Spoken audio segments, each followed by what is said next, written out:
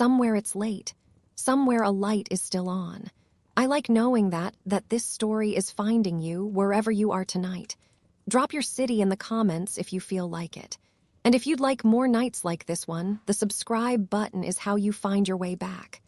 Now, let's begin. There is something about the Great Depression that lives in black and white. Not just in photographs, though those too, but in the way the whole era has settled in the imagination as a kind of monochrome. The breadlines, the dust, the worn coat, the empty pockets, a man shuffling forward on a city block, and the headline on the newsstand behind him that says, more or less, everything has collapsed. That image is everywhere. It has been reprinted in so many textbooks, used on so many documentary posters, cited in so many political speeches, that it has become something close to official. The visual shorthand for an entire decade of human suffering. And it is not wrong. Men did wait in those breadlines. The unemployment rate among men climbed to roughly 1 in 4 by the early 1930s, a catastrophic figure by any measure. The suffering was real. The photographs were honest. The history books were not, strictly speaking, lying. What they were doing was something more subtle than lying, and in some ways more damaging. They were selecting. They were pointing the camera in one direction, and by doing so, allowing everything outside the frame to quietly disappear. What was outside that frame, shuffling along, keeping the lights on, surviving on coffee and a specific and hard-earned stubbornness, was a population of women so large, so present, and so methodically overlooked that you almost have to admire the scale of it. Almost. In New York City alone, at the height of the Depression, nearly 175,000 women were living independently, working jobs, paying rent, managing on wages so low that even in today's terms they would make your eyes water.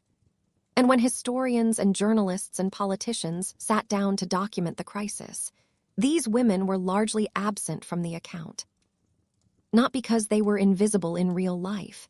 They were everywhere, at the front desks of offices, at hospital bedsides, at telephone switchboards that hummed and clicked through the small hours, carrying groceries up 5 flights of stairs to rooms barely large enough to hold a bed and a quiet, persistent hope for something better. They were absent from the narrative because the narrative, with quiet and methodical determination, had decided not to include them. This is not a story about a few forgotten footnotes in an otherwise complete historical account. This is a story about how an entire generation of women became invisible, not through carelessness, not through accident, but through a kind of organized social consensus that their experience simply did not count as the main event. The main event had breadwinners and the drama of the fallen provider. What working women were doing was, apparently, just background noise. Tonight, we are going to spend some time with that background. You are standing in a corridor somewhere in Midtown Manhattan. The year is 1933. The air smells of carbon paper and cold radiator steam.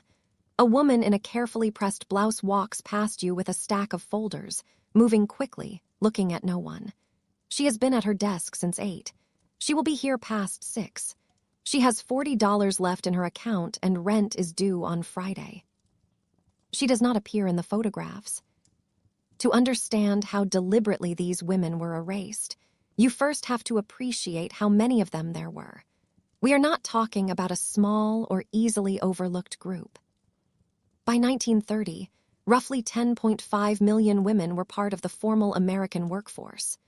By 1940, that number had grown to approximately 13 million, an increase of nearly a quarter over a decade that was, by every other available measure, an economic catastrophe. While male unemployment soared to extraordinary heights, the number of women in paid employment was quietly, stubbornly, going up. If you only know the official Depression narrative, that statistic lands like something unexpected. How does employment increase during mass unemployment? How does a group of workers expand their economic presence during an economic collapse? The answer is complicated, and not entirely flattering to the society that produced it. We will get there. But first, it helps to spend some time with who these women actually were. Because the phrase working women of the 1930s covers such a bewildering range of circumstances and backgrounds that using it as a single category is a bit like describing the ocean as damp. Technically accurate, profoundly insufficient. They were single, which in the 1930s context meant unmarried, not necessarily unattached, though often both. Many had never married. Some were widowed. A smaller number were separated or divorced, at a time when divorce carried the kind of social stigma that could follow a woman around for years, the way a particular smell clings to a coat. What united them was a basic economic reality. They were supporting themselves, and frequently supporting other people as well, without the structural safety net that marriage was supposed to provide in the cultural framework of the era. This is worth pausing on. The 1930s were still operating on a set of social assumptions so deeply entrenched that they were treated less like cultural constructs and more like laws of nature. The model was straightforward. A man earned wages. A woman married the man. The household ran on his income. A woman working for pay was acceptable, even expected, as a young unmarried person in her late teens or 20s, but it was understood to be temporary, a placeholder. Something you did while waiting for your real life to begin. The women we are talking about tonight were the ones for whom that placeholder became the whole story. Either marriage had not happened, or it had ended, or it had never been a realistic option. And here they were, fully grown adults in a fully collapsed economy, with no fallback and no apology for needing one. Society found this vaguely threatening, which is why, when the Depression arrived and it became necessary to decide who deserved sympathy and who did not, these women were placed rather firmly in the second column. So who exactly were they? History does a great disservice to people when it discusses them only in the aggregate. Statistics are important, and we will use plenty of them. But they can also function as a kind of anesthetic, numbing you to the reality that every data point was a person with a morning routine and a preferred brand of cheap coffee and specific opinions about their coworkers. The single largest category of working women in 1930s America was domestic servants. This will surprise almost no one with even a passing familiarity with the period. Household service was, for much of American history, the default female occupation, especially for women of color, immigrants, and women without formal education. In 1930, roughly 2 million women were employed in private homes, cooking, cleaning, caring for children, doing laundry, maintaining households that were not their own. Many lived in the homes where they worked, which sounds convenient until you consider what it actually meant. It meant being available at any hour. It meant no meaningful boundary between working time and personal time. It meant depending entirely on the goodwill of an employer for both your income and your shelter simultaneously. When families fell on hard times, and in the 1930s, families fell on hard times with considerable regularity, domestic workers were among the first expenses to be reduced or eliminated. The sector contracted sharply in the early Depression years, pushing hundreds of thousands of women into an already desperate job market. Moving up what we might loosely call the occupational ladder of the era brings us to the clerical workers. The secretaries, stenographers, typists, and bookkeepers who staffed the offices of businesses and government agencies across the country. This group was predominantly white, predominantly native-born, and more likely to have completed at least some secondary education. The clerical sector had expanded dramatically in the first 2 decades of the 20th century, as businesses grew larger and more complex, and discovered that modern enterprise generated paperwork at a rate that required an entire class of workers whose sole occupation was, essentially, managing the paperwork. Women had entered this field in large numbers, and by the 1930s were thoroughly dominant in it. so thoroughly that secretary had become, for most practical purposes, a gendered term, a piece of cultural furniture no one thought to question. A clerical worker in a mid-sized city might earn somewhere between $12 and $20 a week in the early 1930s. Those figures sound charmingly distant until you do the arithmetic. $12 a week in 1933 is roughly equivalent to about $250 today, which is not a great deal of money to run a life on in any era, but was a particular exercise in mathematical creativity in a decade when rent on even a modest room and a reasonable diet consumed most of what a modest income could provide. These women dressed carefully because showing up to an office looking anything less than neat and composed was professional suicide. They maintained this presentation on budgets that required the kind of precise management that would make a modern financial planner quietly miserable. We will return to the economics of looking respectable. It deserves its own extended discussion. Then there were the teachers. In 1930, teaching was one of the most accessible professional paths available to educated women, and the country was full of women who had completed their credentials and taken positions in schools across the country. Roughly 850,000 female teachers were employed in American public schools by that year, a number that made teaching one of the single largest professional occupations for women in the nation.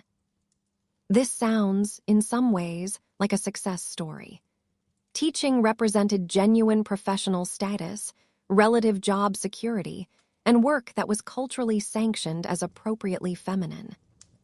What it also represented, in many parts of the country, was a very specific set of contractual restrictions that would seem almost comically invasive to a modern reader, but were at the time entirely standard.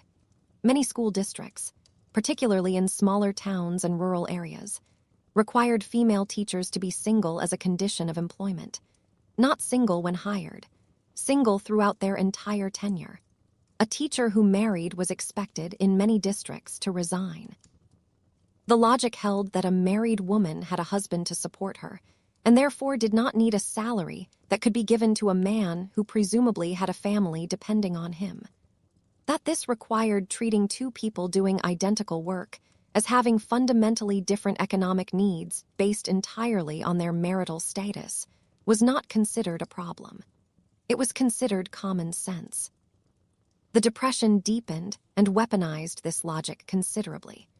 With unemployment spiraling and men competing for any available position, the argument that married women were taking jobs that rightfully belonged to male breadwinners gained considerable cultural traction.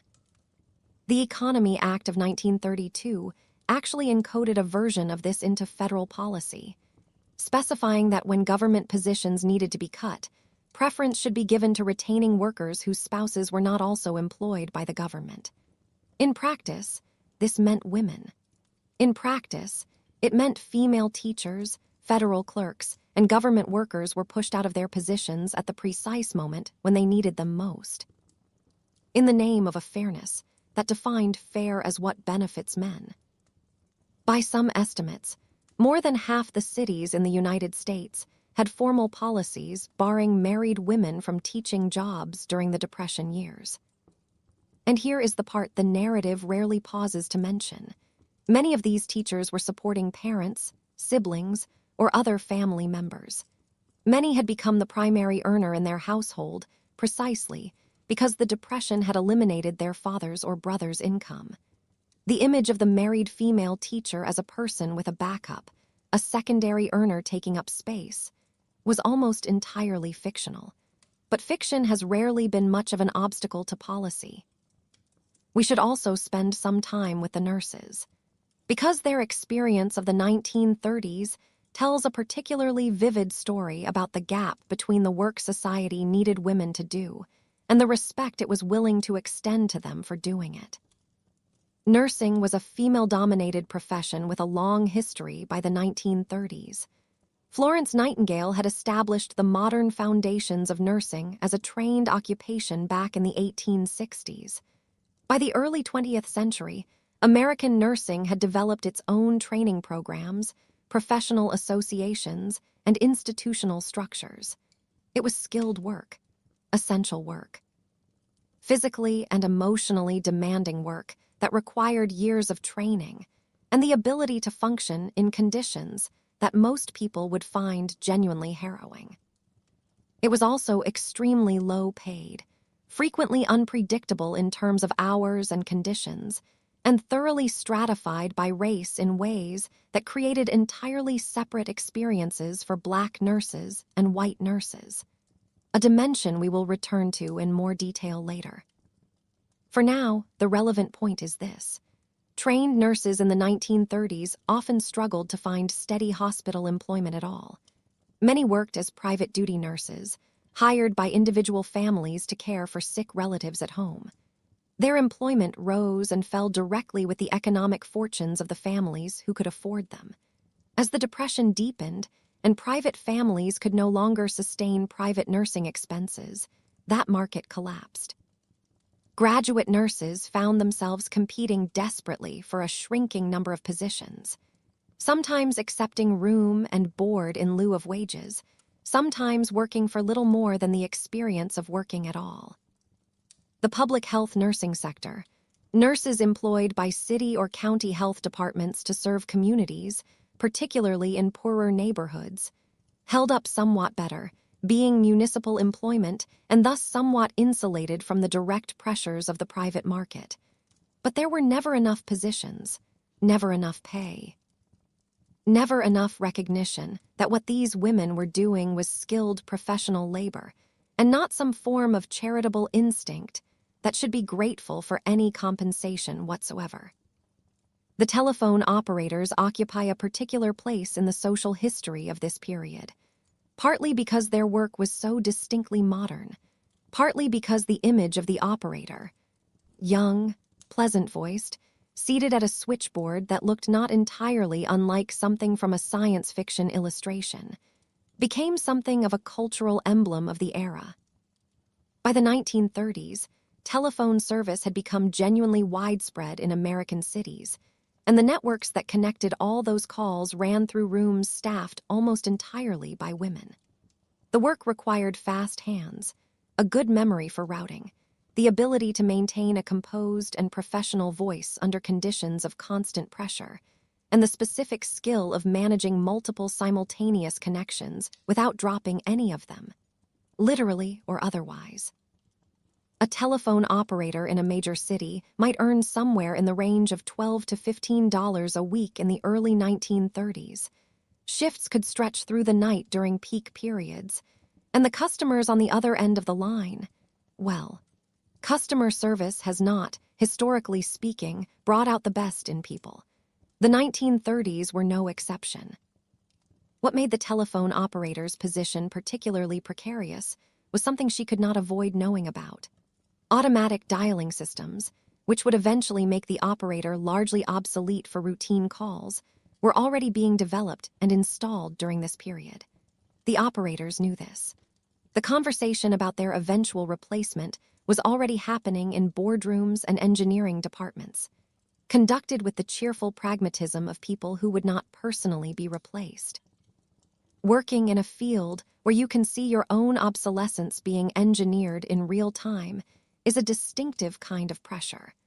The operators of the 1930s were living that pressure while also managing everything else. Constituting a significant portion of the single working women of the era, but rarely appearing in the sympathetic portraits, were the factory workers. Women employed in textile mills, garment factories, food processing plants, and light manufacturing facilities across the industrial cities of the Northeast and Midwest. This group was more likely to be recent immigrants or the daughters of immigrants, more likely to be working class in background and expectation, and significantly less likely to be the subject of sympathetic newspaper profiles about the struggles of the modern working girl. The working girl who made the newspapers was, implicitly, a white-collar working girl, with aspirations and a nice hat. The woman operating a sewing machine for 10 hours a day in a garment factory in the Bronx was performing a different kind of labor and inhabiting a different kind of story, and the cultural machinery of the era was not especially interested in telling it. Factory wages for women were extraordinarily low, frequently below $10 a week, sometimes dramatically below that. In industries that had discovered women would accept wages men would refuse, and found the arithmetic of that arrangement very attractive. The garment industry in particular had a long and not especially glorious history of employing immigrant women at subsistence wages, which is one reason the Triangle Shirtwaist Factory fire of 1911 had been such a defining moment of outrage. It revealed, in the most brutal possible terms, what the economics of cheap labor actually looked like when the building caught fire and the exits were locked. By the 1930s, some regulatory improvements had been made, though improvements is doing considerable work in that sentence. Conditions remained difficult. Hours were long, and the Depression's effect on consumer spending had reduced demand for manufactured goods, leading to layoffs, reduced hours, and wage cuts that pushed women already living at the margins even further toward them. Now, age, because it is a dimension of these women's lives that receives less attention than it deserves. The cultural image of the working woman in the 1930s tends to skew young. A girl in her early 20s, working for a few years before settling down to what the era imagined as real life. This image was useful precisely because it was temporary. A young woman working a few years before marriage did not threaten the social order. She was just parked in an acceptable waiting area. The reality was considerably more complicated. While it is true that young women in their 20s made up a substantial portion of the working female population, there were also large numbers of women in their 30s, 40s, and even 50s in the workforce. Women who had been working for decades. Women for whom the temporary phase had simply never ended. Women who were the primary financial support for elderly parents or for younger siblings who needed to finish school. A woman of 35 in 1933 who had been working as a secretary for 15 years was not a girl temporarily parked in an office waiting for her life to begin.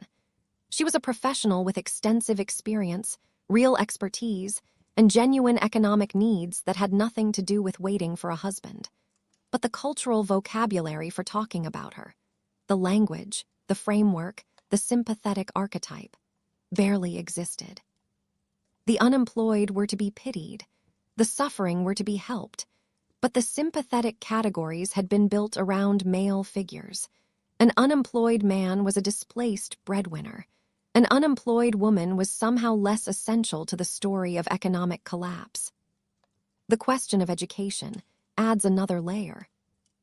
Women's access to higher education had been growing steadily in the early 20th century. The percentage of women attending college had increased substantially through the 1910s and 1920s. Women's colleges had been graduating students for decades. State universities had been admitting women, at least nominally, since the 19th century. And normal schools, teacher training institutions, had been producing educated female graduates in substantial numbers throughout the early 20th century. But education did not, in the 1930s, translate to economic security in the straightforward way we might imagine it today. A college-educated woman in 1933 faced a job market that was, at its absolute best, willing to hire her as a teacher, a social worker, or a clerical worker, which happened to be the lowest-paid professional categories available. The law, medicine, and academia were not closed to women by formal rule in most cases. They were closed by the far more effective mechanism of social expectation, institutional culture, and the collective agreement of hiring committees that a woman in a serious professional role was somehow anomalous. Women with advanced degrees found themselves competing for teaching positions alongside women with basic credentials. while their male counterparts moved into research and administrative roles that required those same advanced degrees and paid considerably more for holding them. Family circumstances added yet another variable.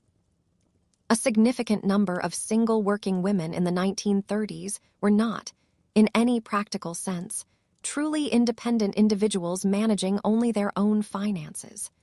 They were daughters sending money home to parents who had lost their savings when the banks closed in 1933. They were older sisters supporting younger siblings through school. They were women who had, in the sudden economic chaos of the early Depression years, become the only reliable income in a household previously organized around a father's or husband's earnings. Historians call this the added worker effect, the phenomenon by which workers who would not otherwise have entered the labor force do so in response to a primary earner's loss of income. In the 1930s, this meant women who might have stayed at home, or worked only part-time, or left employment upon marriage, instead stayed in, or entered, the workforce because the household needed the money. Their employment was not a choice made in a vacuum. It was a response to structural collapse.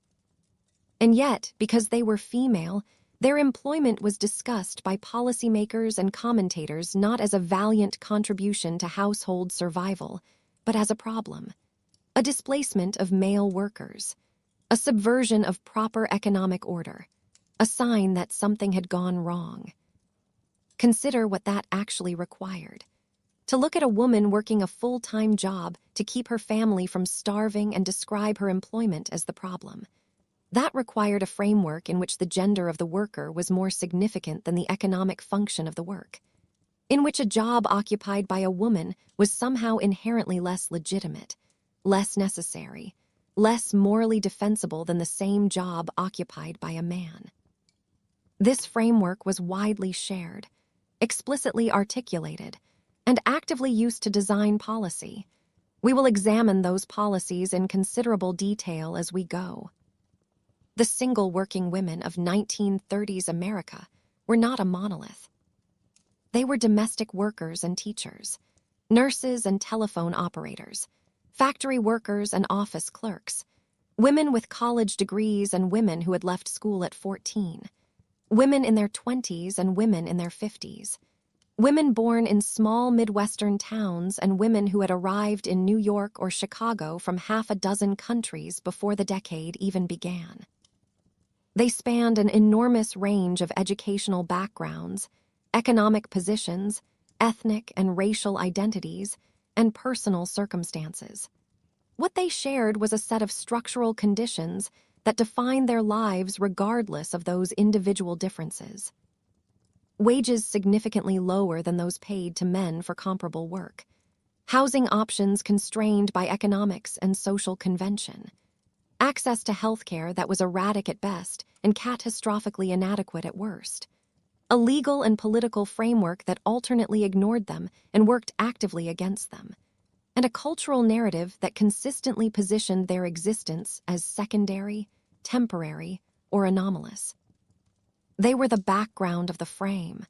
The people history was not particularly interested in seeing when it looked at the 1930s. And they were surviving anyway, quietly, stubbornly, often with a resourcefulness that history does not quite deserve the credit of being aware enough to have documented.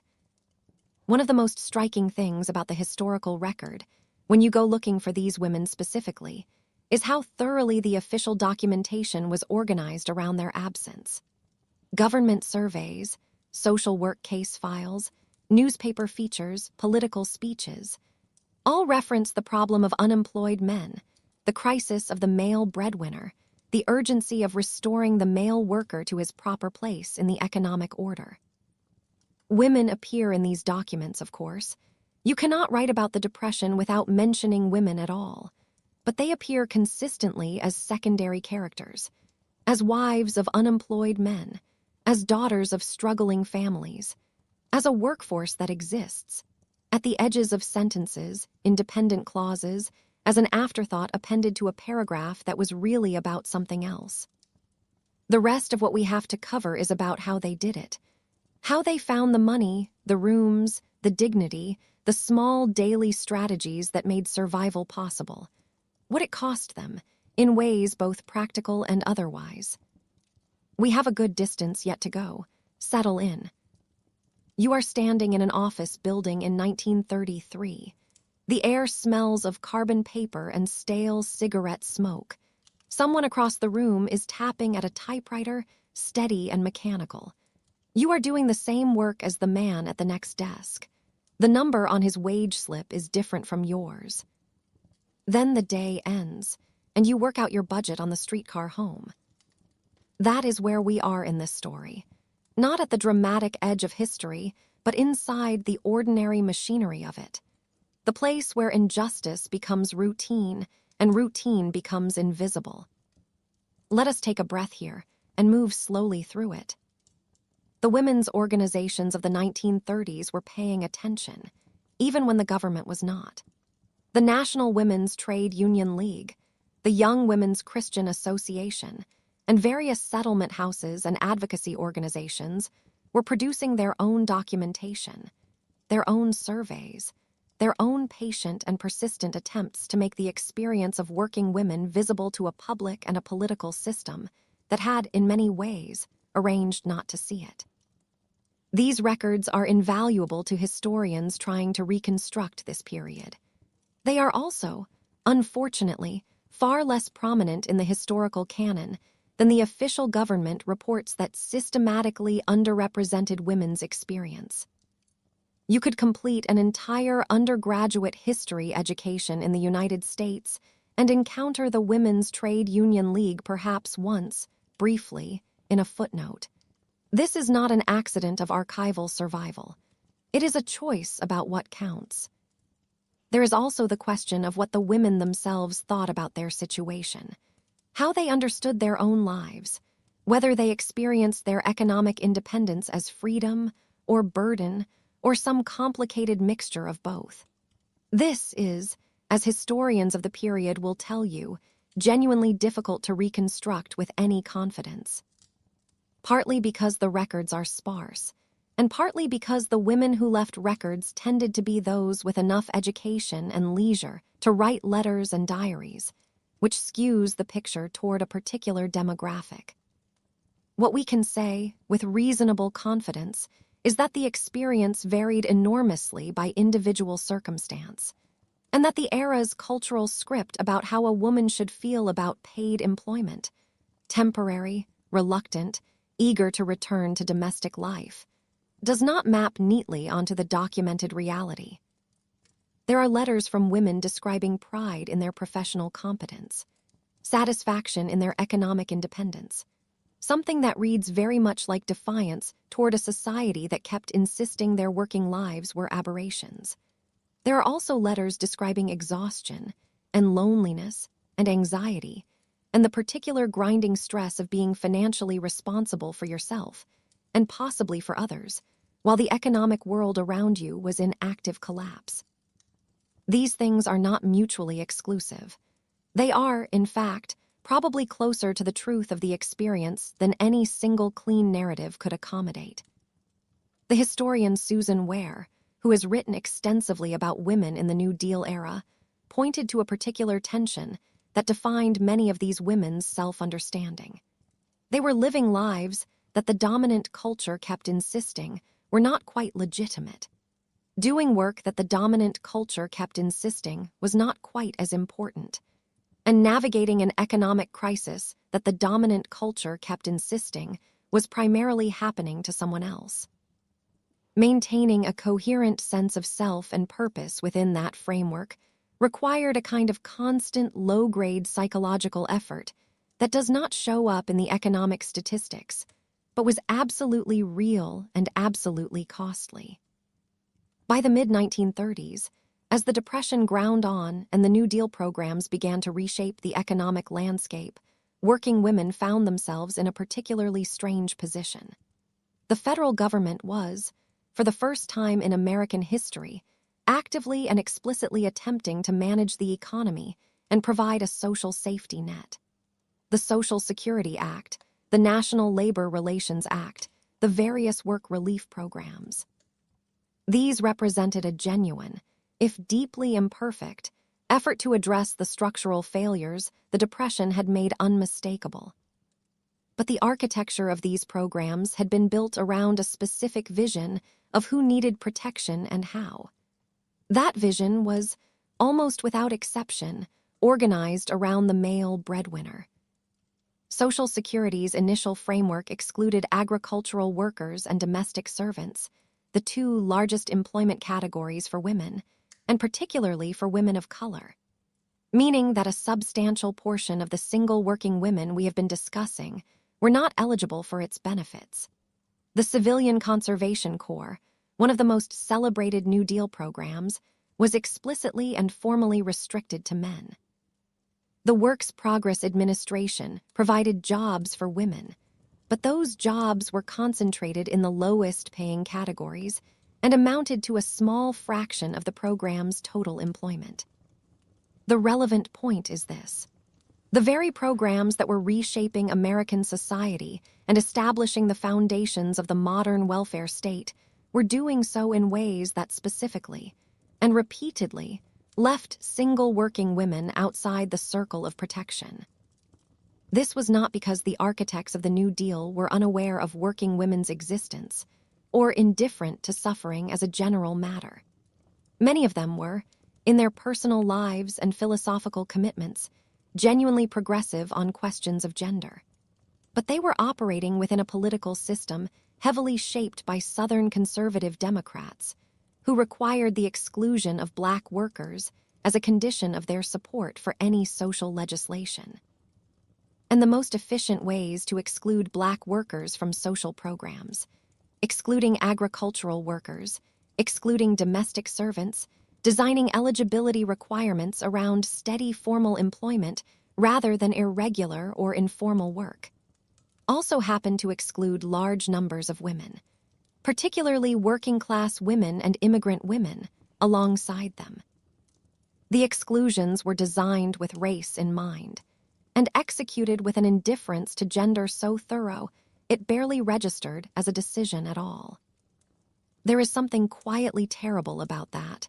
The harm did not require intention toward women specifically. It only required indifference. And indifference, it turns out, is very easy to sustain. Now, before we move into the specific concrete conditions of these women's lives, their housing, their wages, their relationships, their health, their communities, their legacies, it is worth pausing to name clearly what this history is actually about.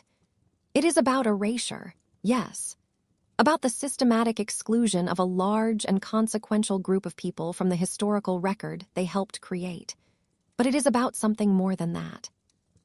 It is about the mechanisms by which societies decide whose experience counts as important, whose suffering generates political urgency, whose resilience earns historical recognition, and how those mechanisms operate not through spectacular moments of overt discrimination alone, but through the accumulation of smaller decisions about who gets photographed, who gets surveyed, whose stories get archived, whose programs get funded, whose labor gets counted in the statistics that shape the official story of an era.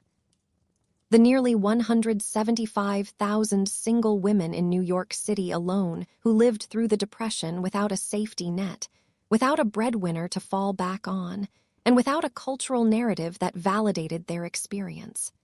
They were not footnotes. They were the story. So we have established who these women were. The secretaries and teachers, the nurses and factory workers, the telephone operators holding the nation's phone calls together while earning wages that would make a modern reader wince. Now we need to turn to a question that, on the surface, looks almost like good news, but turns out, on closer inspection, to be one of the more quietly devastating ironies of the entire decade. While men were losing their jobs at a rate that sent shockwaves through every level of American society, women were not. More than that, women were, in aggregate, gaining employment. The female workforce grew nearly 24% through the decade, and the question of why demands a direct answer. What that growth actually generated, in large part, was suspicion, resentment, and a sustained political effort to explain how this was somehow the problem rather than the solution. To understand why that reaction made a deeply backwards kind of sense to the people having it, you need to understand the specific economic mechanisms that produce the disparity in the first place. Because the story of why women kept their jobs while men lost theirs is not a story about women being valued more, or being better workers, or being protected by some enlightened policy framework. It is, in fact, almost the exact opposite of all of those things. The reason women stayed employed is precisely because they were paid so little, treated so badly, and confined to such specific sectors of the economy that employing them remained profitable even when employing men did not. Let us begin with occupational segregation, which is a dry academic term for a phenomenon that shaped nearly every aspect of working women's lives in this period. The American labor market of the 1930s was not a single unified market where workers of all kinds competed freely for available positions. It was a system of parallel tracks, with male-dominated industries and occupations running alongside female-dominated industries and occupations, and with very little movement between them in either direction. A man did not typically apply for a job as a telephone operator, or a domestic servant, or a department store sales girl. A woman did not typically apply for a job in heavy manufacturing, construction, mining, or most skilled trades. These were not formal legal restrictions in most cases. They were enforced by social expectation, hiring practices, union agreements, and the simple fact that most employers in male-dominated industries would not have considered a female applicant under any circumstances. This segregation, which was generally understood as natural and appropriate at the time, turned out to have a very specific economic consequence when the Depression hit. The industries that collapsed most dramatically in the early 1930s were heavily male-dominated. Manufacturing, construction, heavy industry, extractive industries like coal and steel. These sectors fell off a cliff. Factories shut down or ran at a fraction of capacity. Construction essentially stopped. The men who had built their working lives in these sectors were suddenly and catastrophically unemployed, and the numbers piled up quickly into the staggering 25% unemployment rate that became the defining statistic of the era. The sectors where women were concentrated, clerical work, domestic service, retail, light manufacturing, healthcare, and education, were not immune to the Depression's effects, but they were buffered from the worst of them. Office work was needed as long as businesses were still operating, even in reduced form. Healthcare demand does not vanish during economic crises. If anything, poverty and stress tend to increase it. Teachers were still required as long as schools were open.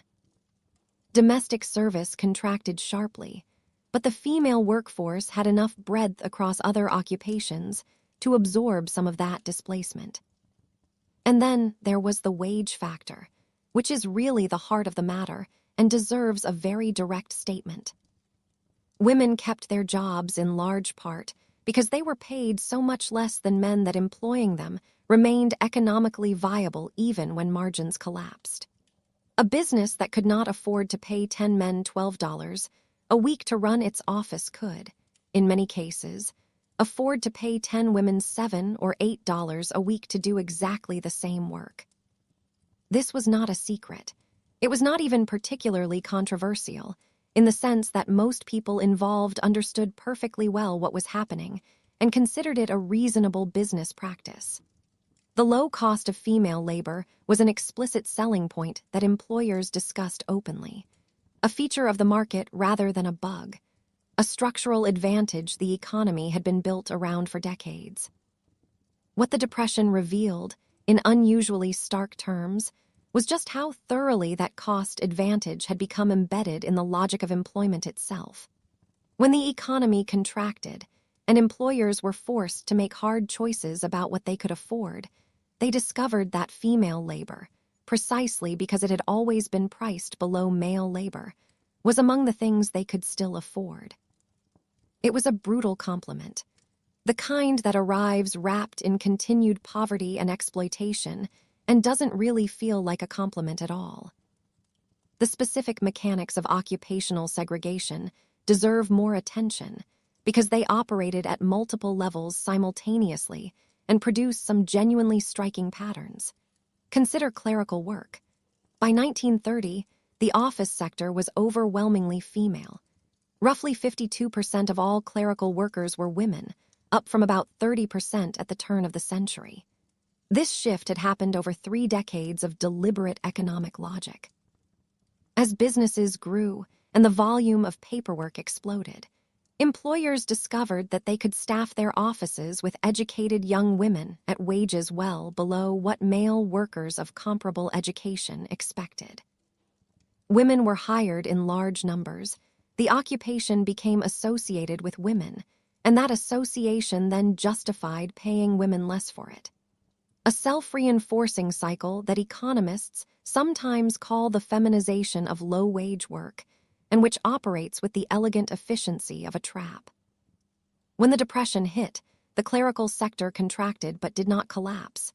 Businesses still needed people to manage their correspondence, maintain their records, process their bills, and handle the administrative infrastructure of commercial activity. What they needed in many cases was fewer of these workers, not none of them. The process of deciding who stayed and who went was naturally guided by cost, and women, being cheaper, frequently stayed. This is sometimes presented in historical accounts as evidence that women were somehow favored or protected in clerical employment. It was not protection. It was the opposite of protection. It was the economic exploitation of a workforce that had no option to price itself higher, continuing to be economically useful precisely because of that exploitation. Healthcare showed a somewhat different pattern. The demand for medical care during the Depression did not decrease in proportion to the economy. Sick people do not become less sick because their employer has gone bankrupt. Hospitals and public health facilities, which employed nurses and aides and clerical workers in substantial numbers, faced their own financial pressures, but generally maintained operations because their services remained essential. Graduate nurses faced serious difficulties in the private duty market, but hospital employment held up better than might have been expected under the circumstances. Teaching, as we have established, was complicated by the political attack on married women's employment. But single female teachers were, in many districts, considered the acceptable face of the teaching profession and retained their positions through most of the decade. The Depression actually increased demand for public school enrollment in some areas. As families pulled children out of private schools, they could no longer afford and redirected them into the public system. This created a need for more teachers rather than fewer in certain places, even as political pressure to remove women from the profession was real and consequential, if uneven in its application. Now let us spend a moment with the added worker effect, because this is a piece of the story that receives substantially less attention than it deserves, and that complicates the picture considerably. The term refers to a well-documented economic phenomenon in which workers who would not otherwise be in the labor force enter it, or maintain their employment, in response to a primary earner in their household losing income. In straightforward terms, when the husband loses his job, the wife gets one, or keeps the one she already had. The Depression was an almost laboratory-perfect demonstration of this effect in action. As male unemployment climbed through the early 1930s, the number of wives and daughters entering or remaining in paid employment increased in ways that tracked closely with regional unemployment patterns. In cities with the highest male unemployment rates, female labor force participation rates tended to rise. Women who had planned to leave the workforce upon marriage stayed. Women who had never planned to work full-time found themselves doing so. Women who had been working part-time extended their hours. The household needed income, and they were the ones positioned to provide it. This directly contradicts one of the most persistent myths about working women in the 1930s, the idea that they were taking jobs from men who needed them more. The added worker effect tells a very different story. In many households, the woman's employment was not a supplement to a functioning male income. It was the replacement for one. Families in which the male breadwinner was unemployed were, in many cases, surviving on the woman's wages alone. The single working women we have been discussing were often not truly independent individuals operating in economic isolation. They were embedded in family networks that were depending on their income, sometimes desperately. The irony here is almost too sharp. The cultural narrative of the era was built around the crisis of male unemployment and the need to restore men to their proper economic role. The political response to that narrative included active efforts to push women out of the workforce. Through the economy, acts preference for retaining male workers. Through marriage bars in teaching and other public sector jobs. Through general social pressure on employers to hire men over women. But the actual economic reality was that in many of the households these policies claimed to be helping, the woman's job was the only thing between the family and destitution. Removing her from employment would not have restored the male breadwinner. It would have simply eliminated the one income stream the family had left. The people designing these policies were not entirely unaware of this reality. It appeared unmistakably in the social work case files and poverty surveys of the period. It was acknowledged occasionally in congressional testimony and policy debates. But the cultural logic of the breadwinner model was so deeply entrenched that evidence of its failure to describe actual household economics was insufficient to dislodge it. The model described how things were supposed to be. That it did not describe how things actually were was treated as a temporary disruption rather than a fundamental challenge to the framework. There is another dimension of the employment paradox worth examining. What happened when men and women were actively competing for the same positions? This situation was less common than the segregated labor market might suggest, since the overlapping zones between male-dominated and female-dominated occupations were relatively narrow. But it happened in certain sectors, and the results were instructive. In retail, for instance, both men and women had traditionally worked as sales staff. The Depression brought genuine competition for these positions as unemployed men entered a field they might previously have considered beneath them. Department store managers found themselves with more candidates than positions and making decisions about which workers to retain or hire. The documented pattern in these situations was not especially surprising. Women were frequently retained over men because they could be paid less. But men were frequently hired over women for supervisory roles or higher status positions because management assumed that customers expected male authority figures in positions of visible authority. Women occupied the floor. Men were positioned as the visible face of management, even when women's labor was doing more of the actual work. This pattern, women doing the work, men receiving the title and the salary that went with it, was not unique to retail, but retail illustrated it with particular clarity. In clerical settings, a similar dynamic played out. As male unemployment grew and educated men found themselves competing for office positions they had previously not pursued, some employers did hire men over women in individual cases, particularly for jobs that had retained some association with male professional identity. But the broad trend, the large-scale displacement of women from clerical work by unemployed men, did not materialize. Because the wage differential was simply too large. An employer who could hire a woman to type his letters for $8 a week was not going to pay a man $12 a week for the same service, particularly when economic pressure was already severe.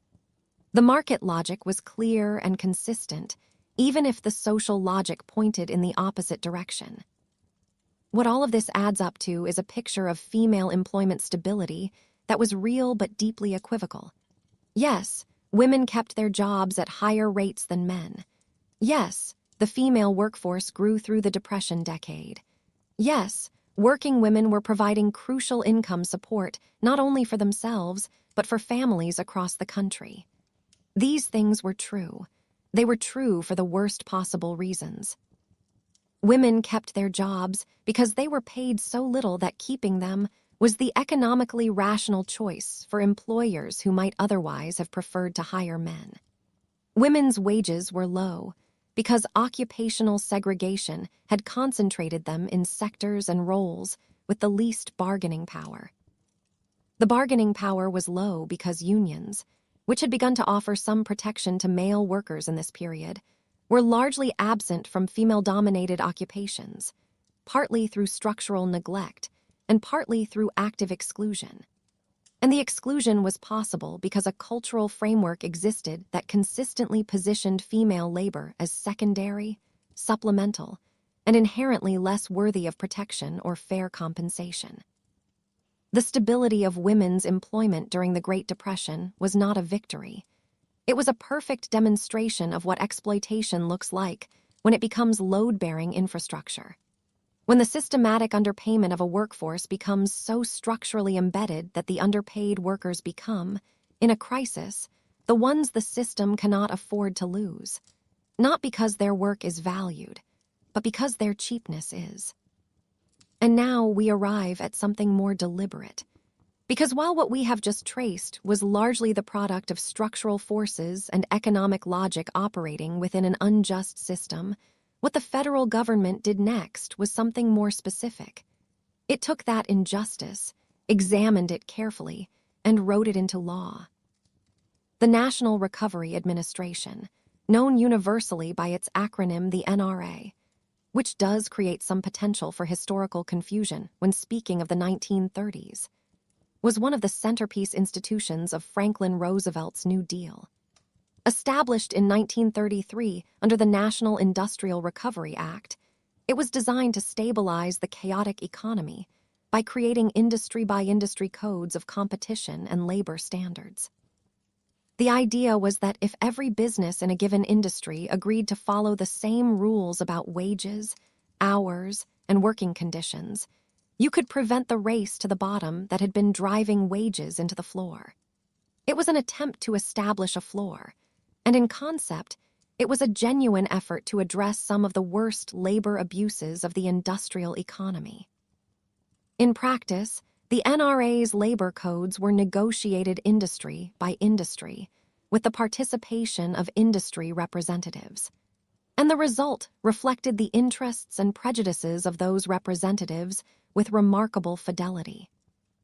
More than 25% of the NRA's approved labor codes contained separate, lower minimum wage provisions for women performing the same work as men. Not different work. Not work requiring fewer qualifications or less effort or less time. The same work. At adjacent desks in the same building for the same employer. For a minimum wage that could be legally set anywhere from 10% to 40% lower simply because the worker doing it was female. More than a quarter of the federal labor standards written during the New Deal, standards designed to protect workers and establish a floor under wages, explicitly built gender-based pay discrimination into their architecture. This was not a loophole that bad actors exploited. This was the code. Written down, approved by the federal government, stamped with the NRA's Blue Eagle symbol, and posted on the walls of workplaces across the country. The Blue Eagle, which businesses displayed to indicate NRA compliance, was at the time a source of considerable public pride. A symbol of national solidarity and progressive labor reform. One of the things it was signaling compliance with, in a substantial number of industries, was the legal right to pay women less than men for identical work. Let us get into the specifics, because the abstract statement that women were paid less loses its impact without the concrete details that illustrate what it meant in practice. Take clerical workers. Under the NRA codes that applied to clerical workers in various industries, minimum wage provisions were frequently set with separate rates for male and female employees. A male clerical worker might be entitled to a minimum of $14 a week under the applicable code. A female clerical worker in the same classification, doing the same work in the same office for the same company, might be entitled to a minimum of $11 a week. That $3 difference represented more than 20% of the lower figure. It was the difference between a budget that left some small margin for unexpected expenses and one that required a kind of daily mathematical creativity just to stay solvent. In the textile industry, the differentials were sometimes even larger. Textile work was one of the most significant sectors for female employment, particularly in the South and in the older industrial cities of New England. The NRA codes for textile manufacturing established minimum wages that, in some classifications, placed women at rates 30 to 40% below men in comparable positions. Women running looms and operating machinery and performing the physical labor of fabric production were, by federal code, entitled to be paid substantially less for doing it. The justification offered, when any was offered, tended to revolve around the idea that men were breadwinners with families to support, while women's wages were supplemental. The overwhelming empirical evidence that many working women were, in fact, their household's primary breadwinner did not seem to penetrate this reasoning. Facts were not always considered essential ingredients in Depression-era labor policy. Retail offered another clear example. You are standing on a floor of polished linoleum. The overhead light is too bright for this hour of the evening. Somewhere at the end of the hall, a door clicks shut. You are home from work, though the word home sits a little strangely here. You have 8 steps between you and your room. You count them, as you always do. Then the door opens, and the day is over, and the room is 10 feet wide and 12 feet long, and this is what you have. There is a quality to that particular kind of arrival. The end of a long day, the crossing of a threshold into a space too small to quite contain a life, that the history books don't often linger on. But the women we've been following through these Depression-era years crossed that threshold every night, and it's worth understanding exactly what they were crossing into. We've been spending some time with the economic conditions that shaped single working women's lives in the 1930s. The wages, the occupational limits, the legal architecture that had been specifically arranged to keep their compensation below that of the men sitting at the next desk. Now the workday is ending. Now we need to talk about where they went. For the vast majority of single working women in 1930s American cities, home was a furnished room, not an apartment, not a studio. A room, typically around 10 by 12 feet, sometimes smaller, with a bed, a dresser, a chair if the landlord was feeling generous, and a window if fortune was on your side. There was no kitchen because there was no kitchen. The bathroom was shared, and shared could mean anything from a single toilet serving an entire floor of 20 or more women to, in the more optimistic establishments, 1 bathroom for every 10 residents. Personal space, in the modern sense of a zone of quiet where you could simply exist without interacting with institutional rules or someone else's schedule, required either significant money or a significantly different century to access. Furnished rooms came in several varieties, and the distinctions between them mattered. They were the difference between acceptable hardship and genuine misery, between a space that was constraining but manageable and a space so constrained it began to affect a person's health. At the bottom of the market were the rooming houses in the oldest residential neighborhoods of industrial cities. Converted Victorian row houses on New York's west side or Chicago's near north. Buildings that had once been single-family residences and had been subdivided over decades of declining neighborhood fortunes into the maximum number of rentable spaces a landlord could plausibly defend as separate rooms. These places were not, to put it gently, at the forefront of maintenance standards. The plumbing was elderly. The heat was uncertain. The smell of other people's cooking drifted through hallways where cooking was officially prohibited, because the prohibition lived in the rulebook rather than in the physical reality of a building full of women with no alternative women who quietly heated soup on clandestine hot plates and hoped the landlady's enforcement remained theoretical. Rent on a furnished room of this kind, in a large city in the early 1930s, might run anywhere from $3 to $5 a week. That sounds modest until you hold it against the wages we've already discussed, and then you realize that $3 to $5 represented a quarter to a third of many women's entire income. Housing that consumed a quarter of your gross earnings before you had bought food, clothing, or a transit fare to get back to the job that paid those wages. That was not a comfortable arrangement. It was the arithmetic of deprivation, conducted week after week, with the knowledge that the calculation would look essentially the same next week and the week after that. 10 feet by 12 feet is approximately the size of a large bathroom in a contemporary middle-class home, or, if you prefer another frame of reference, somewhat smaller than a well-appointed modern bedroom closet. Into this space went a bed. In the cheaper establishments, often a simple iron frame with a mattress of variable ambition, and a dresser, which was where a working woman kept everything she owned that didn't fit under the bed or hang on the single hook provided for outerwear. There was no desk, nowhere to sit comfortably and read or write except on the bed itself, which was also, as a practical matter, the sofa, the armchair, and the dining area if you were eating in your room, which you were not supposed to be doing, but frequently were.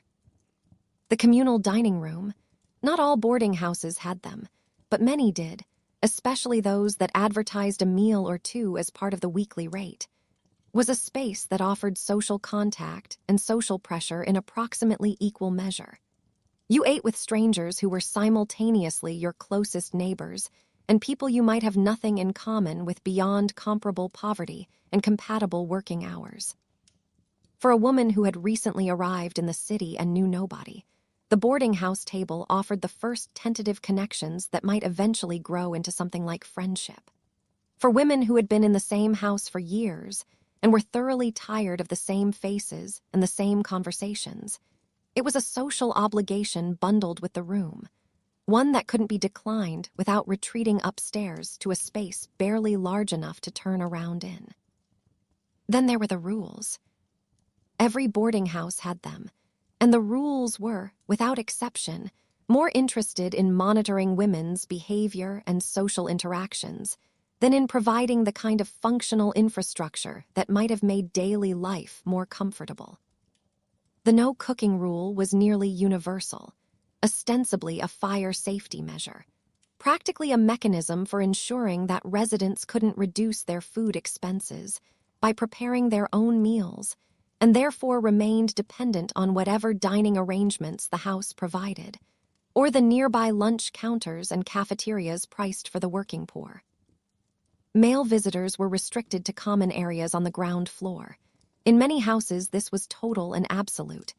No male visitor of any kind, including brothers, fathers, and colleagues bearing important documents, was permitted above the entry level. In others, the restriction was limited to specific visiting hours in the parlor, typically 2 or 3 afternoons per week, with a landlady or house supervisor present, watching, partly about propriety.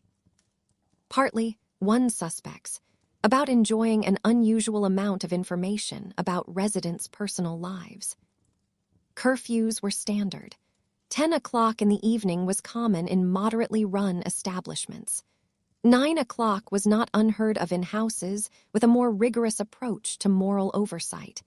Coming home after curfew required either a very good explanation, evaluated by a landlady whose definition of good was entirely her own, or navigating whatever alternative entry system the house had developed, which sometimes involved a bell and a landlady in a bathrobe, and a conversation that nobody particularly wanted to have at 10:30 on a Tuesday night. For women who worked evening shifts or who had legitimate reasons to be out late, the curfew was not merely an inconvenience. It was a structural incompatibility with their working lives that required ongoing negotiation with whoever controlled the door. The logic behind the rules, such as it was, mixed genuine paternalistic concern with deep cultural anxiety about what might happen if young women were left unsupervised in the city. The anxiety was not entirely without basis. Women living alone in cities in this period were genuinely more vulnerable to exploitation and coercion, in a time when legal protections were minimal and social support was thin. But the solution the boarding house model proposed, supervision, restriction, surveillance, was not designed with the women's interests as its primary consideration. It was designed to make the women's presence in the city palatable to a society that found the whole concept of independent female residence mildly threatening, and to reassure their families, wherever those families were, that their daughters were being kept safe through the mechanism of being kept controlled. Safety and control were presented as synonymous, which is a conflation that has historically worked out better for the people doing the controlling than for the people being kept safe.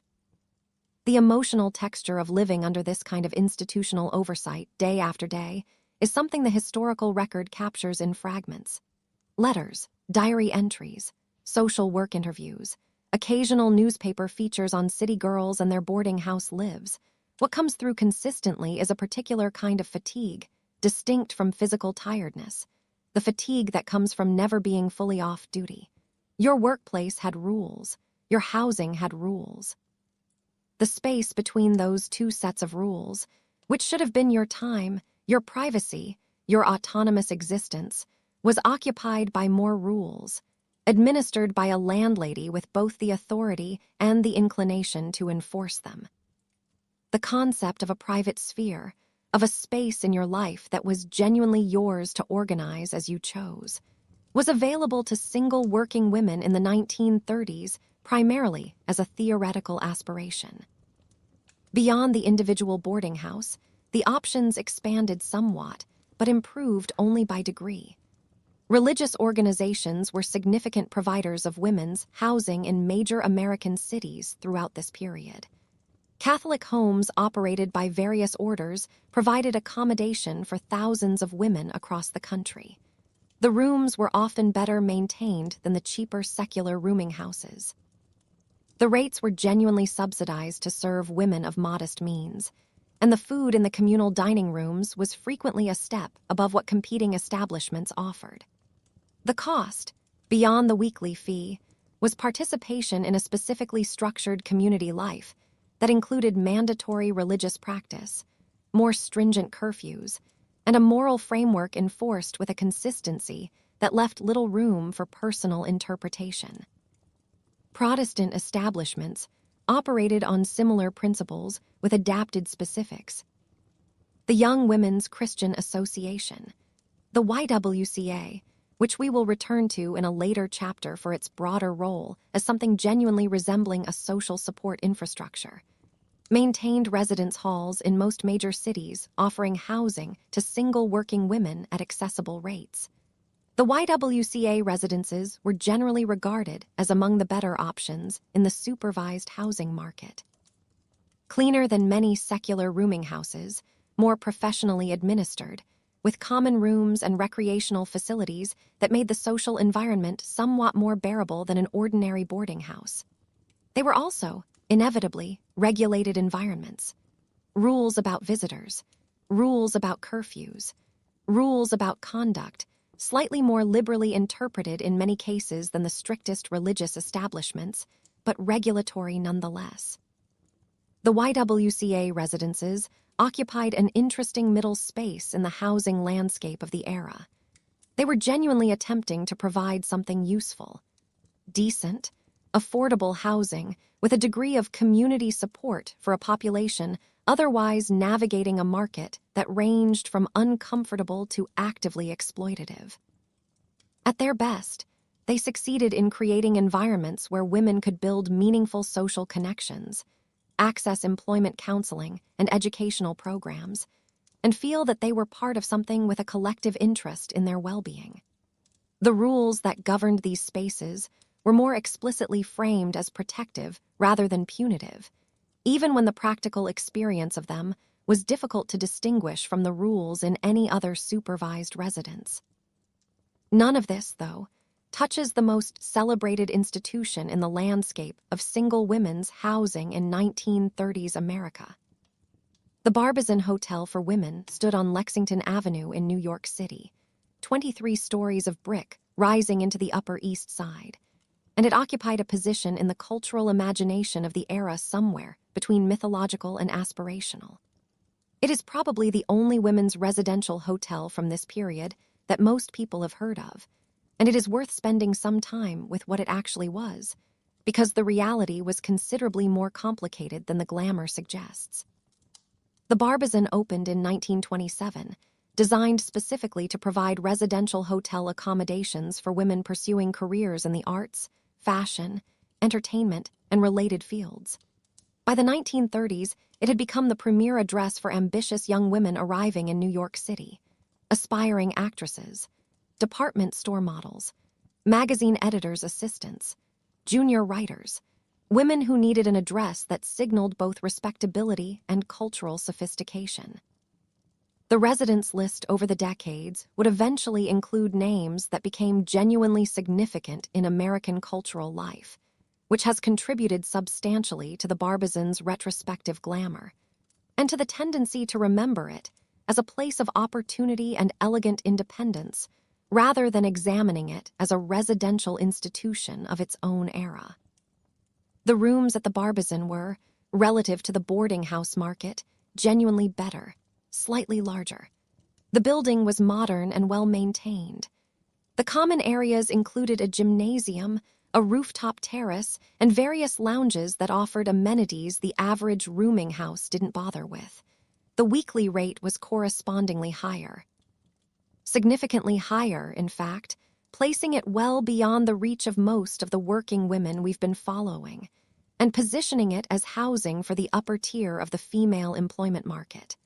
Women in better-paid occupations, or women with some family financial support supplementing their wages. And here is the thing about the Barbizon that its romantic reputation tends to obscure. It had rules, the same rules, more or less, that governed every other women's residential institution of the period. Men were not permitted above the ground floor. Visiting hours in the lobby were restricted. There was a curfew, enforced with the elegant efficiency of a building that had both a front desk and a doorman. The women living in one of New York's most celebrated addresses for independent, ambitious women were living simultaneously in a building that would not allow them a male visitor in their room under any circumstances, and that expected them to be inside by a specific hour each evening. The aspiration was independence. The architecture was oversight. This is not a criticism of the Barbizon specifically, which was genuinely operating within the norms of its era and providing what it advertised to the market it served. It is rather a point about the entire framework of women's residential housing in this period, even at the top of the market, even in establishments designed explicitly for accomplished, capable, professional women pursuing serious careers. The physical structure of the housing included a monitoring function that was simply absent from equivalent housing for men. A man renting a hotel room in the 1930s could bring whatever guests he chose at whatever hour he chose. A woman residing in even the most prestigious women's hotel was operating within a system that treated her presence in her own room as something that required regulation. The privacy differential between male and female housing experiences was not incidental. It was architectural. Let that sit for a moment. The women who lived in all of these spaces, from the cheapest rooming house to the Barbizon's upper floors, developed strategies for navigating the surveillance and restriction, strategies that varied with their circumstances and personalities. Some internalized the rules completely and found in them a kind of safety and structure they genuinely valued. Particularly younger women, newly arrived in cities, who were in fact uncertain about how to manage independent urban life, and found the externally imposed framework helpful rather than oppressive. Some negotiated the rules with practiced skill, knowing which landladies enforced curfews strictly, and which could be managed with a plausible excuse, and the right tone, learning when house supervisors were distracted or absent, developing the social intelligence to operate within a system of surveillance without being fully defined by it. And some simply chafed against the restrictions constantly and quietly, maintaining the surface compliance required to keep their housing, while privately cataloging every small indignity. All of this, the housing, the rules, the constrained arithmetic of rent against wages, existed within an economic framework that had been, as we've spent the earlier part of this chapter exploring, shaped in significant part by the National Recovery Administration and its wage codes. The NRA codes that governed retail and other sectors included minimum wages, and in retail, as in other industries, those codes frequently specified different floors for male and female workers. A woman working the register at a department store, standing on her feet for 8 or 10 hours a day, handling cash transactions and customer interactions that required both competence and reliability, was entitled under the code to a minimum that might be $1 or $2 a week below what her male counterpart doing the same job could claim. $1 or $2 a week sounds modest until you convert it to a percentage of her total income. Then it stops sounding modest at all. It is worth spending a moment on the mechanism by which these differential codes were established, because the process reveals something important about who had power in Depression-era economic policymaking and who did not. The NRA codes were negotiated through industry conferences in which employers, and in some industries, organized labor representatives participated. Women's labor organizations. The Women's Trade Union League, the Women's Bureau of the Department of Labor, various advocacy groups, were aware of the differential wage provisions being written into the codes and actively opposed them. They submitted testimony. They organized campaigns. They lobbied the NRA's administrative staff. They made the case, repeatedly and clearly, that there was no legitimate basis for paying women less than men for the same work. They were largely unsuccessful. The employers who dominated the code negotiations had obvious financial incentives to maintain the differentials. Lower minimum wages for women meant lower labor costs for industries that relied heavily on female workers. The male trade union representatives who participated in some negotiations were, in many cases, not particularly motivated to advocate for wage parity for women, partly because they did not see women as part of their primary constituency, and partly because in an era of fierce competition for jobs, some unions operated on the unstated logic that keeping women's wages artificially low helped maintain the wage premium for male workers. The NRA's own administrative structure was not designed to prioritize gender equity, and the political pressure from the administration focused primarily on getting the codes written and accepted, not on ensuring they were equitable. Mary Anderson served as director of the Women's Bureau throughout this period, and she was one of the most persistent and articulate critics of the differential wage codes. Her office documented the differentials, publicized them, and pushed consistently for reform. Anderson understood, with unusual clarity for the era, that the differential codes were not merely reflecting existing market practices. They were actively encoding them. They were taking a pattern of discrimination that had been enforced through informal means and giving it the force of federal law. Before the NRA, an employer who paid women less than men was making a market decision that was, at least in theory, subject to competitive pressure. After the NRA codes, an employer who paid women the same as men was paying above the legal requirement. The government had not created the wage gap, but it had institutionalized it in a way that made it substantially harder to challenge. There is a particular quality of outrage that comes from discovering that an injustice was not merely tolerated, but formally endorsed. And it is worth sitting with that quality for a moment before moving on. The NRA differential wage codes are not a story about capitalism being imperfect, or markets being incomplete, or social change being slow. They are a story about the federal government of the United States in the context of a progressive reform program designed to help workers, looking at gender-based wage discrimination and deciding to make it official. They are a story about regulatory policy that explicitly defined women as a category of worker entitled to less legal protection than men, not because of any difference in the work they did or the needs they had, because of their gender. The cultural context that made this possible was the same one that had been shaping everything we've discussed. The assumption that women's wages were supplemental, that women's economic needs were secondary, that women's labor was less important and therefore less valuable. But the NRA codes moved that assumption from the cultural background to the legal foreground. They transformed a prejudice into a rule.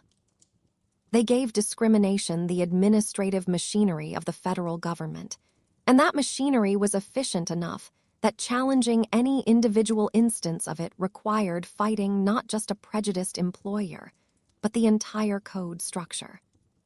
For the women sitting at those desks, earning their lower minimum, doing their identical work, watching their male colleagues collect paychecks that reflected a different legal floor, the experience must have had a particular texture of helplessness. This was not your employer's bias. This was the law.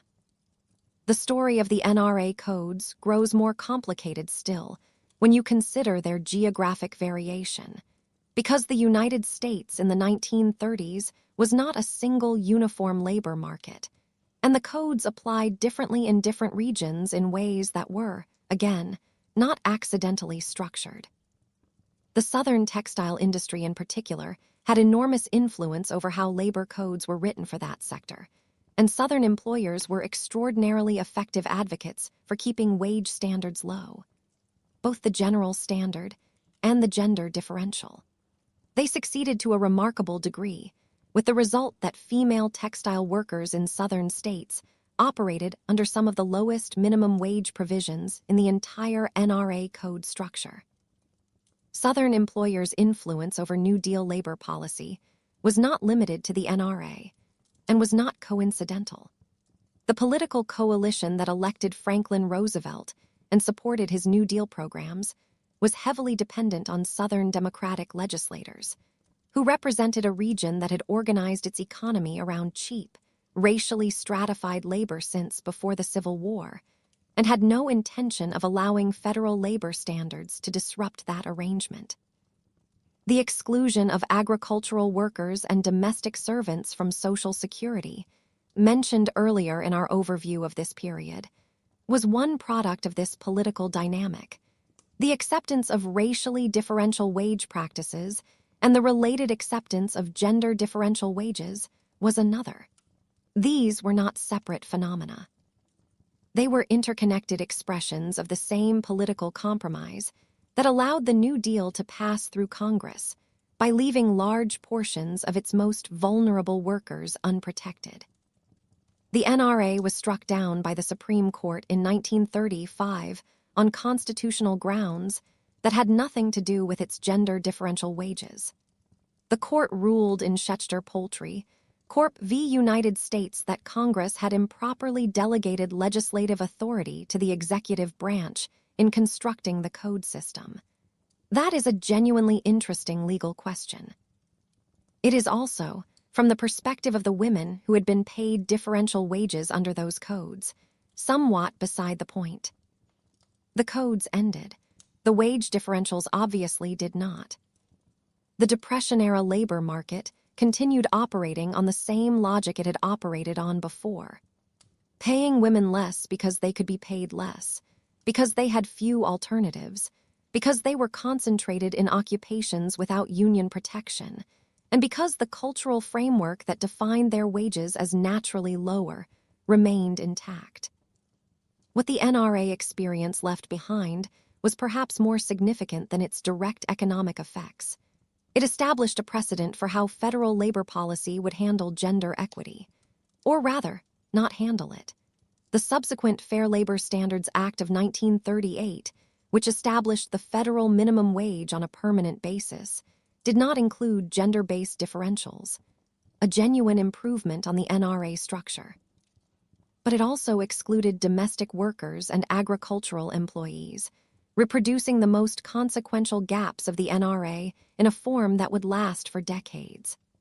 The architecture of federal labor protection was being built piece by piece, and the women we've been following were consistently finding themselves just outside the perimeter of whatever protection was being extended. There is a way of looking at the legalized poverty of the NRA codes as simply an artifact of its time, a product of social attitudes so different from our own that comparing them to contemporary standards seems unfair. A historical curiosity that tells us about the past without illuminating the present. This is a comforting interpretation, and it is almost entirely wrong. The specific mechanism of the NRA codes is historical.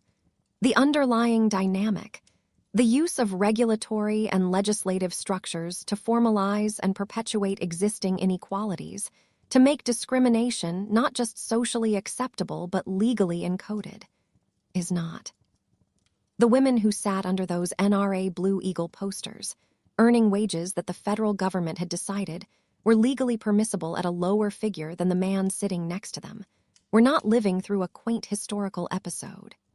They were living through a specific political decision, made by specific people with specific interests, that shaped their economic lives, and the economic lives of the households and families depending on them, in concrete and lasting ways. The gap between what they earned and what their male counterparts earned was not a natural feature of the economic landscape. It was a constructed feature, constructed with deliberate tools by people who had the power to construct it differently and chose not to. That is the story the Blue Eagle doesn't tell when you see it in a history textbook, usually captioned with something optimistic about economic recovery and national solidarity. Solidarity, as it turned out, had some fairly notable exceptions built into the fine print. The women working under those codes knew exactly where they stood. They were paid less. They were housed in constrained circumstances. They were expected to maintain a respectable appearance on wages that barely supported basic survival. They were navigating a job market in which the federal government had formally decided they were worth less than the man at the next desk. And at the end of the day, they walked home, 8 steps down a hallway lit too bright for this hour. And the room was 10 feet wide and 12 feet long, and that was what they had. What they built inside those conditions, the housing, the health, the relationships, the communities, the quiet daily defiance, is where this story continues. There is a particular weight that comes with understanding how people actually lived. Not the grand events, not the legislation or the movements, though those matter too, but the Tuesday morning wait, the cold floor, the shared bathroom down the hall, the question of whether your stockings will survive until Friday. That is where this part of the story begins. You are standing in a narrow corridor on the 3rd floor of a rooming house somewhere in a Depression-era city. It might be Chicago. It might be Cleveland or Philadelphia or Baltimore. The smell is of wood smoke and old plaster, and someone's laundry drying in a room with insufficient ventilation. There is a bathroom at the end of this hall. You are not the only person who needs it this morning. You have 7 minutes before you have to leave for work, and your stockings are draped over the back of a chair, not quite dry. The narrator takes the hall from here.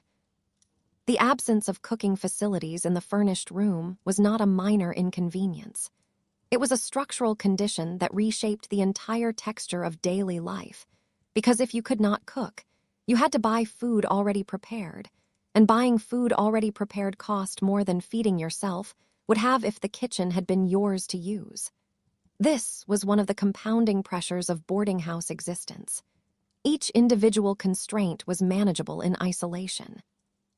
Together, they added up to something that required constant, quiet, exhausting management. The geography of cheap eating in Depression-era cities was its own kind of landscape. Lunch wagons, cafeterias, basement dining rooms in department stores, and then the automats, Those genuinely extraordinary institutions where food was displayed in individual glass-windowed compartments, and you inserted coins to open the door and retrieve your selection. The automat was an innovation in accessible dining, and its regulars developed complicated relationships with it, somewhere between affection and resigned dependency. You could get a cup of coffee and a piece of pie for 15 cents.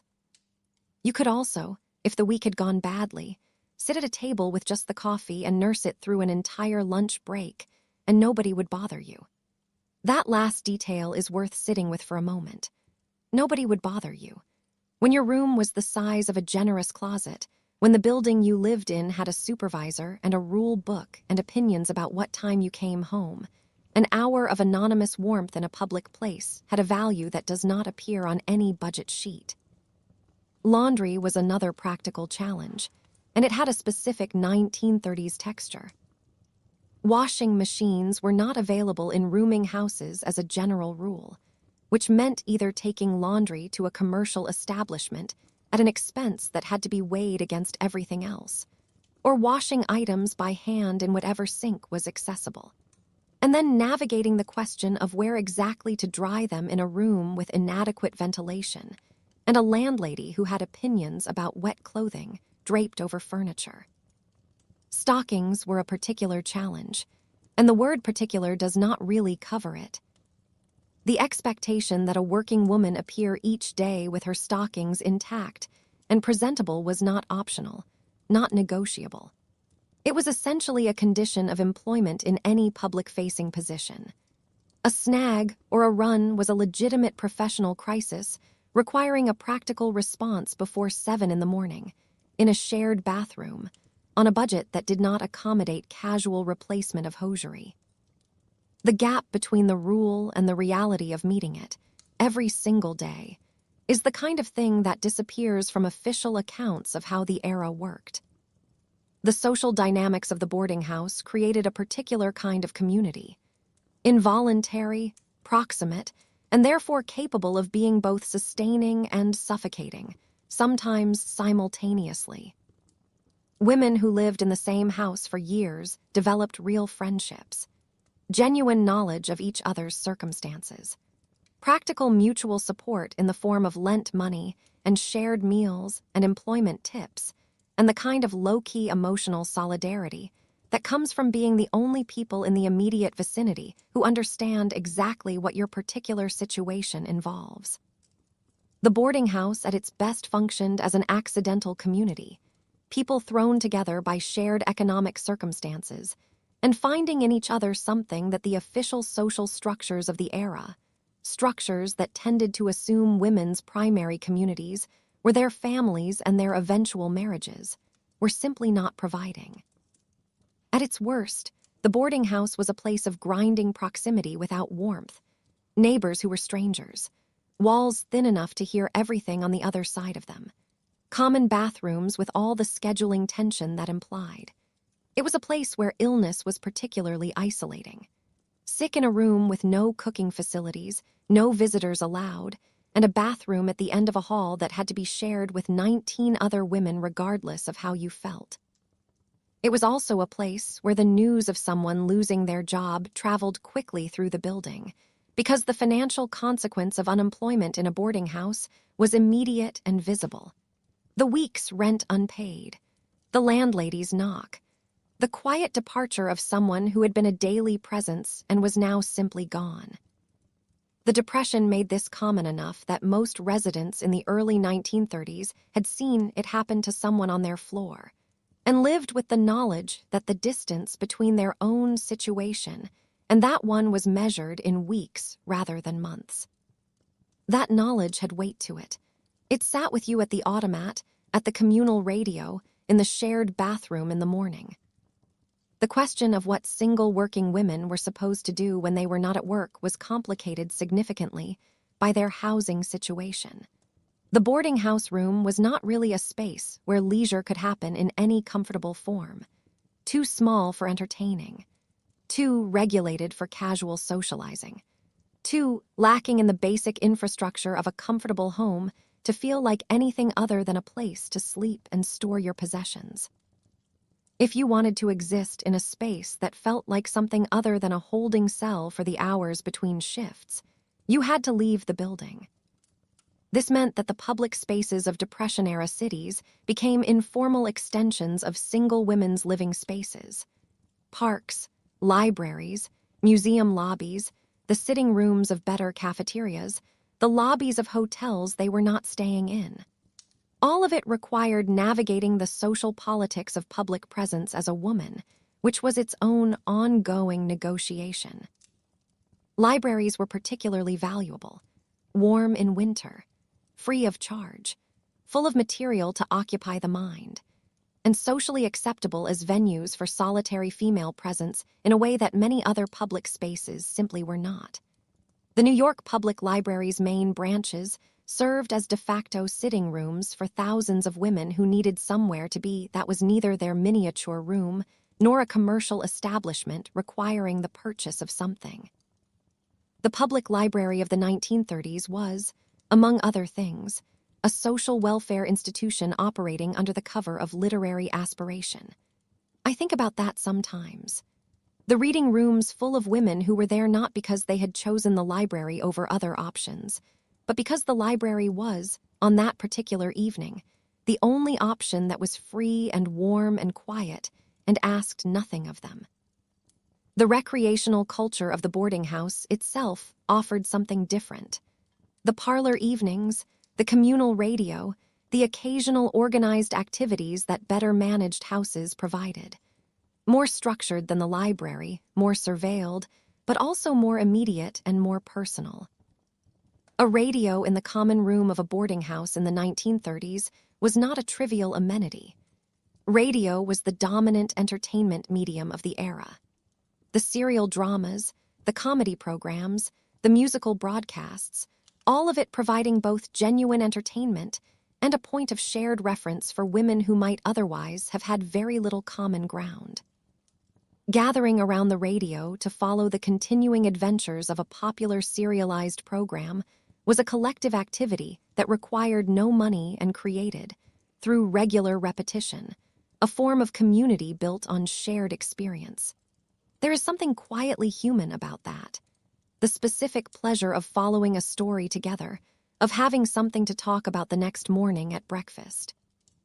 The boarding house as an institution was, in the end, a reflection of a society that had not yet developed either the economic framework or the social imagination to accommodate what single working women actually were.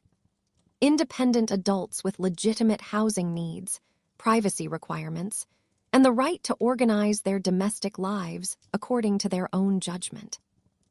The institutions that existed to house these women were built on a different premise entirely.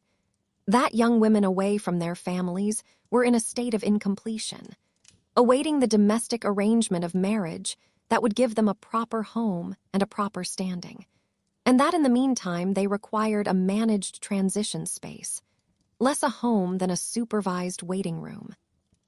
The rules, the restrictions, the surveillance structures were not incidental to these spaces. They were the expression of a social understanding of women's independence as provisional, as conditional, as subject to oversight by whatever institutional authority stood in for the family home until the real domestic arrangement arrived. Some women internalized this framing. Many more did not, and navigated their lives with a private self-understanding that their boarding house landlady, their employers, and the general cultural narrative of the era were not remotely equipped to see. The gap between how these women were housed and how they understood themselves is one of the most consistent features of the historical record, and one of the most consistently underreported ones. The four walls and the rule book tell one story. The women who lived within them were quietly telling another. There is one more dimension of the boarding house world that needs attention before we move on. What happened to women who fell behind on rent? This was not an abstract possibility. It was a concrete and fairly common occurrence in a decade when income could disappear with almost no warning and no safety net existed to catch the fall. A woman who missed a week's rent was in an immediate crisis. She had no lease in the modern sense. Furnished room tenants operated on week-to-week arrangements, which meant her housing was terminable on very short notice and with no legal recourse. The landlady's decision, whether to extend credit and give a struggling resident another week to get current, or to require that the room be vacated, was entirely at her discretion. Governed by whatever combination of practical calculation and personal sympathy she happened to bring to the situation. Some landladies extended considerable informal credit to tenants they knew and trusted, recognizing that a temporarily unemployed resident with a history of reliable payment was a better bet than an unknown replacement who might bring new problems. This informal extension of credit was a real and significant form of support in the boarding house economy. It operated entirely outside any formal structure, dependent entirely on individual relationships and the landlady's own assessment. For women who had been in a house long enough to establish that kind of relationship, it could be the difference between surviving a bad period and losing their housing entirely. For women who had not, or whose landladies operated on stricter commercial logic, the path from missed rent to displacement was short and steep. The women's shelter system of Depression-era cities was inadequate in ways that reflected exactly the same structural failures visible everywhere else in this story. It was designed primarily for men, staffed primarily by institutions focused on male homelessness, and offered conditions that many women regarded as more dangerous than the alternatives. Women who lost their housing faced a range of informal options, sleeping in a friend's room with the host landlady, none the wiser, making use of a YWCA's emergency services if available, or navigating the parks, the train stations, and the all-night cafeterias that served as informal overnight spaces for people with nowhere else to go. These arrangements were precarious, exhausting, and frequently invisible in the official record, because women in housing crisis had strong reasons to keep that crisis quiet. A known housing instability could cost you your job as easily as it had cost you your room. The boarding house, then, was not merely a physical space. It was an economic fulcrum, a point where wages, rules, social expectations, the informal credit economy, and the threat of displacement all met and interacted in ways that shaped women's lives far beyond the simple question of where they slept. Everything else, the money spent on appearance, the relationships navigated, the healthcare accessed or not accessed, the communities built, all of it happened in the context of a housing situation that was precarious by design and surveilled by default. Now we step outside, into the working day, and we encounter a different kind of tax. Not a legal one, not a formal deduction from a paycheck, something more insidious because it was entirely voluntary in theory and completely mandatory in practice. The cost of looking like someone who deserved to keep her job. There is a statistic from this period that has a way of stopping people when they first encounter it. During the Great Depression, a period of mass poverty, wage cuts, collapsing industries, and people lining up for bread, cosmetic sales in the United States approximately doubled. Not stayed flat. Not declined slightly while other consumer goods collapsed entirely. Doubled. Lipstick, face powder, mascara, rouge, nail polish, cold cream, all of it selling at volumes that increased through the worst economic disaster of the modern era. If you approach this with a straightforward economic lens, it makes no sense. People were eating less, wearing their shoes until the soles gave out, sitting in unheated rooms to save money on coal. And somehow they were buying more lipstick. The phenomenon has a name now. Economists and historians sometimes call it the lipstick effect, and the name gestures at something real and psychologically interesting about the relationship between economic stress and small luxury purchases.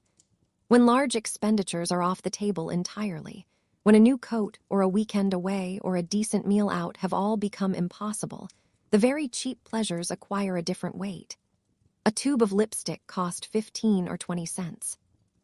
For 15 or 20 cents, you could have the specific experience of choosing something, of exercising control over at least one small thing in a life where economic forces were controlling most of the large things. That experience of agency, however miniature, was apparently worth 15 or 20 cents to a significant portion of the female population, and the cosmetics industry was delighted to help provide it. But for working women specifically, the psychology was more complicated than that, and more economically rational than a simple story about luxury in crisis implies. For women whose continued employment depended in a direct and literal way on appearing presentable and professional every single day, cosmetics were not a luxury. They were occupational expenses, as necessary to showing up for work in viable condition as transit fare or the week's rent. The department store that would quietly let a salesgirl go if her appearance fell below a certain standard. And standards were both explicit and enforced during a period when there were always other women ready to take any available position, was not threatening her vanity. It was threatening her income. The specific items that constituted the minimum acceptable professional appearance varied somewhat by occupation, but there was a common core. Clean, pressed clothing maintained in good condition, hair done neatly, stockings intact and free of visible runs, shoes clean and in acceptable repair, face presentable, which in the context of 1930s professional norms for women meant at minimum some degree of powder and lip color. Going without was read not as naturalism, but as a failure to make adequate effort, which was itself a professional signal. This baseline had a weekly cost, a monthly cost, an annual cost. Accumulated over a working year, it represented a significant fraction of a Depression-era woman's total income, and one that received essentially no acknowledgement in the official calculations of what it cost a woman to live and work. The Women's Bureau of the Department of Labor, the same office whose director Mary Anderson had been arguing against the NRA's differential wage codes, conducted studies in this period, attempting to calculate the actual minimum cost of living for a self-supporting working woman. These studies consistently found that the budget required to maintain oneself in working condition significantly exceeded the wages that many women were actually earning, particularly at the lower end of the wage scale. The gap between what it cost to live and work presentably and what your employer was legally required to pay you was not merely uncomfortable. In some cases, it was mathematically unsustainable. A budget in which income was structurally insufficient to cover necessary expenses before any unexpected cost arose at all. Women managed this gap through a combination of strategies, most of which involved forms of deprivation or informal assistance that the official statistics did not capture. The specific economics of maintaining professional clothing deserve attention because they illustrate the compounding nature of the problem with particular clarity. A working woman needed enough clothing to rotate through a work week without appearing in the same outfit on consecutive days, which was a social signal that landed badly in the professional environments of the era. This meant approximately 3 to 5 presentable work outfits at a minimum. Dresses or skirts and blouses in styles appropriate to the workplace. New clothing at Depression-era prices was not expensive by absolute standards. A simple dress might cost $1 or $2 at a chain store. But on a budget where housing consumed a third of income and food consumed another significant portion, even a $2 dress was a considered purchase, not a casual one. And the ongoing cost of maintaining and replacing a working wardrobe over time added up in ways that the budget struggled to accommodate. The response to this cost pressure produced some of the most vivid material culture of the Depression era. Flour sacks and feed sacks, the cotton bags in which staple goods were shipped in bulk, became a genuine clothing resource for women who could not afford to buy fabric. By the mid-1930s, Manufacturers of flour and animal feed had recognized that their packaging was being converted into domestic textiles and responded by printing the bags with attractive patterns. Florals, checks, small prints in colors that looked well when made into dresses. This was not an accidental amenity. It was a calculated marketing decision. Printed bags were more likely to be purchased by buyers who were also planning to use the fabric, and the pattern selection became a selling point alongside the flour or grain inside. Women collected bags, washed them, cut them into patterns, and sewed them into clothing that was, at its best, genuinely attractive, and at its worst clearly recognizable for what it was. The flour sack dress became an emblem of Depression-era resourcefulness that carried both a practical dignity. You made something useful from something available, and a social stigma that the women wearing it were usually well aware of and navigating carefully.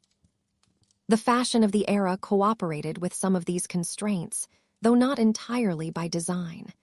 The 1930s silhouette was, relative to the exuberant shapes of the late 1920s, somewhat more restrained. Longer hemlines, a closer cut through the body, fabrics that draped rather than structured. Fashion design at the couture level was operating in complete indifference to what working women could afford, but the styles happened to translate reasonably to simpler construction and less expensive fabrics. A home seamstress could approximate the era's general look with basic cotton or rayon at a fraction of the cost of a store-bought garment, and home sewing remained a genuine skill in a period when it had not yet been entirely displaced by mass manufacturing. Women who could sew had a significant economic advantage in the clothing budget. Women who could not were finding reasons to learn. Shoes were a separate and particularly fraught category. Leather shoes were expensive, wore out with daily use, and could not be convincingly approximated by homemade alternatives.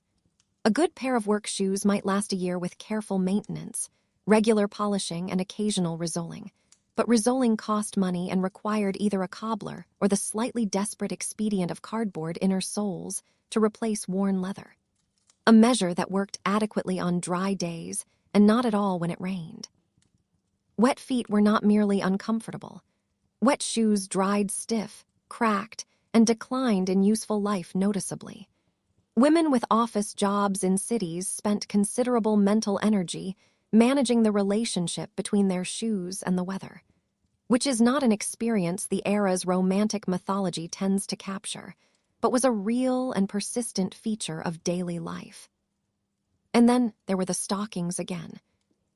In the professional environments of the 1930s, bare legs were simply not acceptable for women in most workplace settings.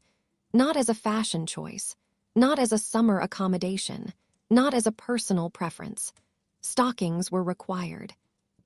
The stockings available in this period were, by modern standards, extraordinary in their fragility. Silk stockings, which were the prevailing material until nylon appeared at the very end of the decade in 1939, and which most working women wore in less expensive, lower-quality versions that shredded even more readily, were susceptible to snagging on absolutely anything. A rough edge of a desk, a splinter in a wooden floor, a cat existing in the vicinity.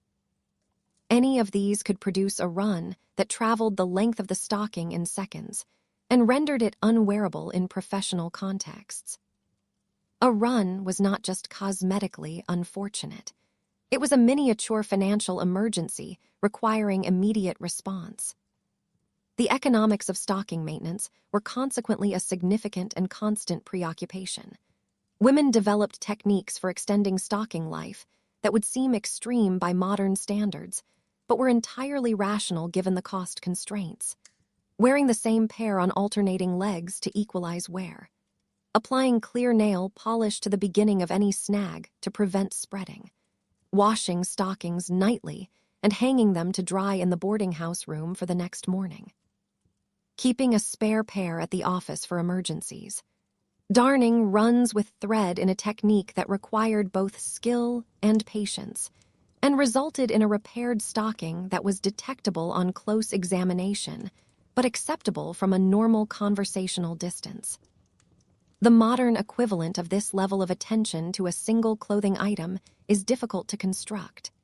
Perhaps imagine a world in which your phone screen cracked every few days, and replacing the screen cost an hour of your wages, and you had to carry it exposed for professional reasons.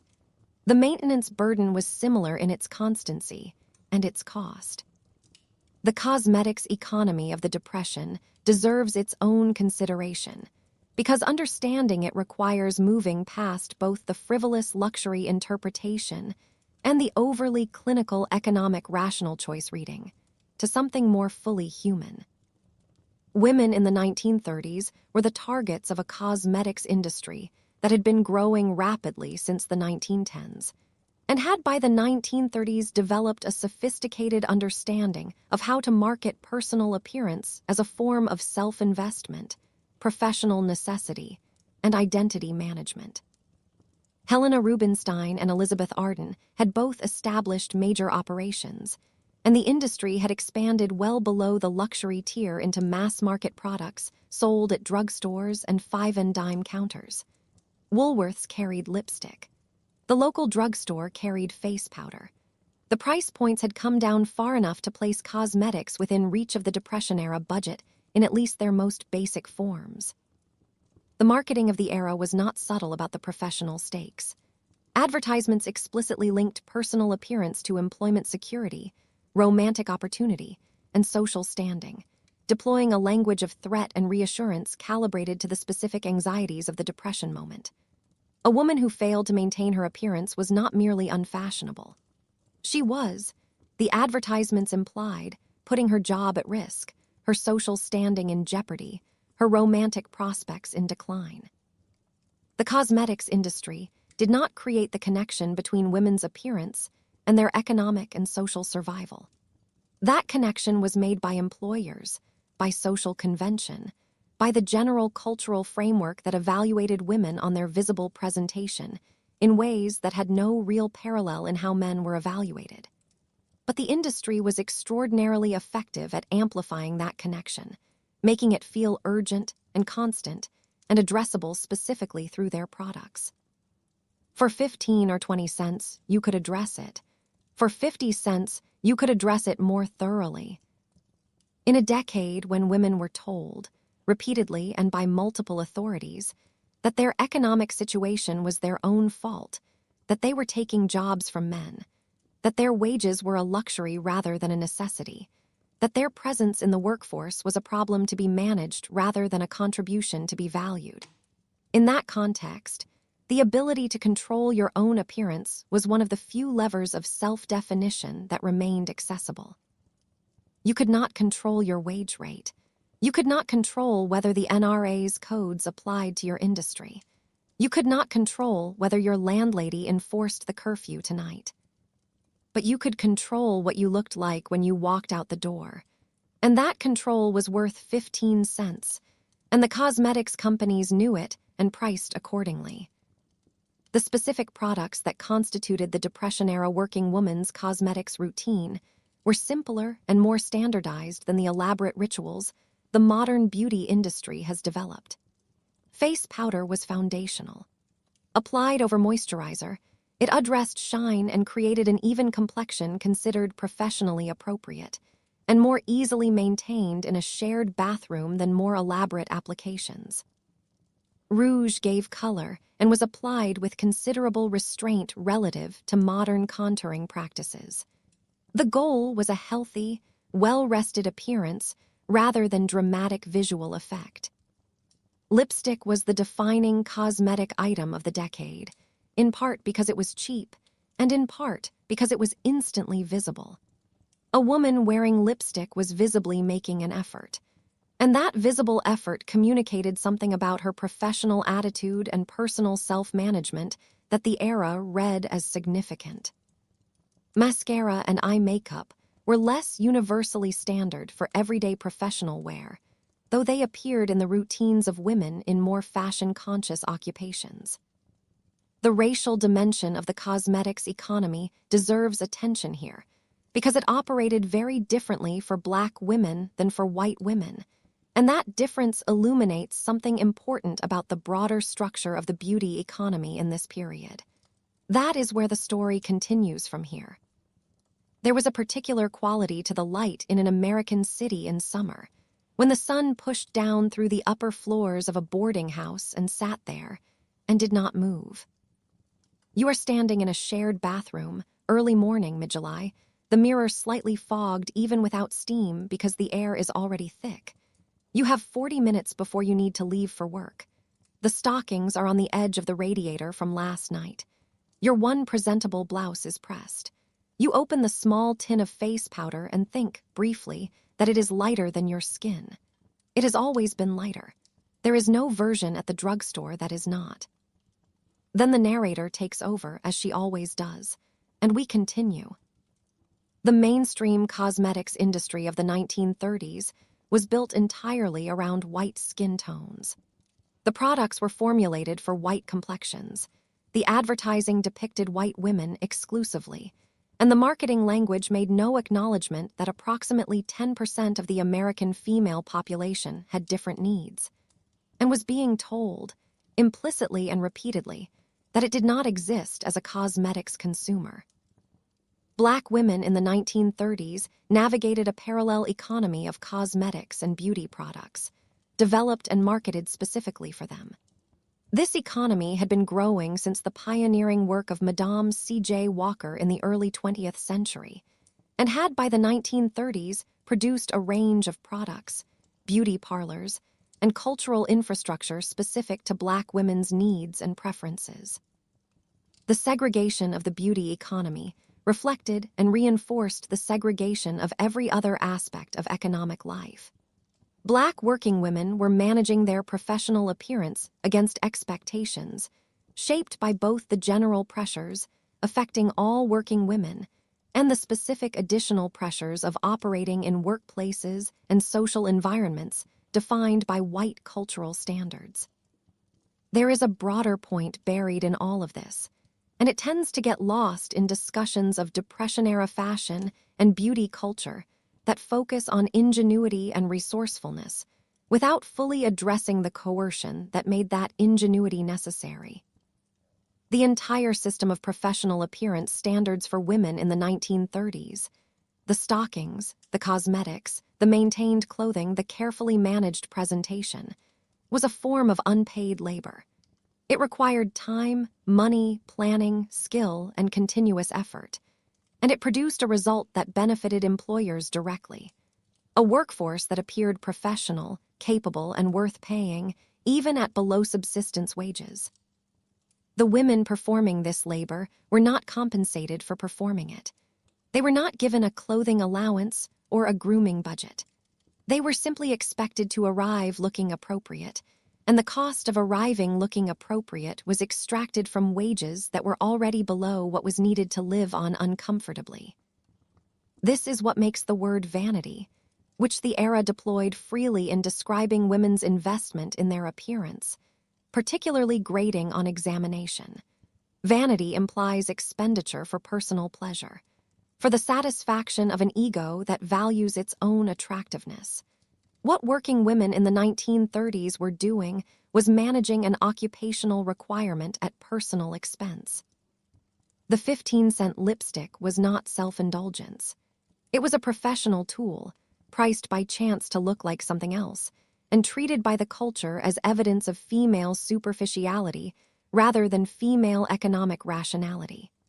That this particular professional tool happened to be enjoyable to use sometimes does not make it any less economically coercive in structure. People can be genuinely pleased by the things they are required to do, and the pleasure doesn't retroactively make the requirement optional. The specific budget calculations that real women performed in this period have survived in social work case files and personal correspondence, in enough detail to reconstruct what making it work actually looked like. A woman earning $11 or $12 a week in the early 1930s, paying $3 for her room, spending perhaps $2 on food through a combination of boarding house meals, automat lunches, and the occasional piece of fruit from a street vendor. allocating another dollar or so to transit fares for getting to and from work. Found herself with roughly $5 for everything else. Clothing maintenance, medical costs if needed, toiletries, cosmetics, laundry, any kind of social activity, any kind of recreation, any kind of emergency reserve. $5 a week, in a budget where most of it was already spoken for, was a number that required continuous, exhausting management.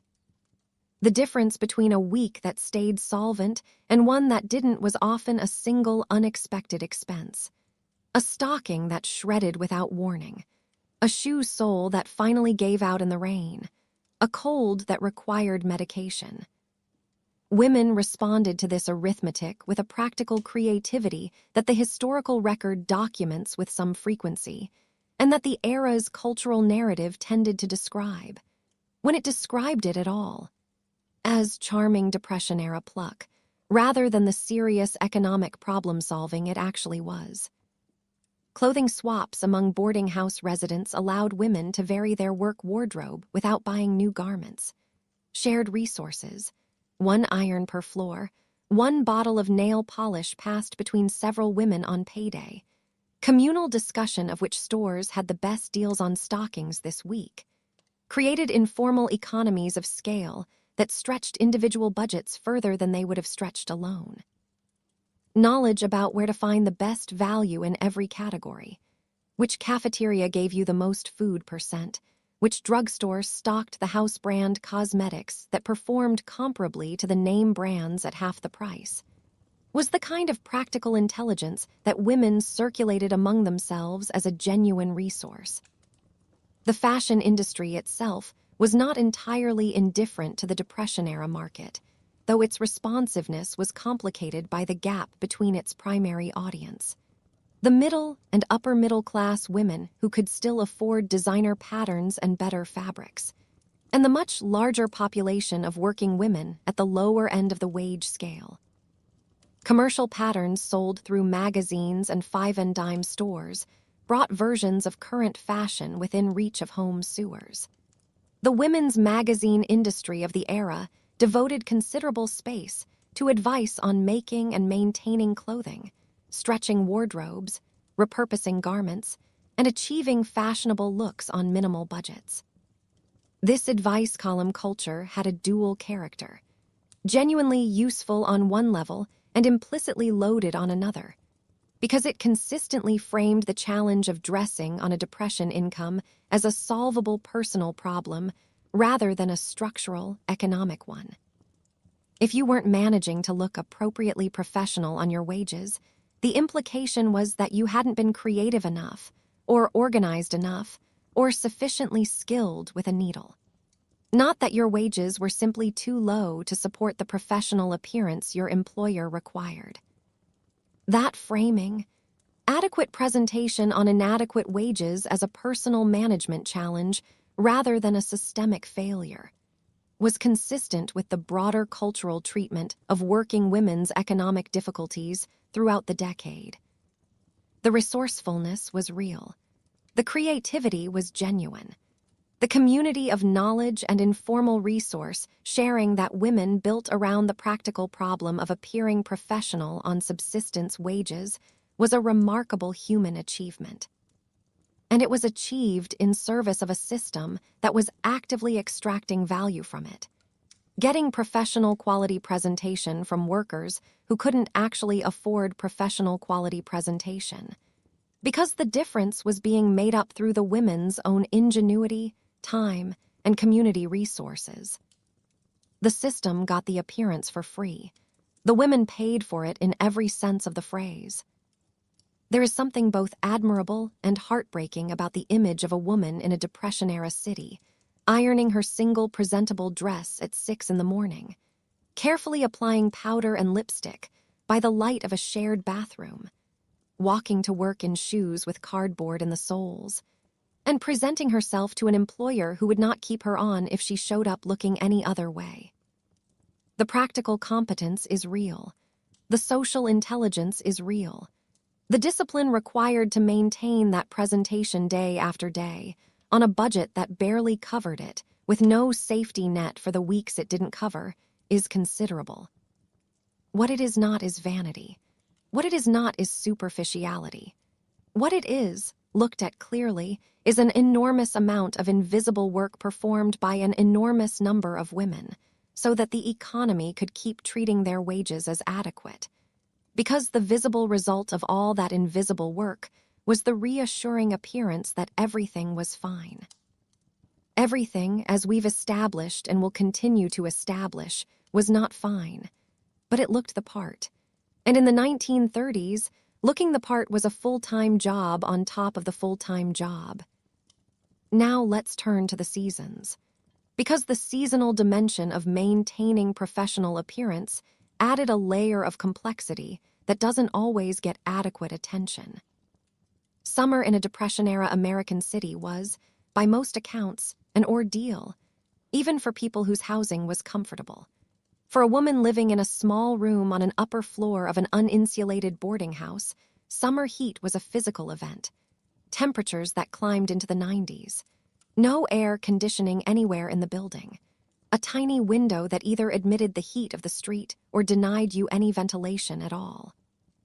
Wearing the era's professional clothing in those conditions. Long sleeves still common. Full-length stockings non-negotiable. Fabrics that looked appropriate in office settings, rarely the same fabrics that breathed in 90-degree heat, required something close to physical endurance. Perspiration was both inevitable and professionally problematic, which created a practical challenge. Maintaining a fresh appearance through a full working day in summer conditions, without the ability to shower at work, on a schedule that began early and ended late, and didn't include the kind of breaks that might have allowed for repairs. Winter presented a different but equally demanding set of problems. Heating in boarding houses was uncertain at best. Cold heat that might or might not reach the upper floors. Windows that didn't seal properly. A temperature differential between the heated ground floor common rooms and the actual rooms where residents slept and dressed that could be substantial. Getting dressed for work on a winter morning in an inadequately heated room, in clothing that had been hanging in that room overnight, required a briskness of movement that was not always easy to manage when the temperature inside your room was close to the temperature outside. Woolen coats were expensive to begin with and deteriorated with wear. By the third or fourth winter of the Depression, a woman who had bought her coat in 1929 or 1930 was wearing a garment that showed its age in ways she was acutely aware of but couldn't easily address. Depression-era fashion advice in women's magazines devoted considerable space to the question of refreshing an older coat. New buttons, a different collar, a belt added or removed, precisely because the coat was often the most expensive single garment in a working woman's wardrobe, and replacing it was simply not within budget for many people. The question of hair adds yet another dimension. The 1930s were a period in which specific hairstyles were strongly associated with professional appropriateness.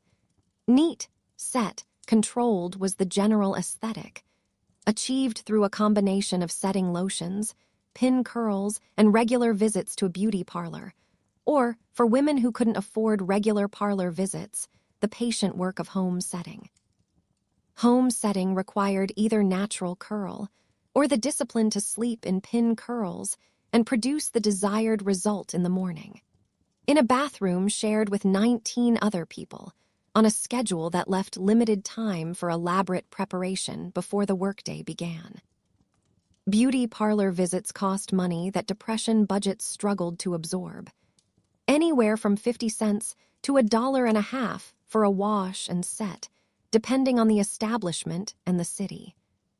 Permanent waves, the chemical treatment that provided lasting curl to naturally straight hair, were popular in the 1930s as a time-saving measure for women whose natural hair texture didn't produce the fashionable set without daily effort.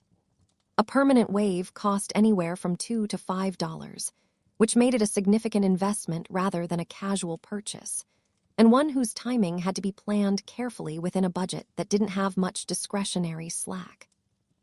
Women who got permanence were generally doing it as an efficiency calculation.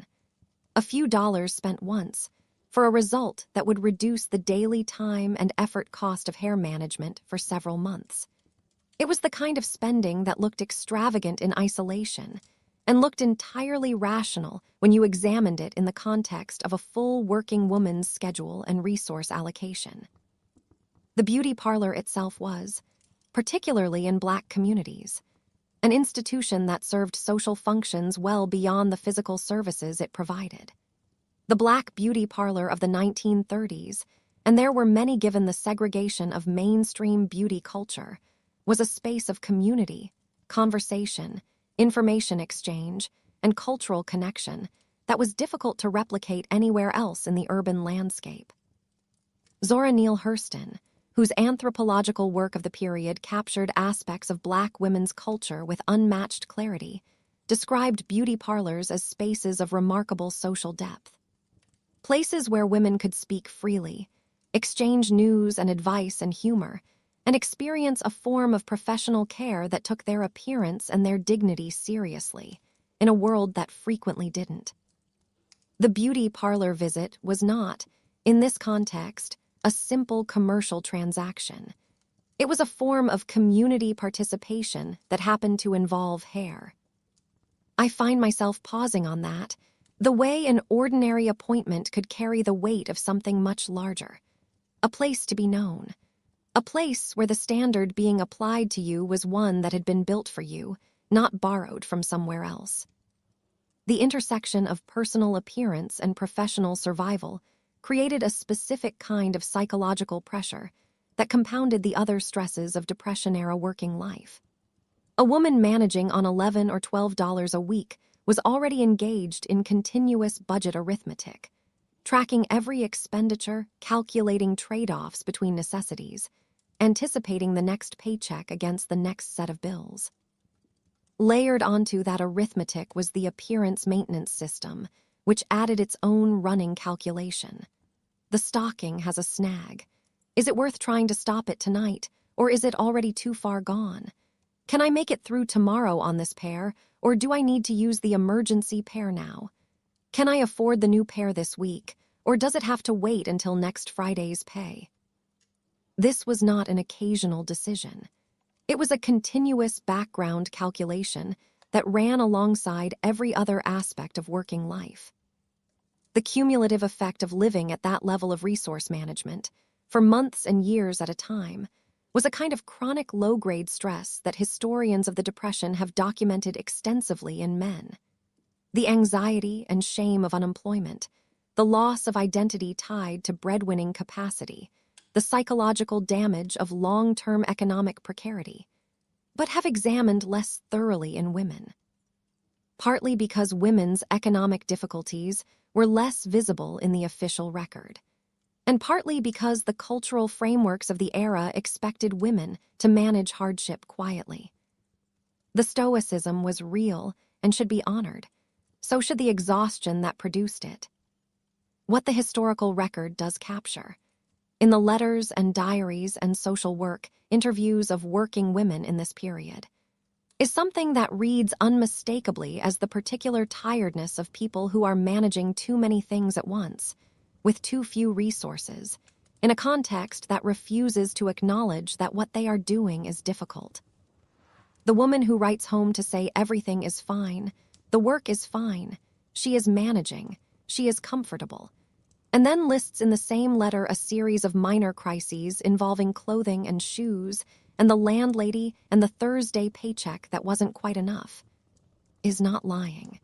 She's telling the truth in the register that the era provided her for talking about her life, which was a register of competence and management and being fine, because the alternative, the one where you said directly that you were exhausted and under-resourced and living in conditions that were grinding you down steadily, was not available to working women in the 1930s without substantial social risk.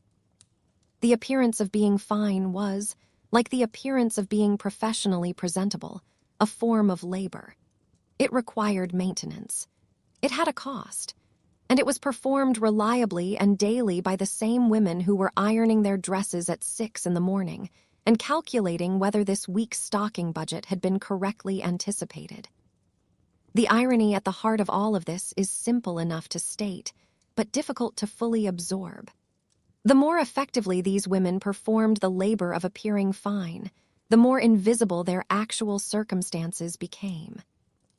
A woman who looked professional and composed walking into her office was, by the logic of the era, demonstrating that her wages were adequate and her conditions were acceptable. The visible evidence of her management was taken as proof that management wasn't difficult. The entire edifice of Depression-era economic policy regarding working women rested, in part, on this kind of circular reasoning. She's fine because she looks fine. She looks fine because she has always been fine. Therefore, her wages are sufficient, and her circumstances require no special attention. That she looked fine because she had spent an extraordinary amount of ingenuity and effort, and a substantial fraction of those insufficient wages, making herself look fine, was not part of the calculation. It never was. That, in essence, is the story of the respectability tax. A cost that was real, continuous, significant, and entirely unacknowledged by the systems that extracted it. The women paid it every week in lipstick and stockings and pressed cotton and carefully managed shoes. And the economy collected the dividend, and no one called it what it was. We have now spent some time with the wage, the housing, and the cost of simply appearing fit for work. The next dimension of these women's lives is perhaps the most intimate and the most socially fraught of all: the landscape of romantic relationships and marriage, in a decade that had made both of those things considerably more complicated, while somehow managing to blame women for the complications. By the time the Depression hit, American courtship had completed a transformation into one of the most explicitly transactional social systems the country had ever produced. And the Depression, rather than disrupting that transaction, applied the same grinding pressure to it that it applied to everything else. Viewed from a comfortable historical distance, the result has a kind of dark comedy to it. Viewed from the inside, which is where the women we've been discussing were located.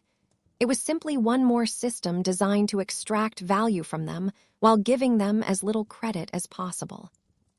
To understand what the Depression did to courtship, you need to understand what courtship looked like before the Depression fully arrived.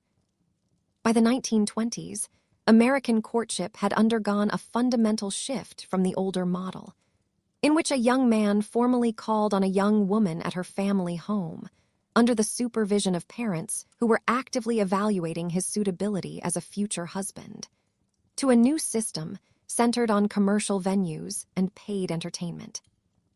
The automobile had made private, unsupervised time together accessible. The expansion of commercial leisure, movie theaters, dance halls, restaurants, amusement parks, had created a range of public venues where couples could spend time together outside any domestic setting. And the cultural framework of courtship had adjusted to match, shifting from the family parlor to the date, which was a commercial event that required money to execute. The transaction at the center of this new system was simple and explicit. The man paid for the evening. Dinner, movies, dancing, the taxi home. All of this was the man's financial responsibility. This was not experienced by most participants as exploitative or uncomfortable. It was simply the norm, the understood arrangement, the structure that everyone operated within. What sociologist Willard Waller observed in his 1937 study of college courtship culture. A piece of research he titled The Rating and Dating Complex, which is one of the more unsentimental titles in the academic literature on romance, was that this financial arrangement had produced a specific kind of social currency. A woman standing in the dating marketplace was measured, in the campus culture he studied, by the number and social prestige of her dates. A woman seen frequently with desirable partners, well-dressed, well-resourced, high-status men, was herself considered desirable and high status. The dates were not merely entertainment. They were a competitive social performance, and the score was kept publicly. Waller's study focused on college students, who represented a particular and somewhat privileged demographic, and his findings have been refined and complicated by subsequent scholarship. But the core dynamic he identified, courtship as transaction, romantic value as social currency, the competitive management of one's desirability rating, captured something real about the dating culture of the era that extended well beyond college campuses and into the working class and lower middle class worlds, where the women we've been discussing were actually living their lives.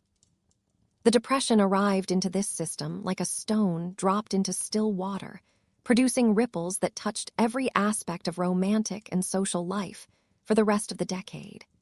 The immediate problem was straightforward.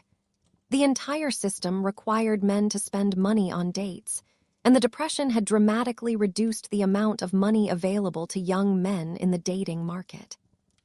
Male unemployment, as we've established, reached roughly 25%.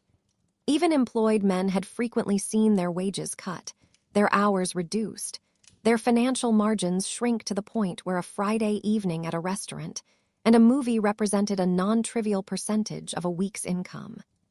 The commercial courtship system had been built on an assumption of male financial capacity that the Depression simply could not sustain.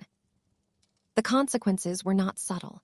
Marriage rates fell dramatically, by approximately 22% between 1929 and 1932, which is an extraordinary decline in a social institution that had previously shown remarkable stability across economic cycles.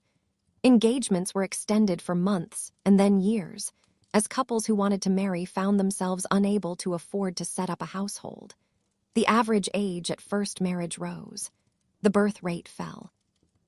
The standard cultural trajectory, date, become engaged, marry, have children, establish a household, had been disrupted at its first stage by the simple financial impossibility of dating according to the established rules, and the disruption cascaded forward through every subsequent stage. The social response to this disruption was instructive and entirely consistent with the patterns we've been observing. When marriage rates fell and the normal progression of courtship stalled, the cultural conversation about why focused with remarkable consistency on women. Women in their late 20s or 30s who were not married were not described as people navigating impossible economic circumstances with dignity and patience. They were described as failures, as cautionary examples, as old maids or spinsters, terms that by the 1930s had accumulated enough cultural weight to function almost as insults, describing a condition that was treated as both pitiable and vaguely blameworthy.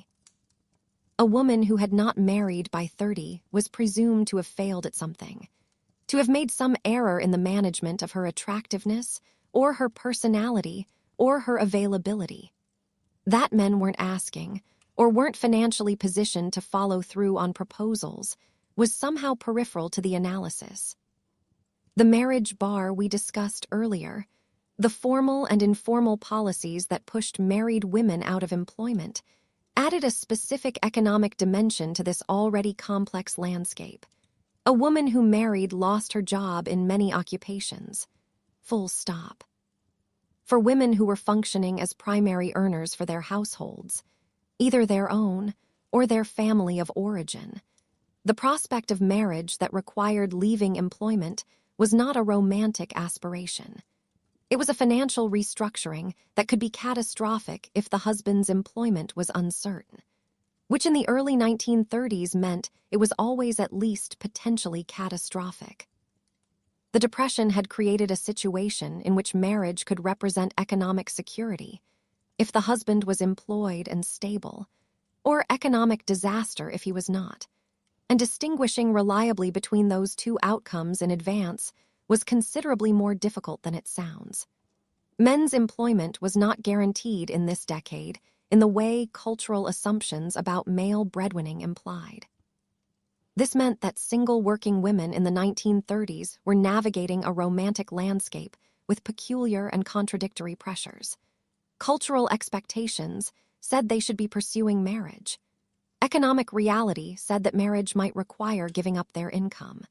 The men available for marriage were, in many cases, less financially stable than the women themselves.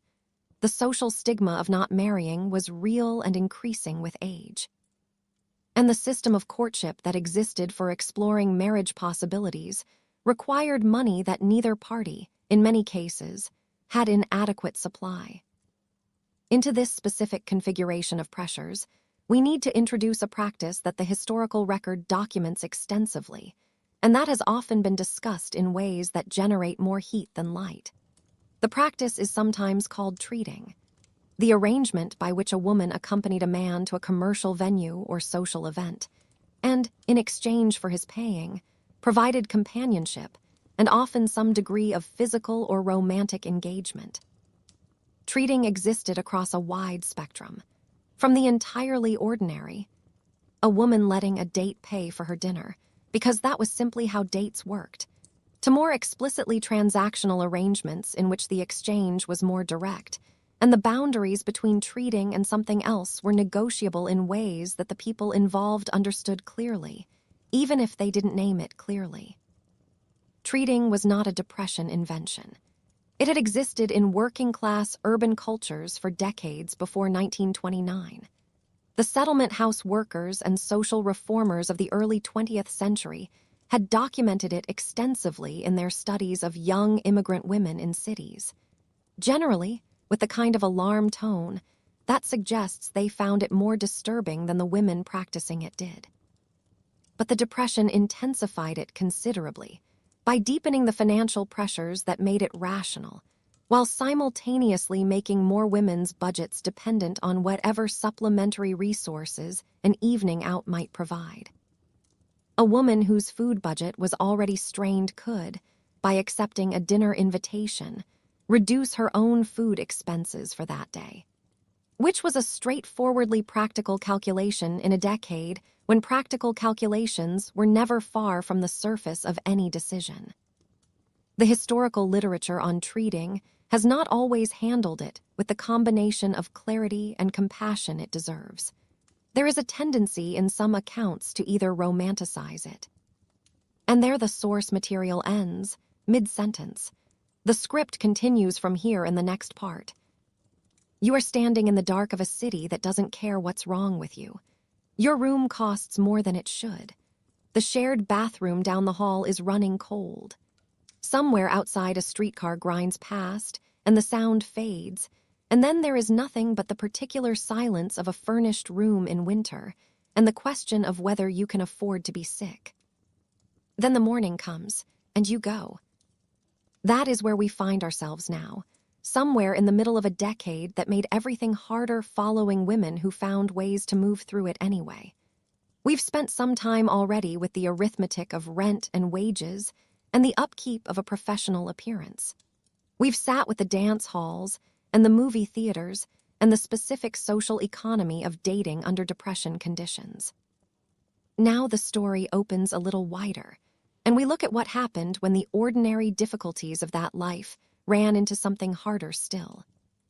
But first, let's stay a little longer with the romantic landscape, because there are threads we haven't finished pulling.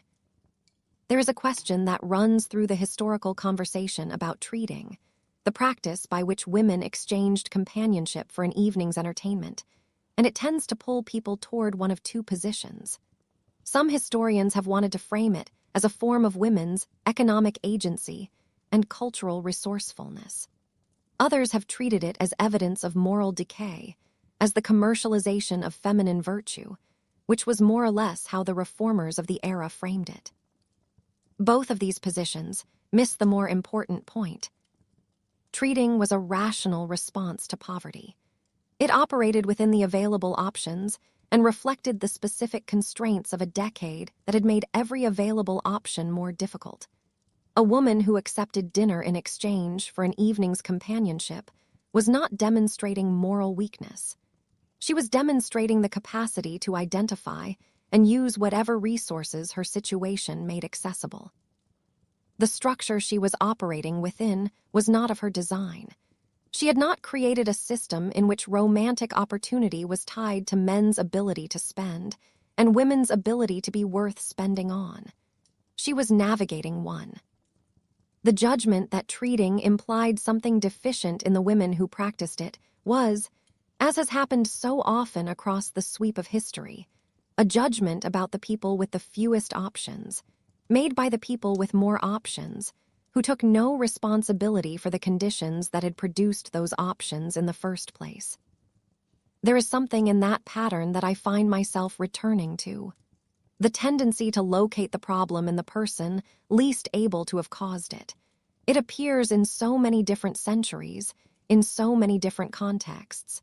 The 1930s simply gave it a particular flavor. The economic rationality of treating extended into slightly more complex territory when you considered what it actually cost a woman to go on a date. We've already spent some time with the expense of maintaining professional appearance. The stockings, the pressed clothing, the cosmetics, those same maintenance costs applied to an evening out.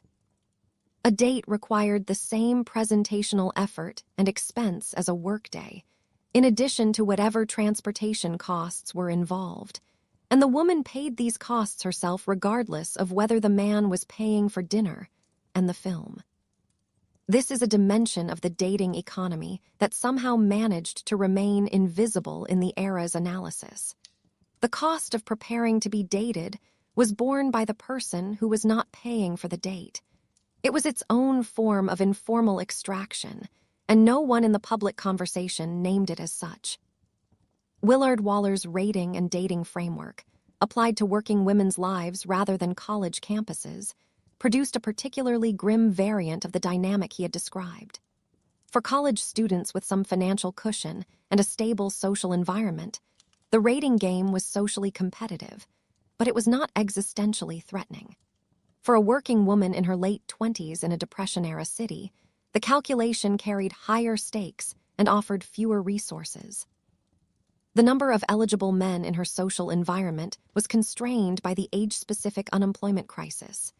Men in their 20s and early 30s, the primary marriage demographic for women in their mid to late 20s, had been hit especially hard by job loss in manufacturing and construction. Men who were employed were more desirable in the marriage market and were accordingly less available. They had options.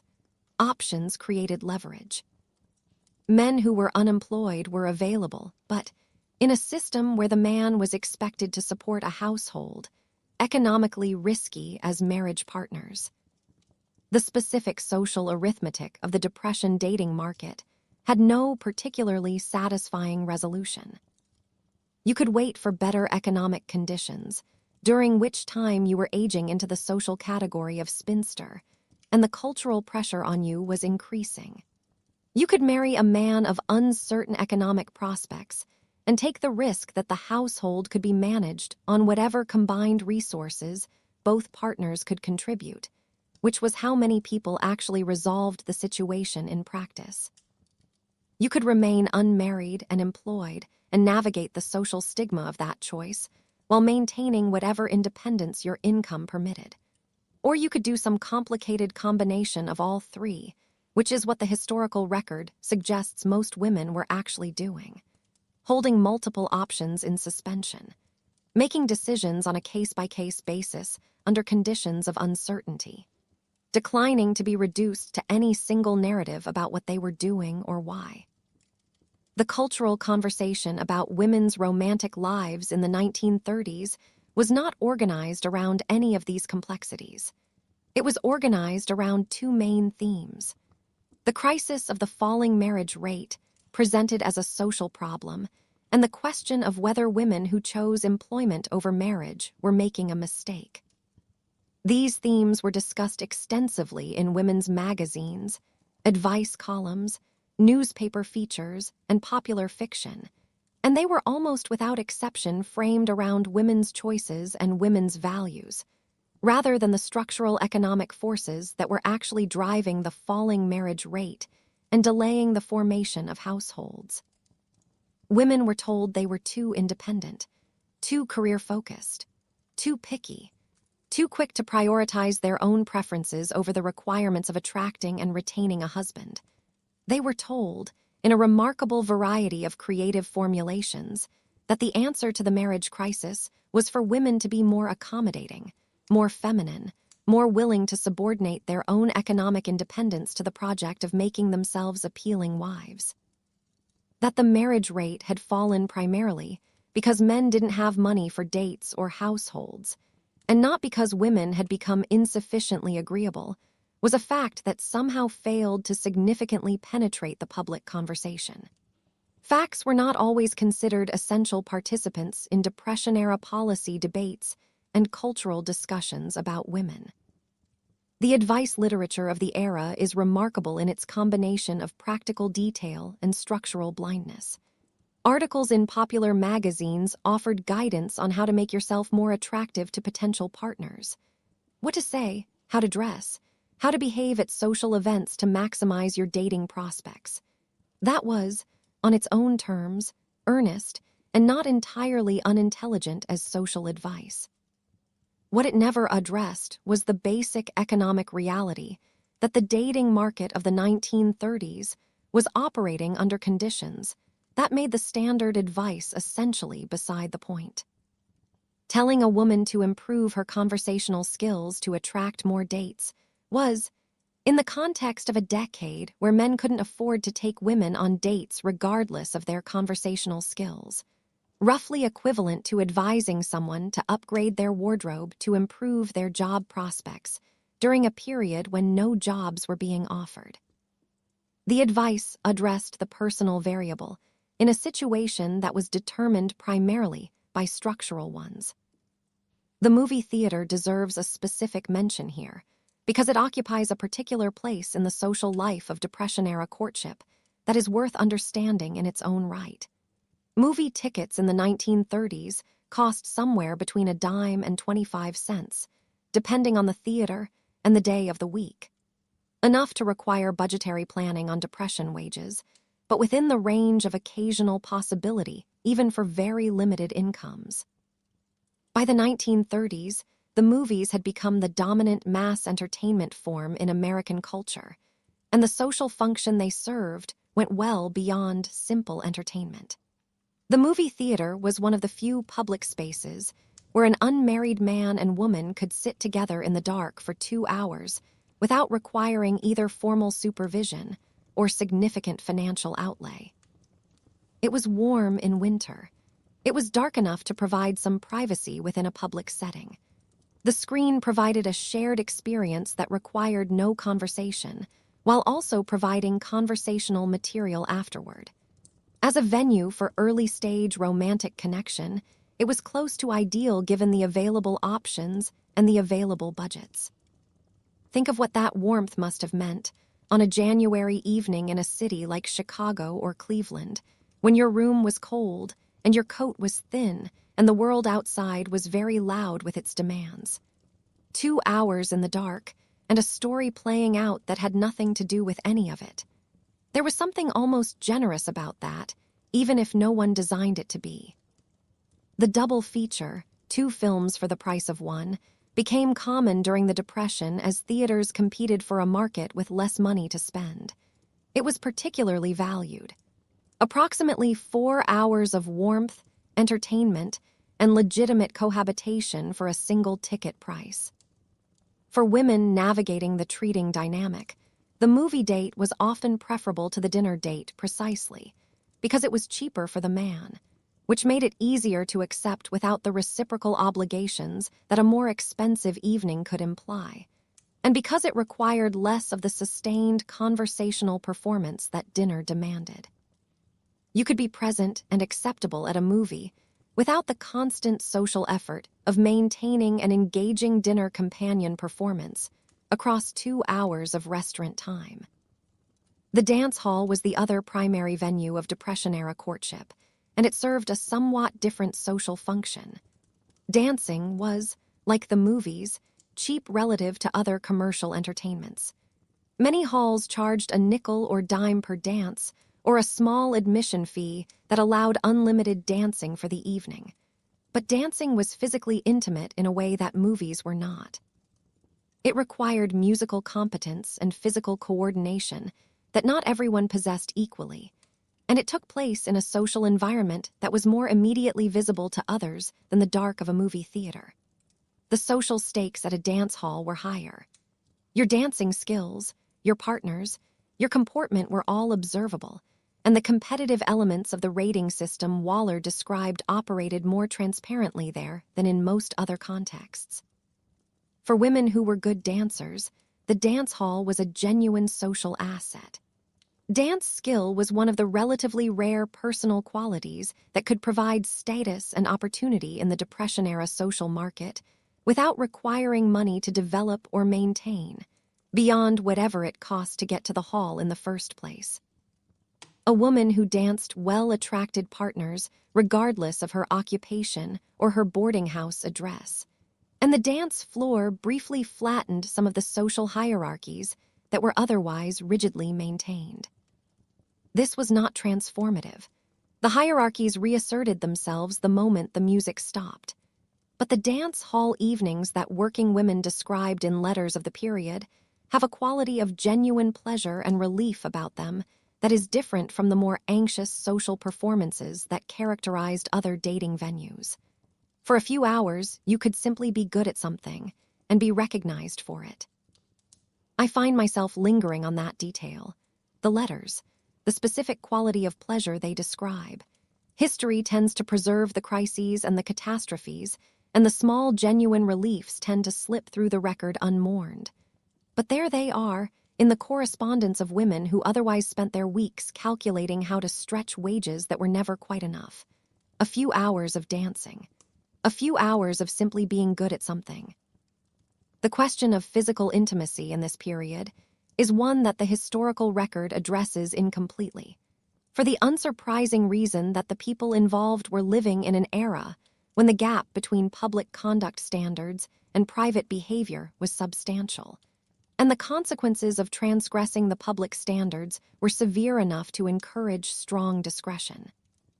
What the documentary record does suggest is that the Depression's disruption of the marriage timeline created a specific kind of pressure in long-term relationships between people who wanted to eventually marry, but couldn't afford to do so yet. Engagements stretched into years rather than months. Marriage was postponed indefinitely. The expectation of premarital chastity remained culturally dominant in public discourse. The reality of couples navigating multi-year engagements in cramped city housing under continuous economic stress was somewhat more complicated, and the gap between the public standard and the private reality was managed with varying degrees of discomfort by the people on both sides of it. For women specifically, the risk calculation around physical intimacy was asymmetric in ways that are, by now, a familiar pattern in these histories. Men's reputations survived, or were enhanced, by sexual experience in ways that women's were not. The practical consequences of unintended pregnancy fell entirely on women. The social and employment penalties for being known as a woman of inadequate virtue were applied to women rather than to their partners. Within the treating dynamic, the boundaries of what companionship and closeness implied were negotiated individually and with varying results, and the negotiation was conducted in a context where the woman had less structural power in the exchange, even when she had more personal clarity about what she wanted. The marriage rate recovered gradually through the latter half of the 1930s as economic conditions slowly improved and New Deal programs began to have some stabilizing effect on employment and income. By 1940, marriage rates had returned to something closer to their pre-Depression levels. This recovery was widely presented as evidence of returning normalcy. People were marrying again.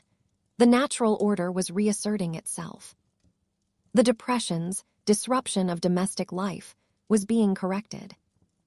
The framing, predictably, attributed the recovery to improving male employment and economic stability, rather than to women's continued labor and management of household finances through the difficult years.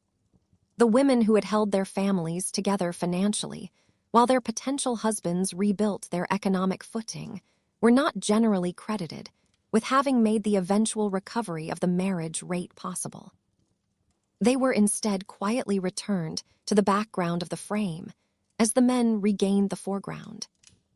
There is a kind of patience in the historical record of working women in the Depression, a quality that looks, depending on how you approach it, like stoicism or endurance or a specific form of practical wisdom about which battles were worth fighting. Women who wanted to marry and couldn't. Women who navigated the treating economy because it was the available option. Women who watched the decade's cultural conversation attribute the falling marriage rate to their inadequate femininity, while they worked 40-hour weeks to keep their households solvent. These women mostly did not write furious manifestos. They wrote letters home saying things were fine. They managed their budgets. They pressed their dresses. They kept the dating economy's arithmetic running. The fury, where it existed, was private. The management was public. And the public management was, as always, taken as evidence that everything was fine and no structural changes were required. That structural critique would come. It would come through the women's movement of the 1960s, through the feminist economics literature of the 1970s and beyond, through the gradual historical recovery of the working women of the Depression as subjects rather than background figures. That legacy is waiting in the final chapter. But we have more of the story to cover first, because we haven't yet dealt with what happened when a woman who was managing everything else perfectly adequately got sick. One more thread before we leave the chapter on courtship entirely, because it receives less attention than it deserves. The geographic dimension. The experiences we've been describing so far are primarily urban. The dance halls, movie theaters, restaurants, and boarding house social dynamics of New York, Chicago, Cleveland, and cities of comparable size. But a significant proportion of single working women in the 1930s were living in smaller cities and towns, and the dynamics of courtship in those environments were different in ways that mattered. In smaller communities, the anonymity of the big city simply didn't exist. A woman whose dating life was conducted under the general observation of her neighbors, her employer, her family's social network, and the shared social memory of a community where most people knew most other people had considerably less room to navigate the treating economy, or any other form of romantic arrangement that didn't conform to local standards. Small-town courtship still operated through the older model of community social events. Church socials, local dances, community picnics, the informal gathering spaces of neighborhoods where people's lives were genuinely intertwined. The commercial date existed, but was more visible and more socially loaded than in the city, where you could take a train to a theater in a different neighborhood and conduct your social life in relative privacy. For women who had left small towns to work in cities, drawn by the availability of employment in urban areas when rural economies were collapsing, the return visits home carried a specific social weight. Arriving for a holiday weekend without a fiancé or a definite marital prospect was not merely personally disappointing. It was socially evaluated by the community you had grown up in and the family network that was actively invested in your eventual marriage. The longer you had been gone and the older you were, the more pointed the evaluations became. Women who had built genuine professional lives and real social independence in cities found that going home required a kind of social performance. The reassurance that marriage was still a priority, that the independence was temporary, that the professional woman you had become was an interval rather than an identity. That was its own exhausting form of management. The cultural pressure from families was not always subtle. Letters from mothers urging daughters to be less focused on their careers and more attentive to matrimonial opportunities appear regularly in the correspondence collections of the period. They carry a specific anxiety that is partly about social convention and partly about genuine maternal concern for daughters navigating an economy that was providing them no safety net. The mother who urged her daughter to marry had not necessarily failed to understand that her daughter's wages were holding the family together. She had, in many cases, understood exactly that, and was worried about what would happen when those wages stopped, whether through job loss, illness, or simply the grinding arithmetic of a working life on depression wages. Marriage in this framework was not romantic aspiration. It was practical insurance. And the urgency behind it was the urgency of people who understood that the current arrangement was precarious. The single working women we've been following through this story are operating in the gap between that maternal logic, marry for security, the employment is temporary, and their own observed reality, which was that marriage in the current economic climate offered its own uncertainties, and that their employment, however low paid and precariously positioned, was in many cases more reliable than what marriage would provide. Neither position was wrong exactly. They were descriptions of different risks, and the women navigating between them were doing so with the incomplete information and the limited options available to people making real decisions in real time.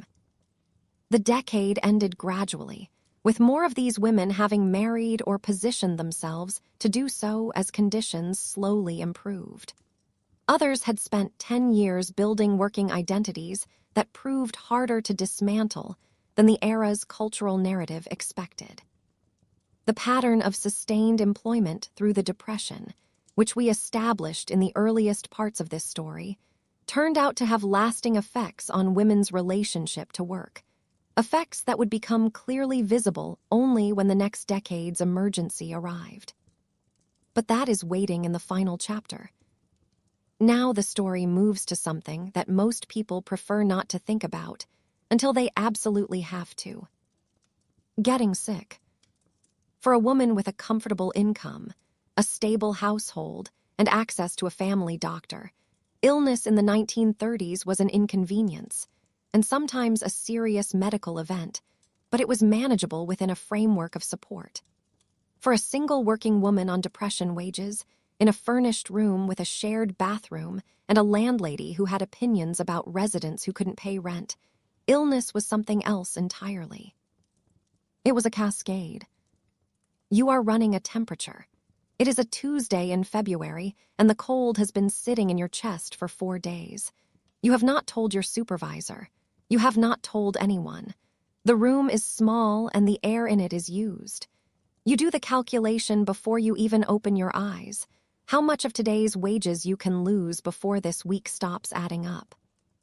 Then you get dressed anyway. The cascade worked like this. You got sick.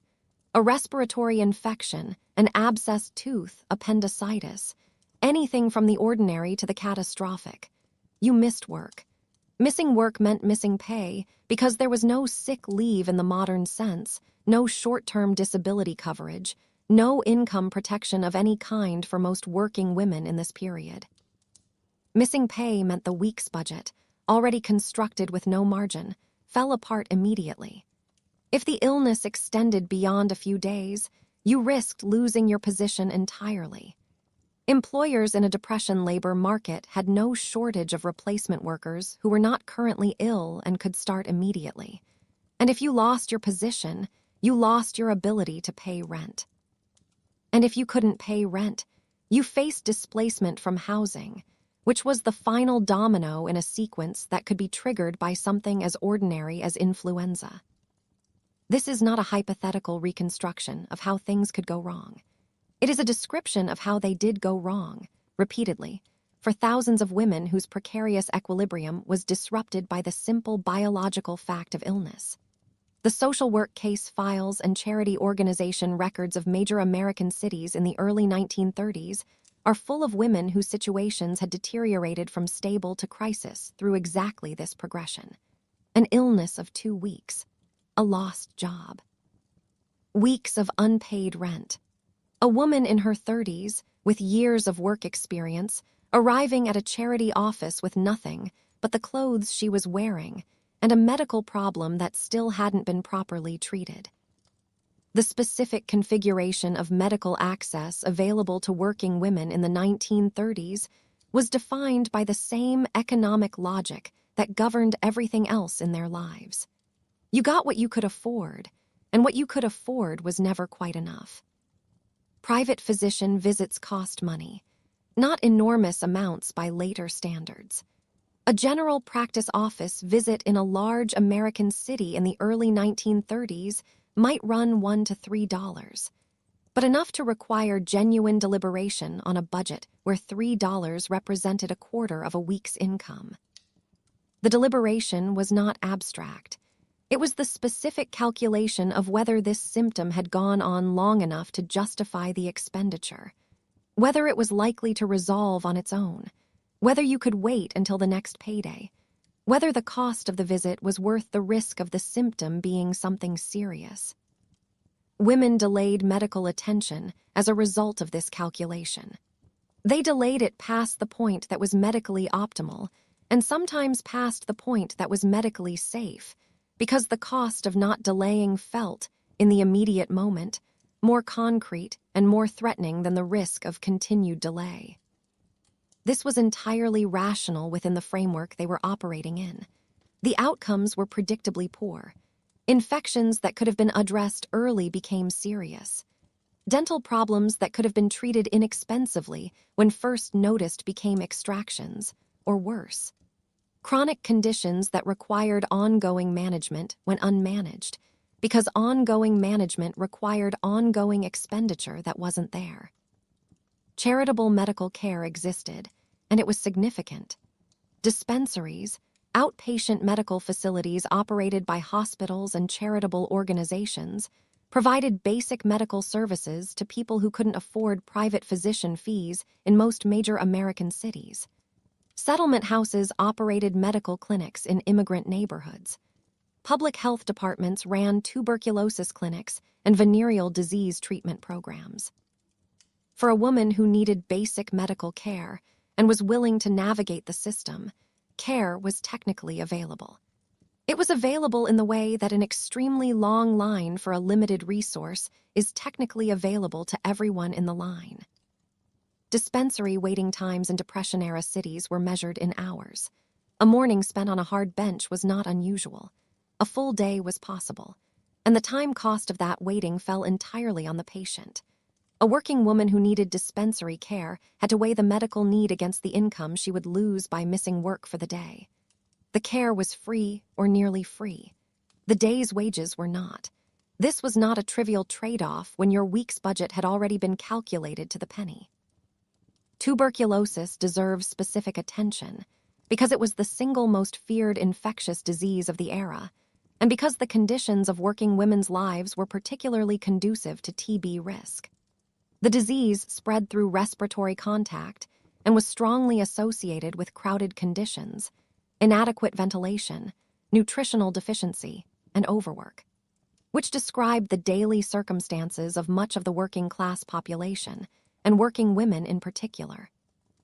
The boarding house, with its crowded hallways, shared bathrooms, and poorly ventilated rooms, was not an ideal environment from a tuberculosis prevention standpoint. This will surprise no one who has read the earlier chapters describing those conditions. TB killed slowly, and was therefore present in communities for years before it killed at all.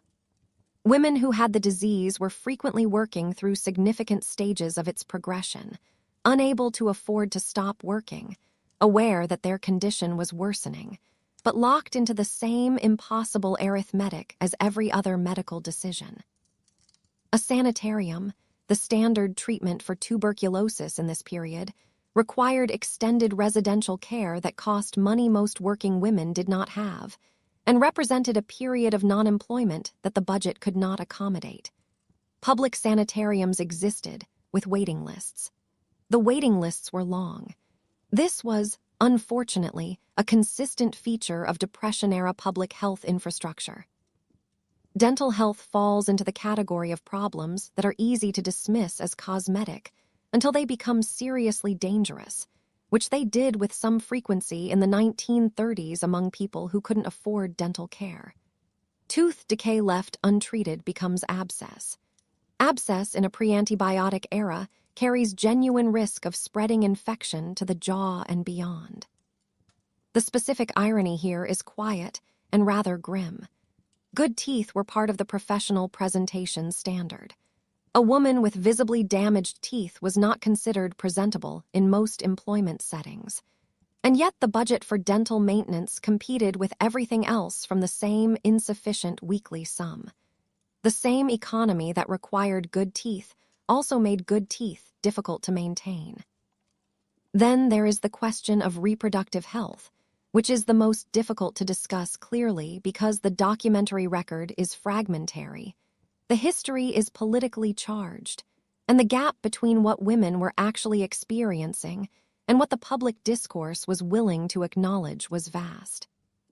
Birth control was, in 1930s America, technically illegal to distribute in many states under laws derived from the Comstock Act of 1873, which had classified contraceptive information and devices as obscene material. By the 1930s, Margaret Sanger's birth control movement had established a network of clinics in major cities, but access was uneven, and the devices and methods available were less reliable than modern contraception by a significant margin. Clinics existed in New York. They did not exist in smaller towns. The cultural conversation around birth control remained sufficiently charged that accessing it required navigating social and sometimes legal obstacles that varied enormously by location, race, religion, and class. For single working women, the situation had a specific friction. Birth control clinics framed their services primarily around family planning for married women. Single women seeking contraceptive access were technically outside the publicly defined client profile, which created a gap between need and access that required navigating in ways that varied by how pragmatic any given clinic happened to be. Some clinics were sensible about who they served. Others maintained the official line.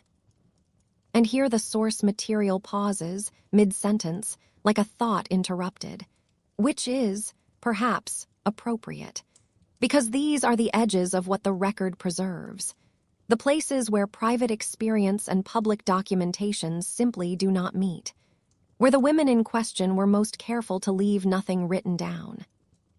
What we can say is that the history of working women in the 1930s, across the areas of work and wages and courtship and illness and everything in between, is a history of people operating in the gap between what the era told them they were and what their daily reality required them to be. They were told they were temporary workers. Many worked for decades. They were told the marriage problem was their fault. The marriage rate was falling because men had no money. They were told to be more accommodating, more appealing, more marriageable. They were managing budgets, navigating dispensary queues, pressing their dresses, and writing cheerful letters home. The record they left is not the record they were supposed to leave. They were supposed to have left a record of domesticity, of graceful retreat into marriage and household life. Instead, they left account books and correspondence and case files and the small material evidence of women who were figuring it out, week by week, in a decade that gave them very little room to do so.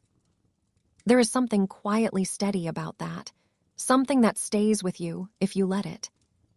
The story continues.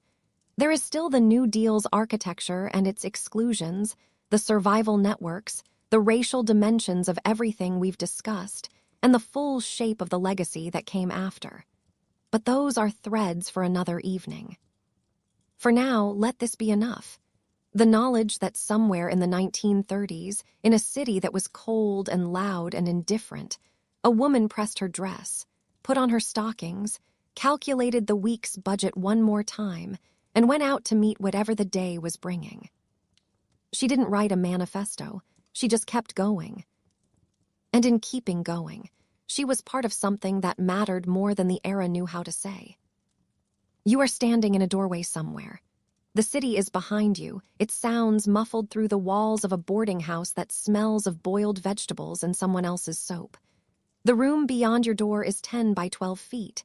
You have counted. The light through the one window shows you the edge of a bed, a chair, a work dress hanging on a nail. You are tired. You are thinking about next week's rent. Then the narrator takes the room back, and the story continues quietly from there. The system that surrounded working women in 1930s America had, as we have been tracing through the long hours of this night, a kind of architectural consistency to it. It was not designed with her in mind. Every layer confirmed that. The healthcare layer, the housing layer, the wages, and now, at the edge of the most intimate and most dangerous territory, reproductive health. The fiction that clinics and health providers maintained was a remarkable one. That only married women needed their services.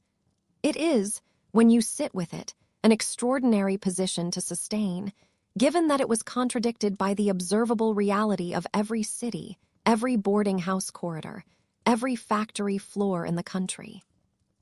Unintended pregnancy for a single working woman in the 1930s was among the most catastrophic things that could happen to her.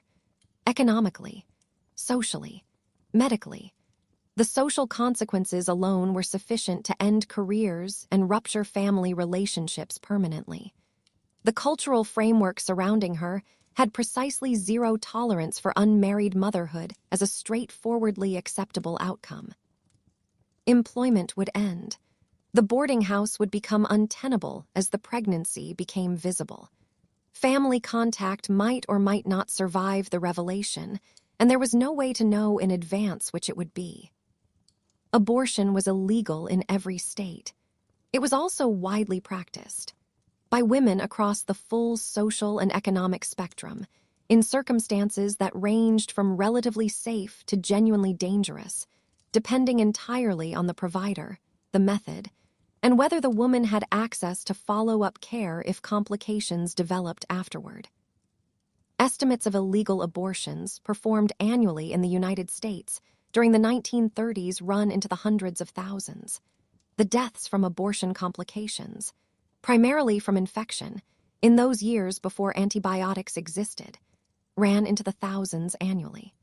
Some historians estimate that illegal abortion was responsible for as many as 1 in 5 maternal deaths during this period, one of the leading causes of death for women of reproductive age. The women who died were not women who had taken careless risks. They had looked at their situations, their finances, their employment, their housing, their family circumstances, and concluded that continuing the pregnancy was not viable. They had looked at the available alternatives and found that the available alternatives were non-existent. The system that placed them there, that made reliable contraception difficult to access, that criminalized abortion, that provided no economic support for single mothers, that would end a woman's employment and housing the moment a pregnancy became known, was not a system designed to protect them. The death toll was not an accident. It was the predictable outcome of the specific policy choices that system embodied. The women who survived illegal abortions with complications then faced a second impossible choice. Seeking medical treatment meant potentially revealing the abortion to a medical and legal system that was, in some states, obligated to report it.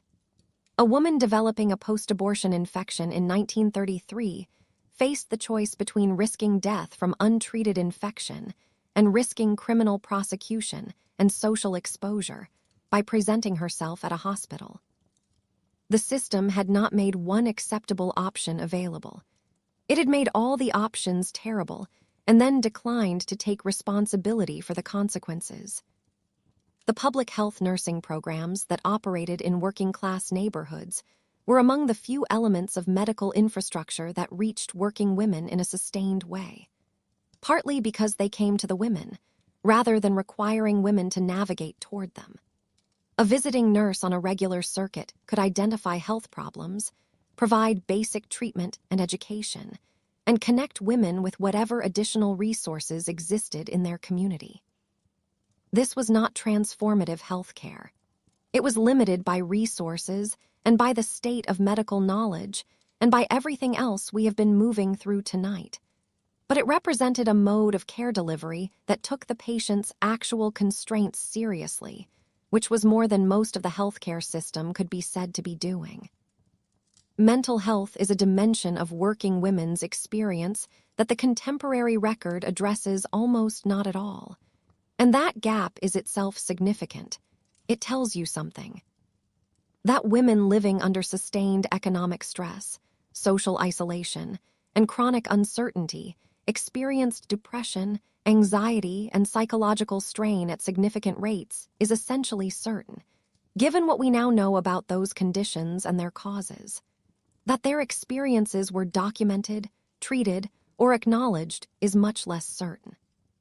The mental health infrastructure of the era was institutionally based, expensive, and carried such severe stigma that most people with significant needs either managed them privately or did not manage them at all. A working woman sitting in her 10 by 12 room after a long workday, anxious about next week's rent, about the state of her one presentable work dress, about the cold that had been hanging on for 2 weeks and not lifting, had essentially no professional support available to her. She had the radio, if the common room radio on her floor happened to be unoccupied. She had the resilience she had built from scratch, under conditions that had not offered many alternatives to resilience. I think about that sometimes, the arithmetic of it, how much was asked of a person who was never once asked what she needed. The nutritional dimension of working women's health connects directly to the budget constraints we established earlier. A woman whose food budget ran to roughly $2 a week was not eating badly by the standards of what her resources permitted. She was eating exactly as well as those resources allowed, which meant primarily cheap, starchy foods. Bread, beans, potatoes, the boarding house dinner, with occasional protein and limited fruits and vegetables. The vitamin deficiency diseases and anemia that appeared in Depression-era public health data reflected this nutritional reality. The immune system does not perform optimally on a budget of $2 a week. This partly explains why respiratory illnesses spread so effectively through boarding house populations, and why recovery times were longer than they would have been for better nourished people. The body of a single working woman in 1930s America was navigating a healthcare landscape that had not been designed with her in mind. Without insurance, without sick leave, without a support network capable of absorbing extended illness, without reproductive health options that were either reliable or safe. When the system failed her, the consequences were serious. When the consequences were serious, the system offered very little. And all of this was happening at the same moment that the same government was undertaking the most ambitious attempt in American history to help citizens in crisis. That attempt had a name and a symbol and a set of programs that history has judged, generally, with considerable admiration. The New Deal is, in the conventional historical account, the story of American government discovering that it had obligations to its citizens in economic crisis and taking large-scale action to fulfill them. That account is not wrong. The Social Security Act of 1935, the National Labor Relations Act, the Federal Work Relief Programs. These were genuine interventions in a genuine catastrophe, and they reshaped American society in ways that are still visible today. Franklin Roosevelt's administration achieved things that previous administrations had refused to attempt. The political coalition that made those achievements possible was one of the more consequential in American political history. The conventional account becomes significantly more complicated when you examine who the New Deal was designed to help, with what degree of thoroughness, and who was left standing outside the architecture of protection it constructed. Because the New Deal, for all its ambition, was built on political compromises that systematically excluded the workers with the fewest resources and the least political power. And those workers were disproportionately single women, women of color, immigrant women, domestic workers, and agricultural laborers. Categories that overlapped extensively and that the political system had little incentive to protect. The Civilian Conservation Corps, the CCC, is the clearest example of formal, explicit exclusion. There is essentially no ambiguity about its nature. The CCC put unemployed young men to work on conservation and environmental projects, providing housing, food, wages, and job training. It was genuinely popular and genuinely useful, and it is credited with transforming the prospects of millions of young men during the Depression's worst years. It also formally and explicitly excluded women, not through informal barriers or administrative neglect. In the law, in the program design, in the administrative rules. No women. When this was challenged, the response was that the program's model, residential camps, heavy outdoor labor, had been designed for men, and that separate facilities for women would be cost prohibitive. The other mechanisms that were supposed to address women's relief needs produced a brief, severely underfunded parallel program. The CCC camps, as they were nicknamed by a press that apparently found the idea of women's work relief facilities faintly absurd.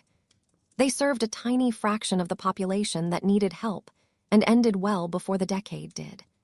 This was not, to put it with appropriate understatement, equivalent to the CCC's scale or effectiveness. The Works Progress Administration, the WPA, was the broadest of the New Deal work relief programs, employing millions on construction, arts, education, and research. It built roads and bridges and public buildings. It employed writers and artists and musicians and produced the remarkable Federal Writers Project state guides. At its peak, it provided employment to roughly 14% women, which means that 86% of WPA employment went to men. The women employed by the WPA were, with some exceptions in arts and education programs, concentrated in sewing rooms, facilities making and mending garments for relief distribution. Men built the dams and the courthouses. Women sewed. The gendered division of WPA work reproduced the gendered division of the general labor market with a fidelity that seems almost deliberate, and probably was. The WPA's female employment figures were further reduced by a specific eligibility provision. The program targeted the primary earner of each household, and a woman in a household where a male family member was already employed did not qualify. This was framed as rational resource allocation. In practice, it excluded most married women and reinforced the framework in which women's economic needs were defined relative to male household income rather than as independent rights. The working women who needed income were filtered through a lens that asked whether a man in the household was employed, rather than whether the person standing in front of the office had income she could live on. The results were predictably imperfect. The Social Security Act of 1935 is the centerpiece of the New Deal's social policy legacy, and has become so embedded in American life that its original exclusions are now difficult to visualize as contingent political choices. But they were choices. The original Social Security framework covered workers in commerce and industry, roughly 60% of the workforce, and excluded two major categories: agricultural workers and domestic servants. These two categories contained a substantial majority of black workers in the United States, particularly in the South. They also contained a substantial proportion of working women more broadly. Domestic service was, as we established earlier in this long night's account, one of the single largest employment categories for women, particularly for women of color, immigrant women, and women without formal education. The exclusions were not the result of technical or administrative limitations, though they were sometimes explained that way. Agricultural and domestic work was harder to administer under a payroll tax system, but this was a solvable problem if the political will had existed. The will did not exist because including agricultural and domestic workers in Social Security would have required Southern Democratic legislators, whose support was essential to the bill's passage, to accept a program extending economic security to black workers in the South.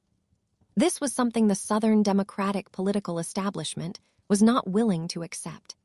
The exclusions were the price of the Southern vote, and they were paid by the workers who happened to be in the excluded categories. Ira Katznelson's research on this political architecture traced the mechanism precisely.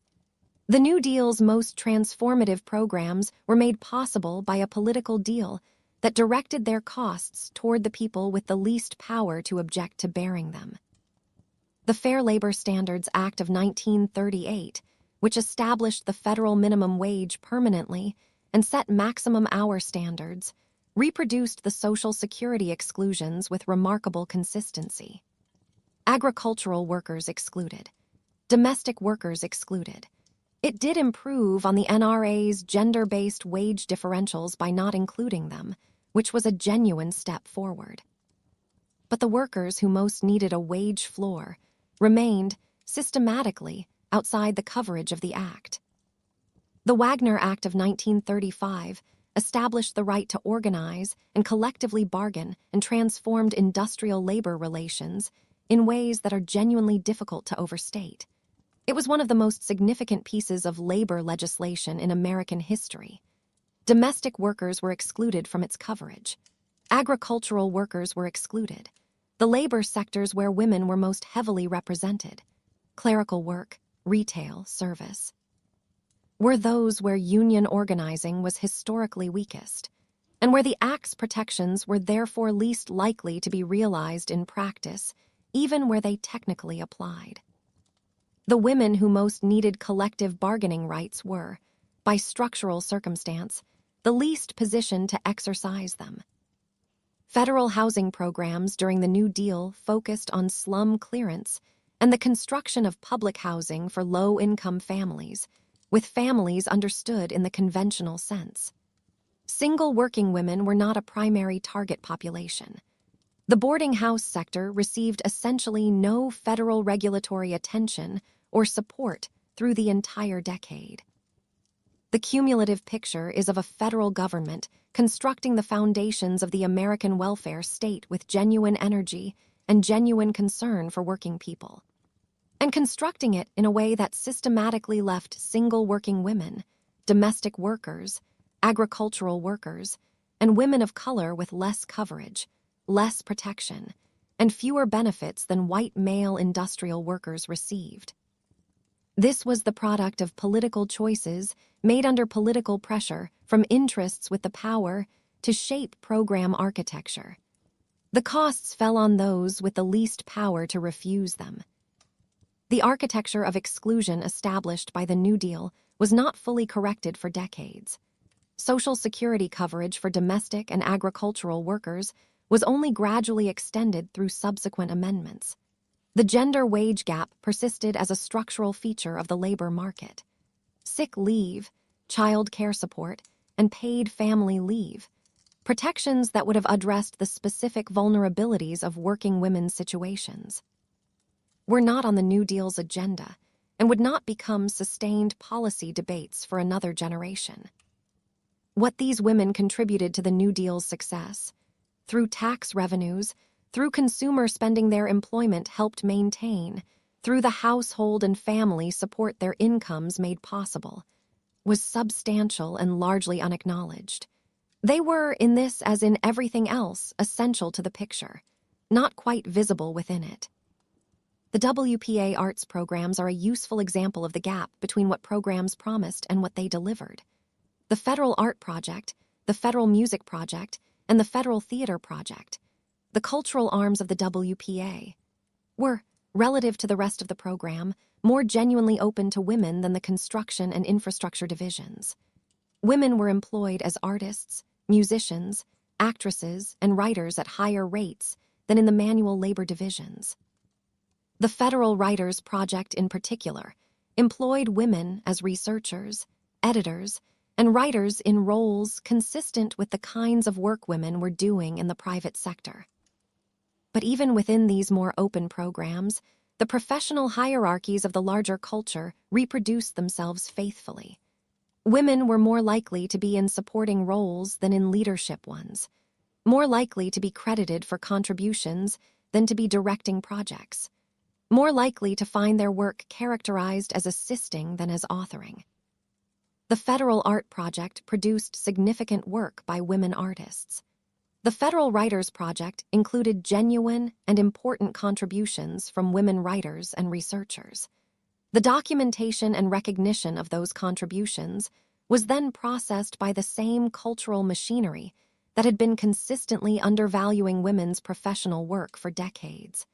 The New Deal created opportunities. It did not suspend the judgment machinery that evaluated those opportunities differently depending on who was exercising them. The experience of Black women in New Deal programs deserves its own attention because it was shaped by layers of exclusion that interacted in particularly damaging ways. A Black woman domestic worker in Atlanta in 1934 was excluded from Social Security coverage because of her occupation. Excluded from WPA employment by local administrators who enforced racial quotas bearing no relationship to the program's stated eligibility rules. Excluded from the CCC entirely. And subject to the full weight of Jim Crow in every aspect of her daily life, including her access to whatever charitable and public health resources existed in her city. The New Deal programs that did technically cover her were in practice administered at the local level by officials whose commitment to racial equality ranged from minimal to negative. The National Youth Administration, one of the few New Deal programs with a genuine record of attempting to serve Black participants, operated under the direction of Mary McLeod Bethune. Bethune was a prominent Black educator who served as director of the Division of Negro Affairs and who sat on what was informally called Roosevelt's Black Cabinet. She was the first Black woman to hold a federal executive position. She used it to push, within the constraints of her institutional authority, for more equitable distribution of NYA resources to Black youth. The results were real but limited. The NYA, under Bethune's influence, directed more resources to Black educational and vocational training programs than most comparable New Deal initiatives managed. It was not enough.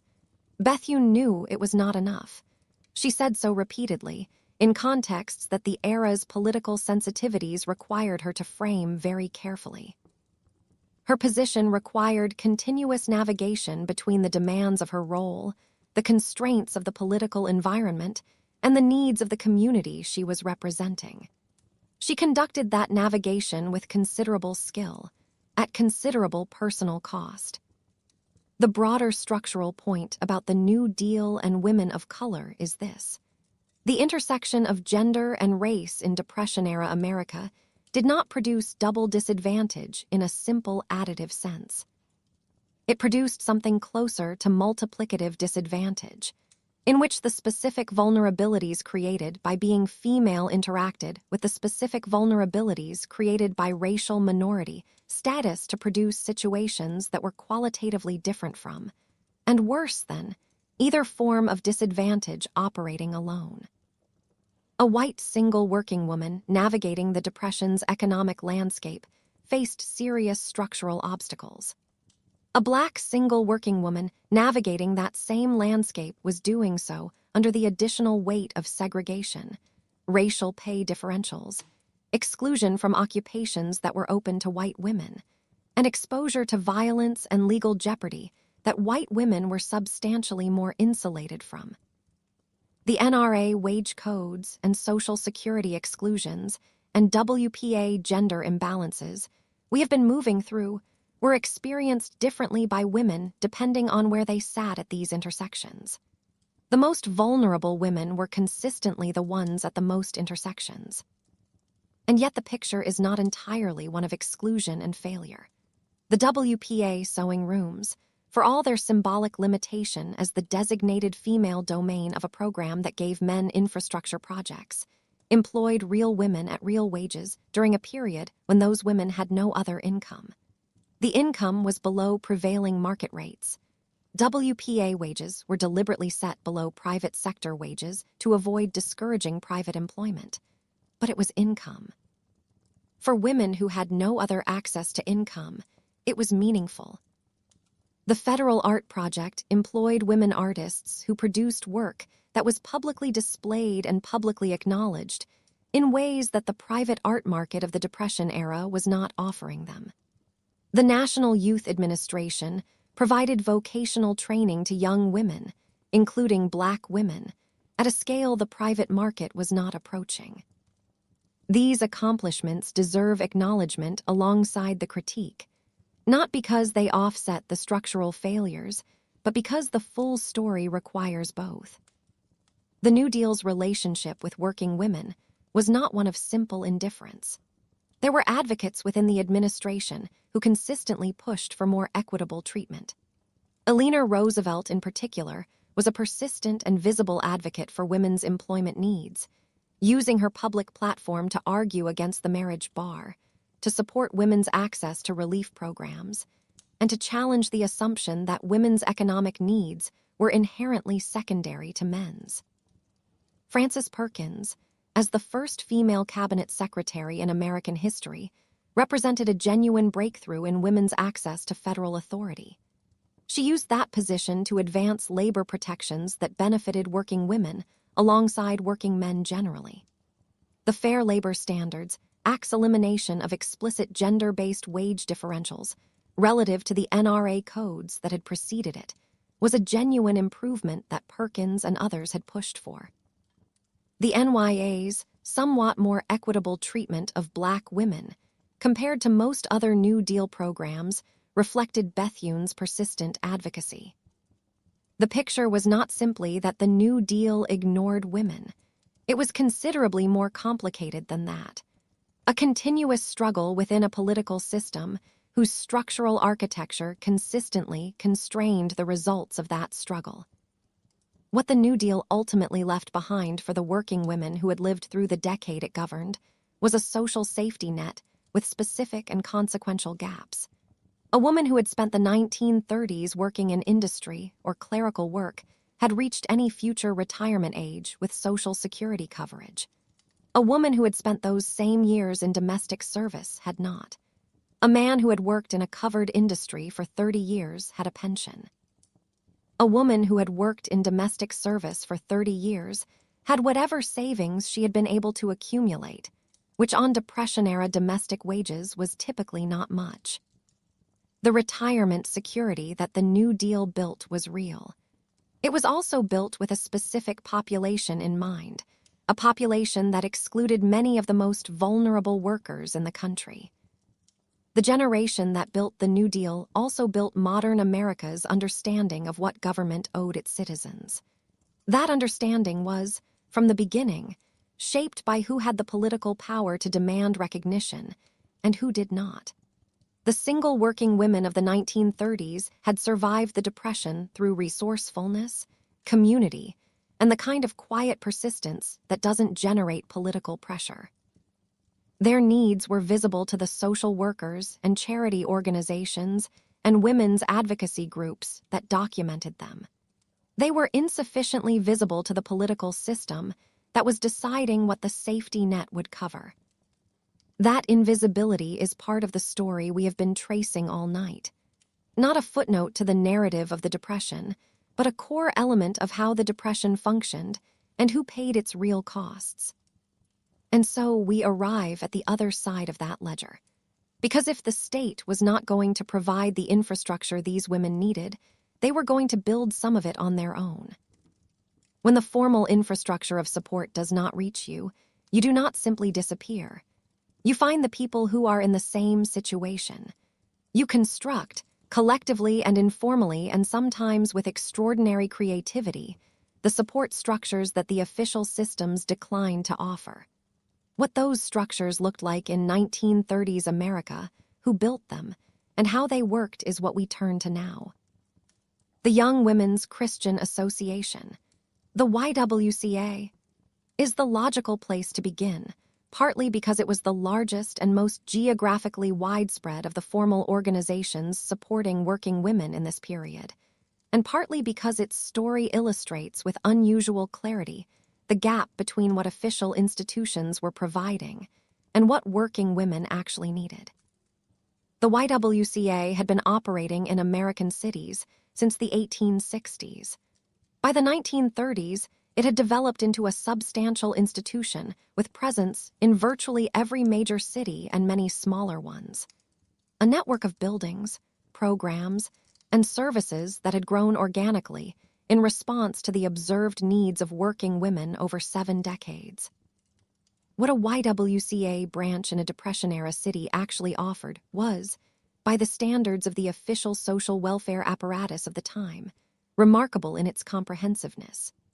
Residence halls provided housing at below-market rates for working women, cleaner and somewhat better managed than the average boarding house, and available to women at the lower end of the wage scale who might otherwise have had access only to the cheapest and most difficult residential options. But housing was only the beginning. Employment bureaus operated out of YWCA buildings in most major cities, providing job placement services to women who were unemployed or seeking better positions.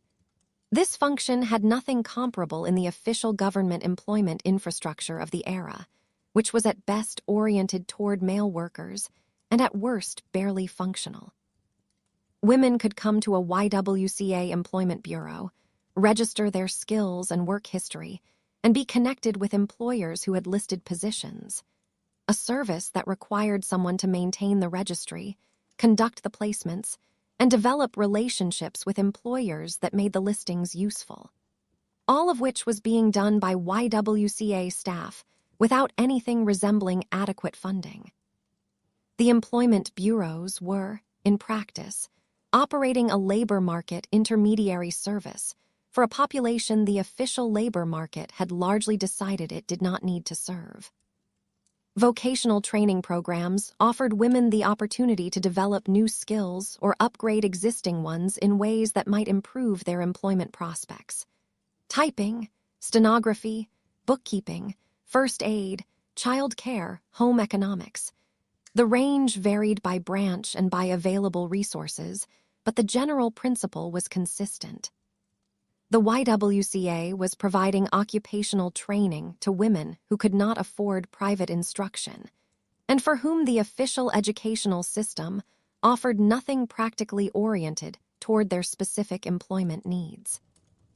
In a decade when the difference between knowing how to type and not knowing how to type was the difference between a clerical job and a domestic service job, a meaningful wage difference, that training was not incidental. It was economically significant. Cafeteria and meal services in YWCA buildings offered food at prices calibrated to Depression-era working women's budgets, deliberately below what the surrounding neighborhood might charge, because the women who needed the service were the women who could not afford to eat otherwise. There is something worth sitting with quietly here. The YWCA had been watching working women's actual needs for 70 years and had simply built, piece by piece, what those needs required. No grand announcement, no political architecture, just the steady accumulation of practical response to observed reality. The official systems had the resources and the authority. The YWCA had the attention, and sometimes attention is the rarer thing. You are standing in a street corner in the Bronx, early morning. The air is cold and sharp. Around you, other women are waiting, some holding their coats closed against the wind, watching the cars that slow and then pass. You do not know which car will stop. Then the voice comes back, steady as ever, and it begins. The cafeteria the YWCA ran in cities across the country charged less than any commercial restaurant nearby. It had to. Most of the women walking through its doors had no kitchen in their room, no stove, no icebox, nothing but 4 walls and the space to sit and think about what they were going to eat. A hot meal at a price that didn't require choosing between food and rent was not a small thing. It was, in a very concrete way, a nutritional support program. The religious organization's name was on the building, but the work being done inside it was the work of keeping women adequately fed in a decade when no government program had been designed to do that. Beyond the cafeteria, the YWCA offered what it called social programming. Evening events, discussion groups, classes, recreational activities. Branches that had the facilities offered access to a gymnasium and pool. And these things mattered, perhaps more than they are usually given credit for mattering. Living in a small room, working a full day, managing a budget that had almost no give in it, navigating a city that offered limited genuine social connection. These conditions produced something that didn't always make it into the official records of the Depression, a kind of chronic low-level loneliness. Not acute, not dramatic, but persistent, compounding. The YWCA's programming gave women somewhere to go that was neither their room nor a commercial establishment that required spending money to stay. The social interaction available there was genuine rather than transactional. That distinction was worth a great deal. For women who had just arrived in a city, the YWCA's social programming was frequently the first foothold in building any kind of urban social network at all. The first room, the first meal, the first familiar face. Everything else could come later. There is something both admirable and slightly melancholy about what the YWCA represented in the Depression years. An organization doing on volunteer and charitable, funding the work that a functional welfare state would have been doing on public money. It was not a government program. It was not guaranteed. Its funding was uncertain in exactly the same economic climate that was producing the need it was meeting, which meant that the years when demand for its services was highest were often the years when its financial position was most precarious. Staff were underpaid or unpaid. Facilities were maintained on deferred schedules that left them functional but deteriorating. Programs were cut or scaled back when donations declined. The organization was performing an essential social function with the institutional stability of a charity in the middle of a financial catastrophe. That is a description of the structural problem, not a criticism of the people doing the work. The women who ran and staffed YWCA operations in this period deserve their own chapter of historical recognition, though they rarely get it. Many were themselves single working women who had committed to the organization's mission. They earned modest salaries or worked as volunteers. They brought to the work a practical understanding of the problems they were addressing that came from direct experience rather than abstract study. That combination of organizational competence and personal investment produced an institution that functioned, at its best, with a kind of practical intelligence that top-down bureaucratic programs often lack. The ability to see what was actually needed and design services around that reality, rather than around what was convenient to offer. The YWCA was not without its limitations, and intellectual honesty requires naming them. In the 1930s, the organization was still operating within the racial segregation norms of American society. Most branches in the South were fully segregated. The pattern of separate facilities for Black women was reproduced even in northern cities, where legal segregation was less formal, but the effect was much the same. The YWCA had Black branches in many cities, and the Black YWCA was an important institution in its own right. But the separation reproduced, within an organization ostensibly committed to women's welfare, the same hierarchies that shaped every other institution of the era. The YWCA was doing genuinely valuable work, and it was doing that work within a framework that reflected the racial assumptions of its time.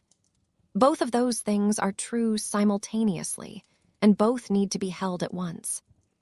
The settlement house movement operated in parallel with the YWCA as a support infrastructure for urban working women, particularly immigrant women, and it had a somewhat different character that is worth examining on its own terms.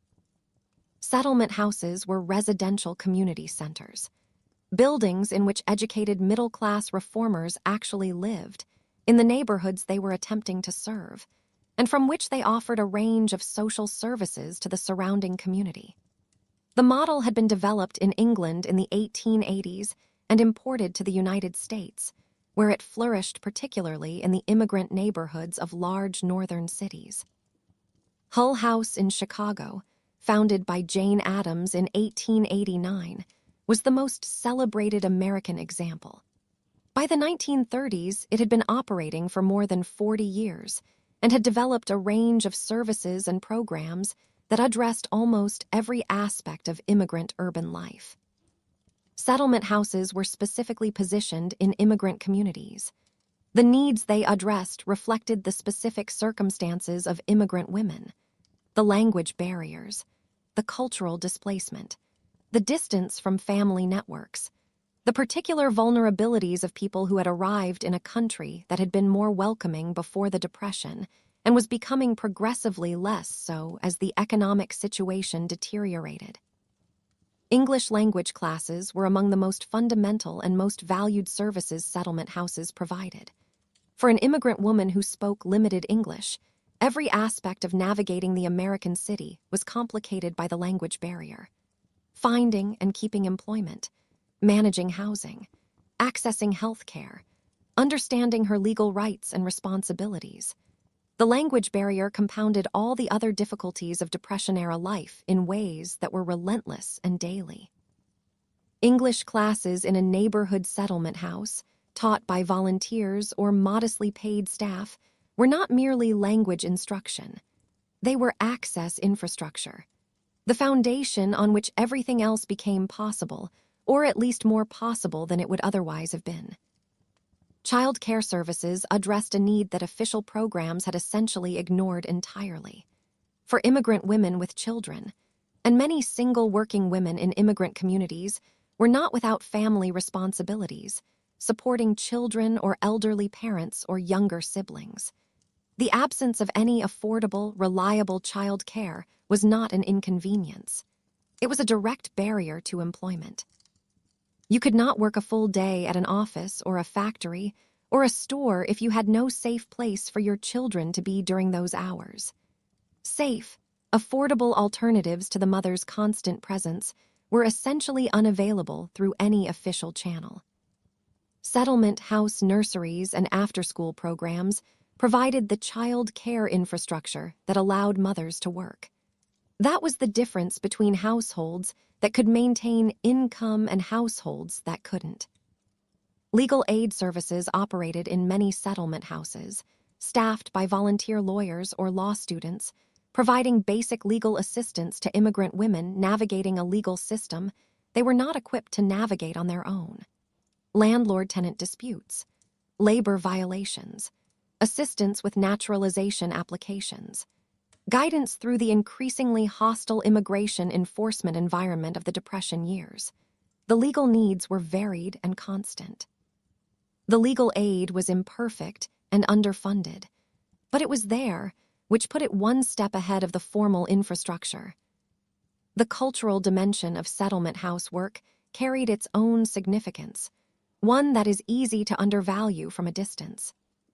For women who had come from cultures with strong specific traditions, food, music, religious practice, holiday observances, craft, and artistic forms, living in American cities meant existing in a space between two cultures, belonging fully to neither. The mainstream culture of the 1930s was not particularly interested in welcoming or accommodating immigrant cultural expressions, especially as the Depression generated more hostility toward immigrant populations generally. Settlement houses in immigrant neighborhoods sometimes created space for the cultural continuity that helped maintain people's sense of identity and belonging, even under the relentless pressure of economic crisis and social displacement. This was not a minor function. Community and cultural belonging are not separate from survival. They are components of it, operating on dimensions that the economic statistics don't capture, but that the personal records of the period document with some consistency. And then there were the networks that had no names at all. No buildings, no funding, no official existence, but which were, in many ways, the most important support infrastructure in working women's lives during the Depression.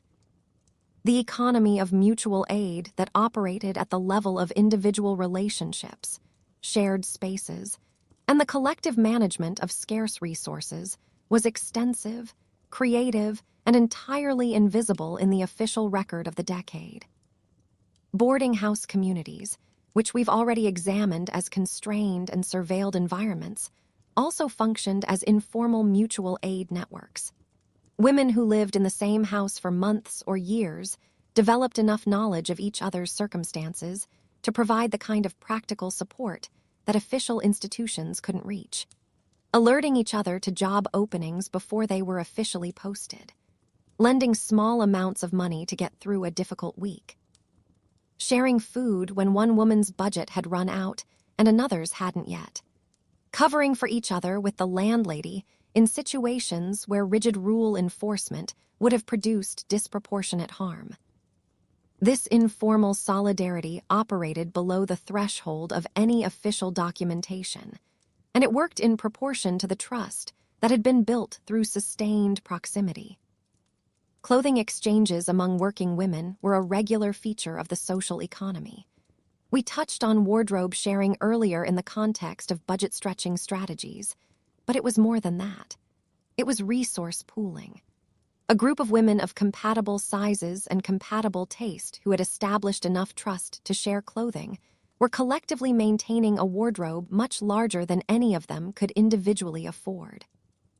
This improved each woman's professional presentation without requiring additional spending from any single budget.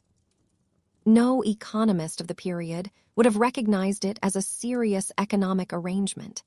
In functional terms, it was a textile sharing cooperative. Food sharing operated similarly. The woman who had received a larger than usual meal at a restaurant and wrapped the remainder to take home. The woman whose boarding house landlady occasionally gave residents extra portions from the kitchen. The woman who had received a care package from family and distributed the contents through her floor. These were all participants in an informal food distribution network that operated continuously and reliably in the spaces between official nutrition programs. Women working in food service sometimes brought food home at the end of their shifts, not always with official permission, but in amounts small enough that the practice was tolerated as an informal benefit in a sector too poorly paid to attract and retain workers otherwise. The food economy of working women in the 1930s was substantially more complex than the official statistics captured. The emotional labor of mutual support deserves its own recognition because it was extensive and characteristically unacknowledged. Women who were managing their own crises were also frequently supporting each other through illnesses, job losses, evictions, and the particular forms of grief and anxiety that Depression-era life produced in abundance. The letter-writing networks that connected women who had scattered from shared workplaces or neighborhoods. The advice shared across boarding house floors and factory lunch tables. The simple presence of another woman who understood exactly what your situation involved because she was in it herself. These were forms of support that official social welfare infrastructure was not providing and could not have provided even in principle. They required the particular knowledge of shared experience, and they were given freely in a context of reciprocal understanding.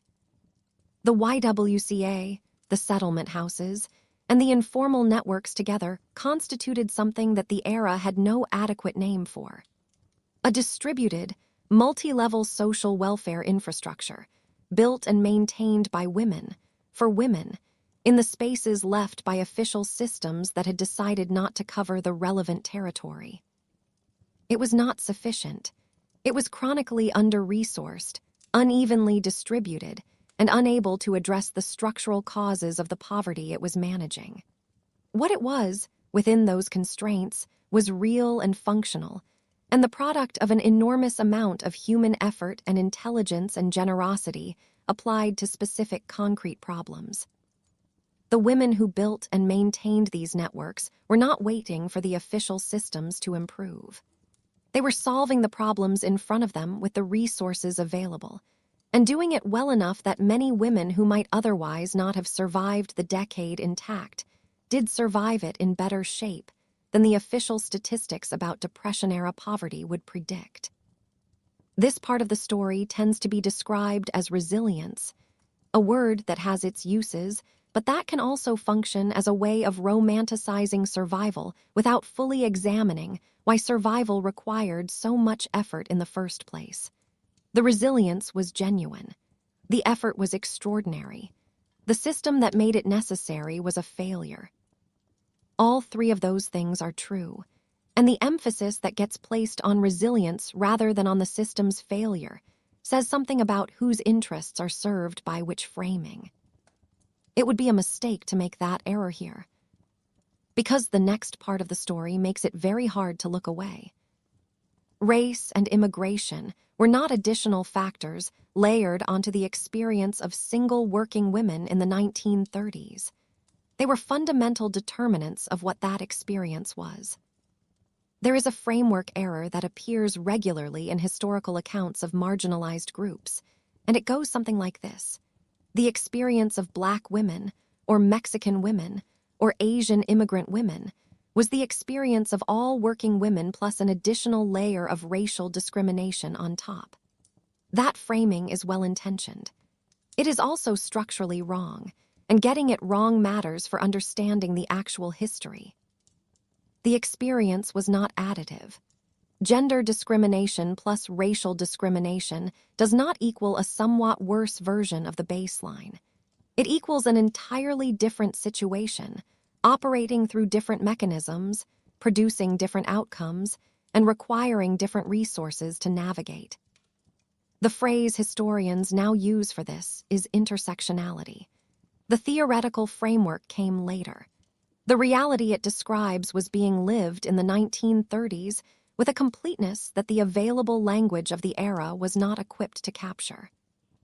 Let us be specific. Starting with Black working women, whose experience in the Depression was shaped by the intersection of race and gender in ways that created economic conditions substantially worse than those facing white working women in comparable occupations, which were already, as 7 chapters of this series have established, quite bad enough on their own. The displacement of Black workers from employment they had previously held is one of the consistent and well-documented patterns of the early Depression years. As white unemployment rose, white workers who had previously considered certain categories of work beneath them, domestic service, some retail positions, certain types of factory work, revised their assessments. Work that had been deemed acceptable employment for Black workers, when white workers had better options, became contested ground when those better options disappeared. The result was a systematic displacement of Black workers from positions they had occupied, in some cases for years, by white workers who were now competing for positions they had previously declined. For Black women, specifically, this dynamic played out most acutely in domestic service, which had been one of the primary employment sectors for Black women, and which contracted sharply as Depression conditions reduced household budgets and simultaneously attracted white workers who hadn't previously entered the sector. The competition for domestic positions drove wages down in an occupation that was already among the lowest paid in the formal economy, while reducing the total number of available positions. Black domestic workers found themselves competing for fewer jobs at lower wages against a larger and differently advantaged pool of competitors, in a context where employers who had previously employed Black workers found it both economically and socially convenient to shift to white workers.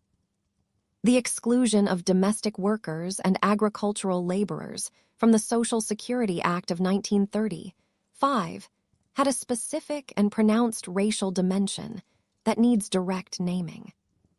In 1935, approximately 90% of Black women workers in the South were employed in either domestic service or agriculture. These were precisely the two categories specifically excluded from Social Security coverage. The exclusion was not framed in explicitly racial language. The legislation was nominally neutral in its categories, but the effect was racially specific in ways that were obvious to anyone paying attention, and the congressional coalition that demanded these exclusions as a condition of Southern Democratic support for the legislation was, in fact, paying attention. The exclusion of Black workers from Social Security's coverage was a political design choice executed through nominally neutral categorical language, and understanding it as anything else requires a determined inattention to the evidence. The practical consequence for Black single working women was a double exposure that has no real parallel in the white working women's experience. White working women employed in covered occupations, clerical work, most manufacturing, could potentially access Social Security retirement and survivors' benefits as a future safety net, however distant and uncertain. Black women concentrated in domestic service had no such coverage. They were also, as a result of the NRA's racial wage differentials and the South's influence on the code negotiations, frequently earning wages below even the inadequate minimums the codes established for white workers in comparable classifications. The floor that the New Deal was attempting to place under wages was, for Black women in particular, a floor they were being held below. Urban Black women in northern cities faced a somewhat different, but not substantially better configuration of pressures. The Great Migration, the movement of Black Americans from the South to northern industrial cities that had been ongoing since the early 20th century, had created substantial Black communities in Chicago, Detroit, Philadelphia, New York, and other major cities. These communities had their own economic infrastructure, professional class, and cultural life that represented genuine achievement under conditions of pervasive discrimination. But northern cities were not havens from racial discrimination in the Depression years. They were sites of discrimination operating through different mechanisms than the explicit legal segregation of the South, but producing comparable exclusions. Black women in northern cities were concentrated in the lowest paid sectors of the labor market through a combination of employer discrimination in hiring and union discrimination in membership. Most of the major craft unions of the era excluded Black workers, either formally or through informal barriers that were equally effective. The industrial unions that the Congress of Industrial Organizations was building in the late 1930s were more racially inclusive. But in the early Depression years, union protection was simply not available to most Black workers, male or female. The occupational segregation that trapped white women in low-wage sectors was applied with additional force to Black women, concentrating them in an even narrower range of even lower-paid options. The informal labor market that the Black press called the Bronx slave market, and that naming was deliberate and deliberately charged, was an extreme example of where the Depression brought Black women in northern cities. On street corners in the Bronx, and in similar informal labor markets in other northern cities, Black domestic workers would gather in the mornings and wait for white women to drive by and hire them for the day at wages that had been driven to minimal levels by the Depression-era oversupply of workers competing for day labor positions. Think about that for a moment, the particular quality of that waiting, the cold air, the passing cars, the not knowing. The women waiting on those corners were, in many cases, educated, skilled, and experienced workers who had been displaced from better employment. They were doing what the available economic options required them to do, in conditions that the Black press documented with a combination of outrage and analytical precision that the mainstream white press had neither the interest nor the framework to match. The Black press, newspapers like the Chicago Defender, the Pittsburgh Courier, and the New York Amsterdam News, was in the 1930s one of the most important documentary resources for the experience of Black workers and Black women specifically.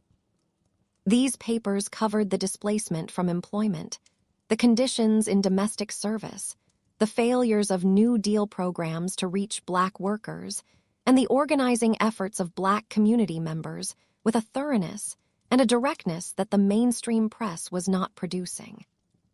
Reading the Black press of the 1930s alongside the mainstream coverage of the same period is an exercise in understanding how completely a society can fragment along racial lines in its account of its own conditions. The same events, the same economic collapse, producing entirely different narratives depending on which press you were reading. Mary McLeod Bethune, educator, civil rights leader, and founder of what would become Bethune-Cookman University, occupies a specific and important place in the Depression-era history of Black women's engagement with federal power.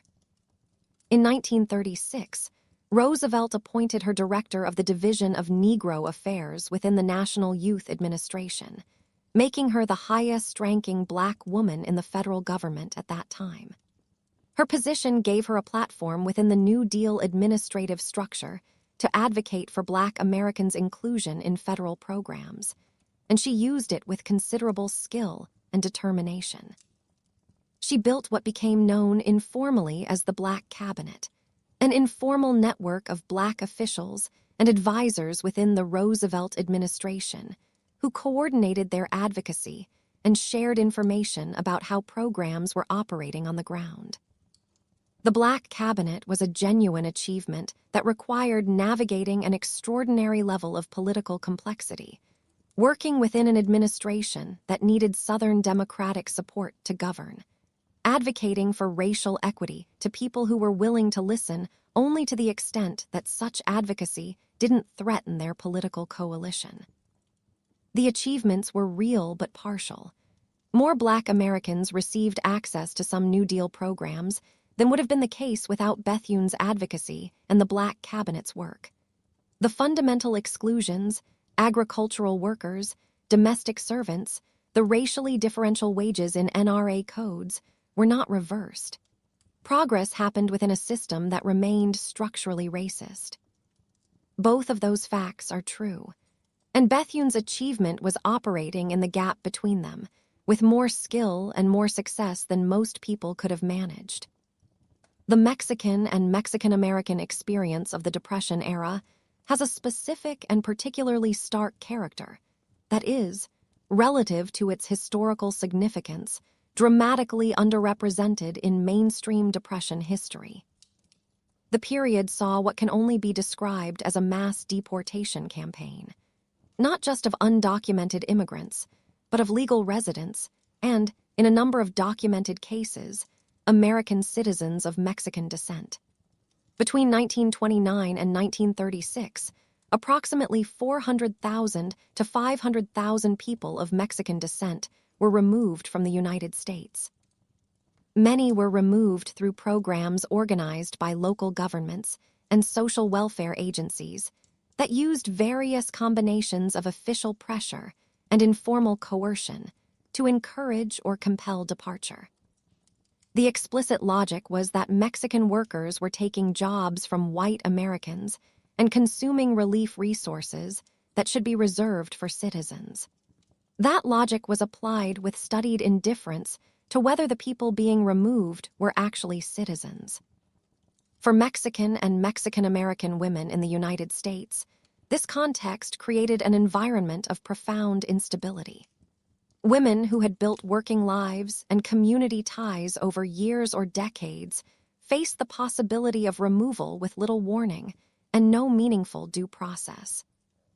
Women who had been born in the United States to immigrant parents held citizenship that was, in practice, not reliably protected against removal campaigns that showed minimal interest in distinguishing between citizens and non-citizens of Mexican descent. Families were separated when some members were deported and others remained, or when some members fled voluntarily to avoid separation, or when removal campaigns caught some family members and missed others through the randomness that characterizes enforcement operations conducted in sweeping, non-individualized ways. The communities that remained, reduced in size, operating under heightened surveillance and social hostility, with community members who had been displaced or traumatized by the removal campaigns, were navigating survival in conditions that included all the general Depression-era difficulties and added the specific vulnerabilities of a population that had reason to be afraid of official attention rather than able to seek it out. Accessing relief programs, reporting labor violations, seeking medical care from public facilities, all of these involved contact with official systems that the removal campaigns had made threatening rather than helpful. Women who needed help and had reason to fear the help-providing apparatus were in a specifically difficult position that the general framework of Depression-era women's survival doesn't fully capture. Chinese American and Japanese American women in the West Coast cities faced overlapping but distinct configurations of discrimination. The Chinese Exclusion Act, though modified from its original form, still shaped the legal and social environment for Chinese Americans in ways that limited employment opportunities and community development. Japanese Americans, concentrated significantly in California agriculture and small business, faced both the general economic pressures of the Depression and the specific hostility of a political environment that would culminate, at the decade's end, in the wartime incarceration of the 1940s. The economic vulnerability of immigrant and immigrant-descended communities in the 1930s was not separable from the political vulnerability. The economic crisis had intensified the hostility that made the political vulnerability real. The support networks we examined in the first half of this section, the YWCA, the settlement houses, the informal mutual aid networks, operated differently and with different accessibility for women of color. Many YWCA branches were segregated, which meant that Black women's access to YWCA services was contingent on the availability and quality of the separate Black branch, which was frequently less well-funded and less well-equipped than the white branch in the same city. Settlement houses in immigrant neighborhoods served the specific populations around them, which meant that a settlement house serving Eastern European immigrants was oriented toward their specific language and cultural needs, and might have little to offer a Chinese woman in a different neighborhood. The informal networks that provided such crucial support within shared communities were less accessible to women whose communities were smaller, more dispersed, or operating under the particular pressures of communities being actively reduced in size by deportation campaigns and displacement. And still, within all of that, women found ways. The Black YWCA branches, underfunded and under-equipped relative to their white counterparts, served their communities with the same practical intelligence and personal investment that characterized the YWCA's best work. Settlement houses in immigrant neighborhoods maintained their services through the same economic precarity that afflicted every charitable institution of the decade. Informal networks persisted within communities, even as those communities were being disrupted. The effort required to maintain any kind of support infrastructure under these conditions, which were worse than the general conditions we've been discussing throughout this series, was proportionally greater. The structural failures were deeper. The gaps left by official systems were wider.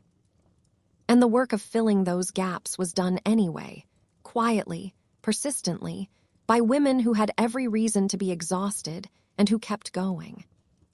That is not a footnote to the history of the 1930s. It is part of the center of it. There is a quiet truth at the center of all of this, one that takes a long time to say properly, but which the evidence has been building toward all night. The 175,000 single working women in New York City alone who were invisible to the official Depression narrative were not all invisible in the same way. Some were outside the frame because they were women. Some were outside because they were women and Black. Some were outside because they were women and immigrants. Some were outside because they were women and Black immigrants. Each of those configurations produced its own distinct mechanisms of exclusion, its own patterns of vulnerability, its own specific resources for response, and its own particular relationship to the official systems that were failing them. The Black YWCA branches were doing the same work as their white counterparts, running on less money, under greater pressure, with the additional weight of official hostility that the white branches did not face. Black church networks provided food, clothing, shelter, and community connection across Depression-era Black neighborhoods with a comprehensiveness that essentially replaced entire categories of official service that simply were not reaching those communities. The sororities and civic organizations of the Black professional class did the same. Delta Sigma Theta, Alpha Kappa Alpha, the National Council of Negro Women, which Mary McLeod Bethune founded in 1935. These organizations ran service programs, scholarship support, and political advocacy that addressed both the immediate practical needs of Depression-era Black women and the longer-term structural conditions producing those needs. They were doing reform and relief at the same time, because the situation required both at once. The specific vulnerabilities of the removal campaigns that we discussed earlier in this series fell differently on Black women, on Mexican women, on Chinese and Japanese American women, on the many immigrant communities navigating the Depression in their specific circumstances. The mutual aid was real across all of these communities. The inequality of the circumstances within which it operated was equally real. Both of those things are part of the story. And I think about that sometimes. How the same human impulse, the decision to help the person next to you, expressed itself across such different conditions, with such different resources, toward the same general end of making it through. There is something quietly extraordinary about that consistency. What the intersecting histories of these communities reveal is something about the nature of erasure itself. The decision not to photograph certain people, not to count them in certain ways, not to build the crisis response architecture around their needs. That decision was not one decision. It was a series of decisions, layered on top of each other, each one compounding the effect of the last. And each layer produced a different configuration of exclusion. The history of single working women in the 1930s is not one story with demographic variation. It is many stories connected by the common thread of gender in a society that had decided to build its emergency systems around male breadwinners, and divided by the many other threads of race and immigration, status and occupation and geography and family circumstance that made each woman's specific experience of that architecture distinct. Telling it as one story oversimplifies. Refusing to tell it because it is too complicated is an abdication of a different kind. The work that has been done over the course of this series is the necessary effort in between, building enough specificity to honor the complexity while maintaining enough continuity to make the complexity legible. You are sitting in a room, very late. Outside, the city sounds like it always does at this hour, distant and unhurried. You have a blanket pulled close. Somewhere in your mind, there are women pressing dresses at 6 in the morning, calculating the lifespan of a single pair of stockings, adding up numbers that never quite come out right. You did not know their names before tonight. You are starting to know what they carried. We started, at the beginning of this long journey, with a photograph, men in bread lines, and the much larger photograph that history decided not to take. We walked through wages that the federal government had legally defined as lower for women than for men doing the same work. We moved through boarding houses where privacy was a theoretical aspiration and the bathroom was shared with 19 strangers. We looked carefully at the economics of lipstick and flower sack dresses, and that one pair of stockings managed with the kind of devoted attention most people reserve for considerably more significant possessions. We examined a dating economy that treated romantic connection as a commercial transaction, and then blamed women when the transaction became complicated. We sat with the specific compounded hardships of Black women, immigrant women, and women of color, for whom all of the above was true, and then substantially worse. And we found, in the spaces between the failures of official systems, the extraordinary informal infrastructure that women built for each other, because nobody else was building it. Now comes the question that all of it has been moving toward. What did it mean? What did it change? What did these women leave behind? The answer, it turns out, is rather a lot. And the particular irony is that much of what they left was left quietly, without announcement, and frequently without credit. Which is exactly how the rest of their contributions had been received. At least there was consistency. The most concrete part of the legacy is what economic historians call labor force attachment. Researchers studying the long-term employment patterns of American women have identified a measurable and statistically significant difference in the lifetime employment rates of women who entered or remained in the workforce during the Depression years compared with women who did not. Women who worked through the 1930s, who maintained continuous employment through the worst economic catastrophe of the modern era, showed persistently higher rates of labor force participation throughout the rest of their working lives. They were more likely to continue working after marriage, more likely to return to work after periods of caregiving, more likely to maintain paid employment well into middle age and beyond. The decade of necessity had become a foundation of habit, skill, and identity, and it did not dissolve when economic conditions improved. This is not a small finding. It represents a real shift in the relationship between American women and paid employment, produced not by ideological persuasion or deliberate policy or cultural change, but by the simple practical reality of a decade in which working was what survival required. And that decade of survival built something durable. The women who worked through the Depression were not becoming feminists in any theoretical sense. They were becoming people for whom working was normal, established, integral. And that normalcy persisted because it was grounded in years of actual experience rather than in a cultural framework that could be revised when circumstances changed. The practical skills accumulated during those years were equally durable. A woman who had spent the 1930s managing a clerical position, navigating bureaucratic structures, handling the administrative complexity of a functioning business office, had developed real competencies. She could type. She could file, manage correspondence, organize information, keep accounts, and do all of it efficiently enough to have held her position for 10 years in a labor market where inadequacy was immediately consequential. A nurse who had worked through the Depression had navigated healthcare resource scarcity at a level that prepared her for essentially anything.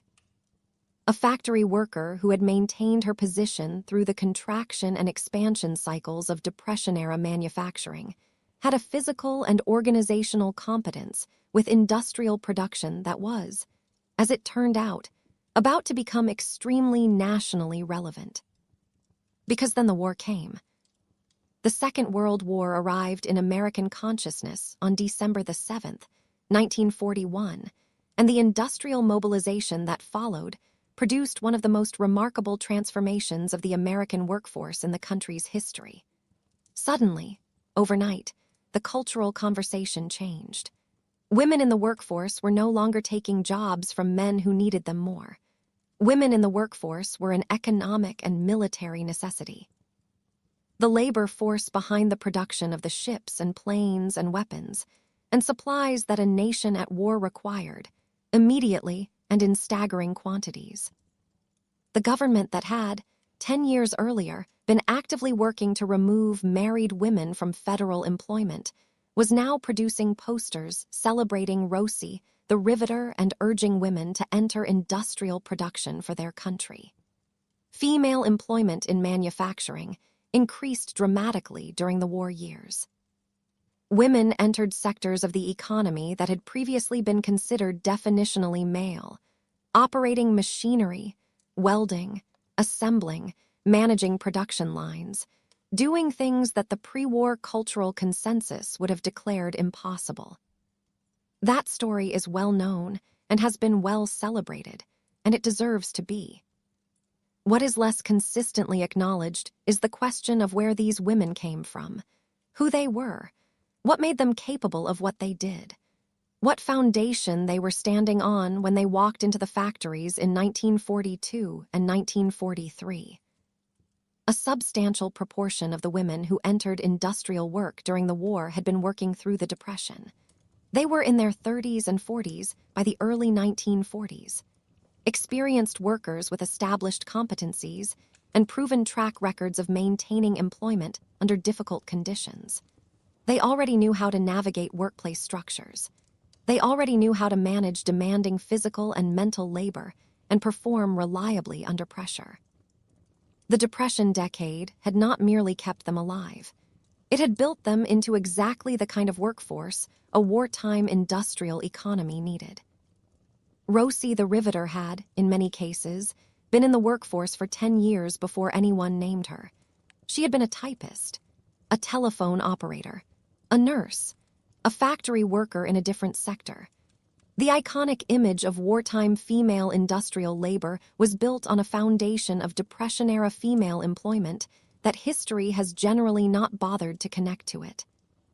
The women who did enter factory work for the first time during the war, younger women, women who had been children during the Depression, were walking into an employment environment that had already been shaped by what the Depression-era women had established. The networks, the workplace knowledge, the demonstrated competence that made it possible for factory managers to accept that women could actually operate the equipment. None of this materialized from nowhere in 1942. It was already there, built over the previous decade, waiting to be deployed at scale when the national emergency finally made deploying it acceptable. The post-war period produced one of history's more awkward cultural reversals. With the men returning from overseas and the official economy transitioning from wartime to peacetime production, the same conversation about women taking jobs from men that had animated the Depression years returned, with a different vocabulary but a familiar logic. Women were encouraged, pressed in some cases, to leave the industrial jobs they had been celebrated for taking and return to the domestic sphere from which they had so recently been urged to emerge. Many did not. The women who had worked through both the Depression and the war had too much invested in their working identities, too much practical economic knowledge, and in many cases too much ongoing financial need to simply step aside because the cultural script had changed. The post-war period is often discussed as a kind of false interval in the history of women's employment, a step backward between the wartime peak and the feminist resurgence of the 1960s. A decade or so of enforced domesticity that preceded what is sometimes called the real transformation. But this framing misses the continuity. The women who remained in the workforce through the late 1940s and 1950s, maintaining employment in the face of considerable cultural pressure to leave, were doing something that would not have been possible without the Depression decade behind them. The labor force attachment that economists document statistically was a psychological and practical reality. These were people for whom working was simply what they did. And the cultural campaign to convince them otherwise was running uphill against 10 or 20 years of accumulated identity and habit. The daughters of these women were growing up in households where maternal employment was normal, where a woman managing her own finances and making her own professional decisions was something observed rather than simply heard about, where the gap between women's cultural roles and women's actual capabilities was visible to a generation growing up close enough to the evidence to see it clearly. The daughters of Depression-era working women were the women of the 1960s and 1970s, the generation that produced second-wave feminism, the women's movement, the push for equal pay and reproductive rights and legal recognition of women's economic independence. They did not, in many cases, know in detail what their mothers had navigated. The stories had often not been told, precisely because the Depression-era working women had been trained by a decade of practice to present themselves as managing fine. But they were standing on the foundation their mothers had built, even when they could not see it clearly enough to name it. Betty Friedan's The Feminine Mystique, published in 1963, described the claustrophobia of domesticity for educated women. The gap between what women were capable of and what their social circumstances permitted them to do. The book struck a nerve that turned it into a cultural event, which tells you something about how many women were feeling that gap and had not quite had language for it.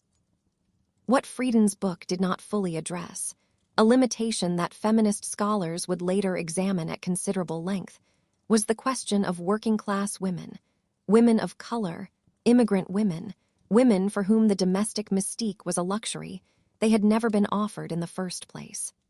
The Depression-era working women we have been discussing all evening were not the primary subjects of Friedan's account, but they were part of the economic and social history that made the account possible. The evidence accumulated over decades that women worked and managed and competently ran the economic infrastructure of their own lives, that this was not exceptional but entirely normal, that the cultural framework saying otherwise was simply factually wrong. The Equal Pay Act of 1963, the same year as Friedan's book, and not coincidentally so, made it formally illegal for employers to pay women less than men for the same work based solely on gender. It was an imperfect law with imperfect enforcement, and a scope that left substantial room for continuing discrimination through job classification and other mechanisms. But it was also the direct legislative descendant of the NRA codes we discussed earlier in this series, the Federal Labor Policy Framework, that had explicitly built gender-based wage differentials into Depression-era labor standards. The arc from the NRA's legally sanctioned pay gaps to the Equal Pay Act spans 30 years. But it is a continuous arc. And the women who had worked under those NRA codes and understood exactly what they represented were among the people who had been making the case against them throughout those 3 decades. The reproductive rights movement of the 1960s and 1970s had a similarly traceable connection to Depression-era conditions, though the connection is less often drawn. The desperate conditions around reproductive health care in the 1930s, the underground abortion economy, the deaths from unsafe procedures, the near-complete absence of legal reproductive health care for most women, had been documented by the social workers and women's organizations of the period, and had not stopped being documented in the intervening decades. The women who were arguing in the 1960s for legal abortion and accessible contraception were building on a factual record that stretched back through the Depression to the Comstock laws and beyond. The history of why reproductive autonomy mattered, and what its absence cost, was not abstract for women old enough to have experienced the 1930s or to have known women who had. There is a specific and important point about what gets called first-person knowledge in historical transmission. Stories that grandmothers and mothers tell their daughters and granddaughters carry information in a way that written history does not quite replicate. They carry the emotional reality, the specific texture of experience, the knowledge of what it felt like from the inside. The Depression-era working women who managed their lives quietly and presented themselves as fine, who pressed their dresses and calculated their stocking budgets and navigated the dating economy and held their families together and kept working through a decade that had officially decided they were not really the main event. These women had first-person knowledge of structural economic discrimination that was detailed, specific, and personal.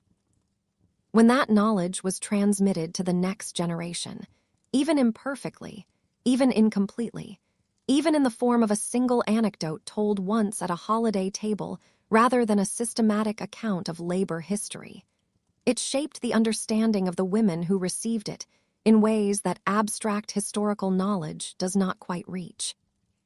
The oral history projects that began collecting the testimonies of Depression-era women from the 1970s onward found consistently that the women who had worked through the decade understood their experience in terms that were often more analytically precise than the official historical narrative had given them credit for.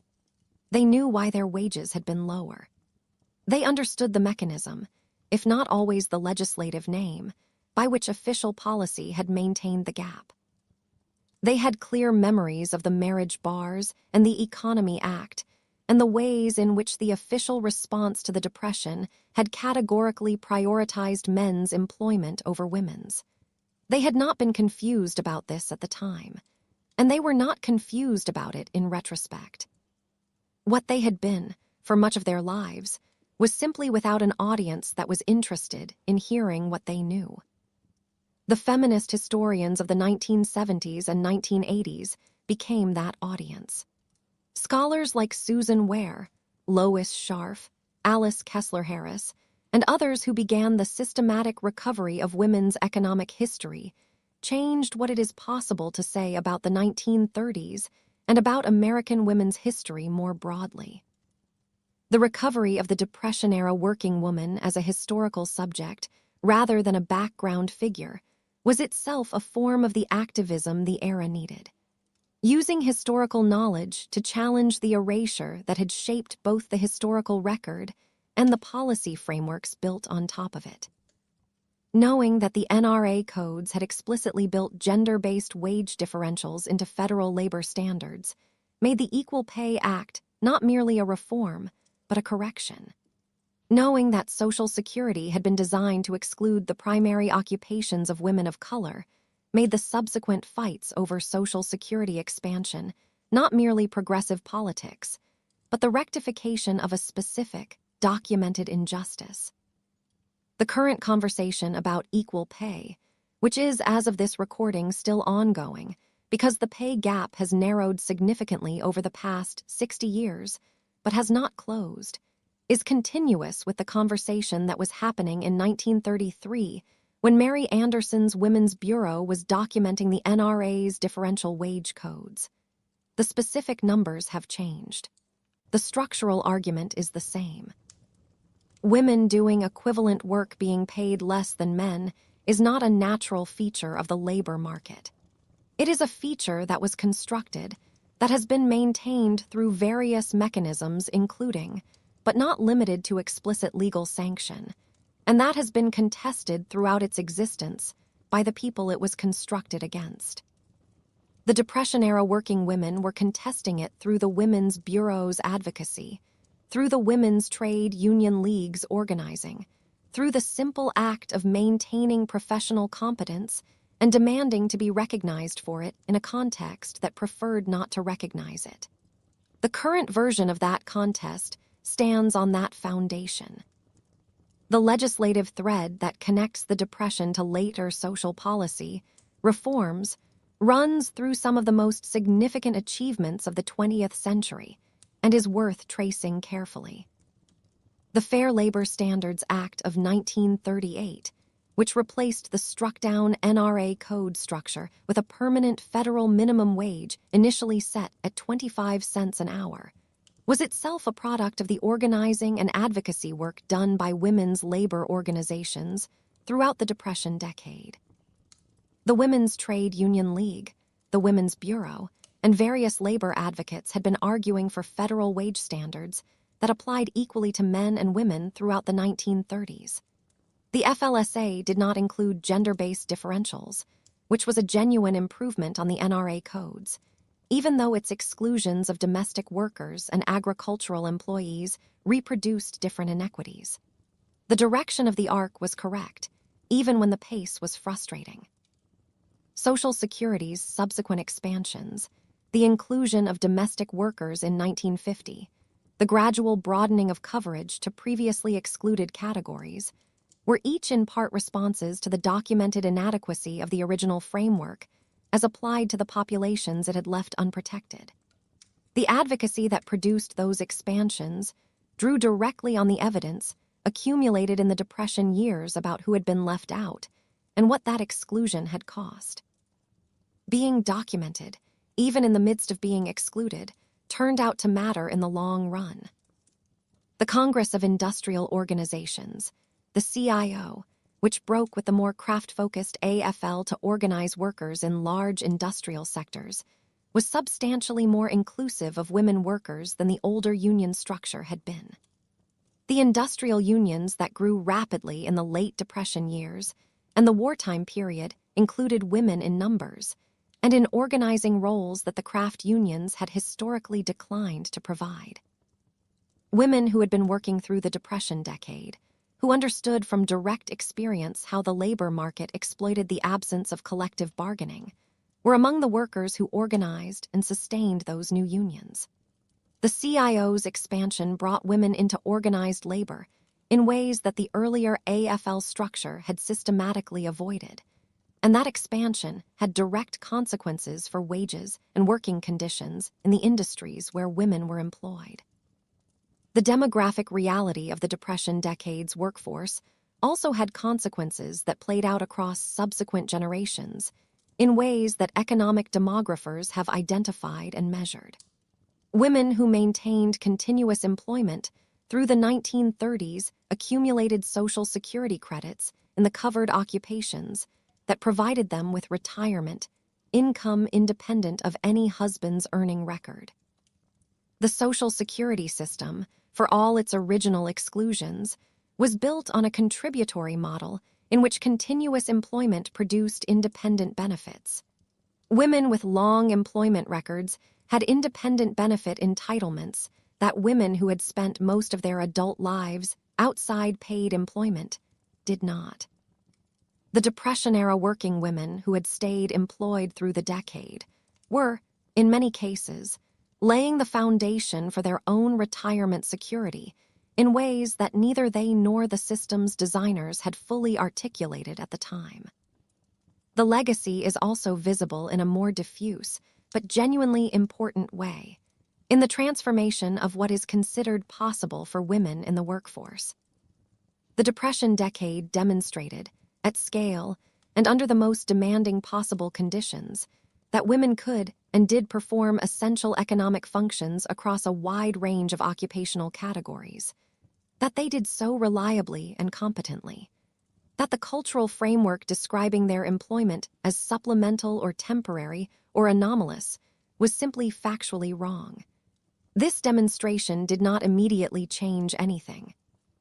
Cultural frameworks are not defeated by single counterexamples, however large the scale, but it accumulated. Each decade of women's continued and expanding workforce participation added to the evidentiary base that made the old framework harder to maintain, until the framework had become so obviously disconnected from observed reality that only the most determined effort could sustain it. The women who built that evidentiary base did not set out to do so. They set out to pay their rent and buy their stockings and keep their jobs, and if the week went well, maybe have enough left over for a movie and a piece of pie at the automat. They were solving the problems directly in front of them, with the tools available to them, in conditions that the official systems had decided not to improve. The revolution, such as it was largely accidental, the product of millions of individual decisions to keep working, to keep managing, to keep demonstrating competence in a context that preferred not to see it. The accumulation of those decisions over time was the legacy. It is worth saying this simply and directly, without qualification.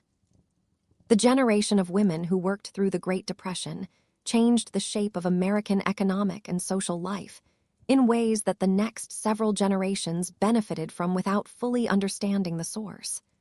The Rosie the Riveter mythology acknowledges the wartime generation. The feminist movement of the 1960s acknowledges the activists and intellectuals who articulated its agenda. What gets acknowledged less often is the quiet decade before both of those things.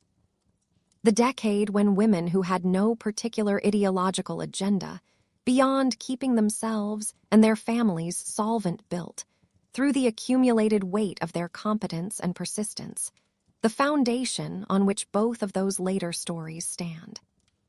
They pressed their dresses at 6 a.m. They managed their budgets with a precision that would be remarkable in any era. They built mutual aid networks out of nothing, but shared need and human decency. They navigated systems designed to exclude them and advocated for themselves in the limited spaces available for that advocacy. They maintained their working identities through a decade of being told, repeatedly and officially, that those identities were the problem. And then they kept going into the decades that followed, still working, still managing, carrying with them the specific knowledge of what economic exclusion looks like from the inside, and what it costs, and what can be built in its ruins. The recovery of these women from the historical frame they were pushed out of is incomplete. No single account can do what several decades of careful scholarship is still in the process of doing, but it is a beginning. And the very least, that can be offered to women who spent a decade being systematically unseen, is the simple act of looking. May they rest easy, knowing that someone finally did. Sleep well tonight. Wherever you are, whatever you're carrying, the story will still be here in the morning. Sleep well,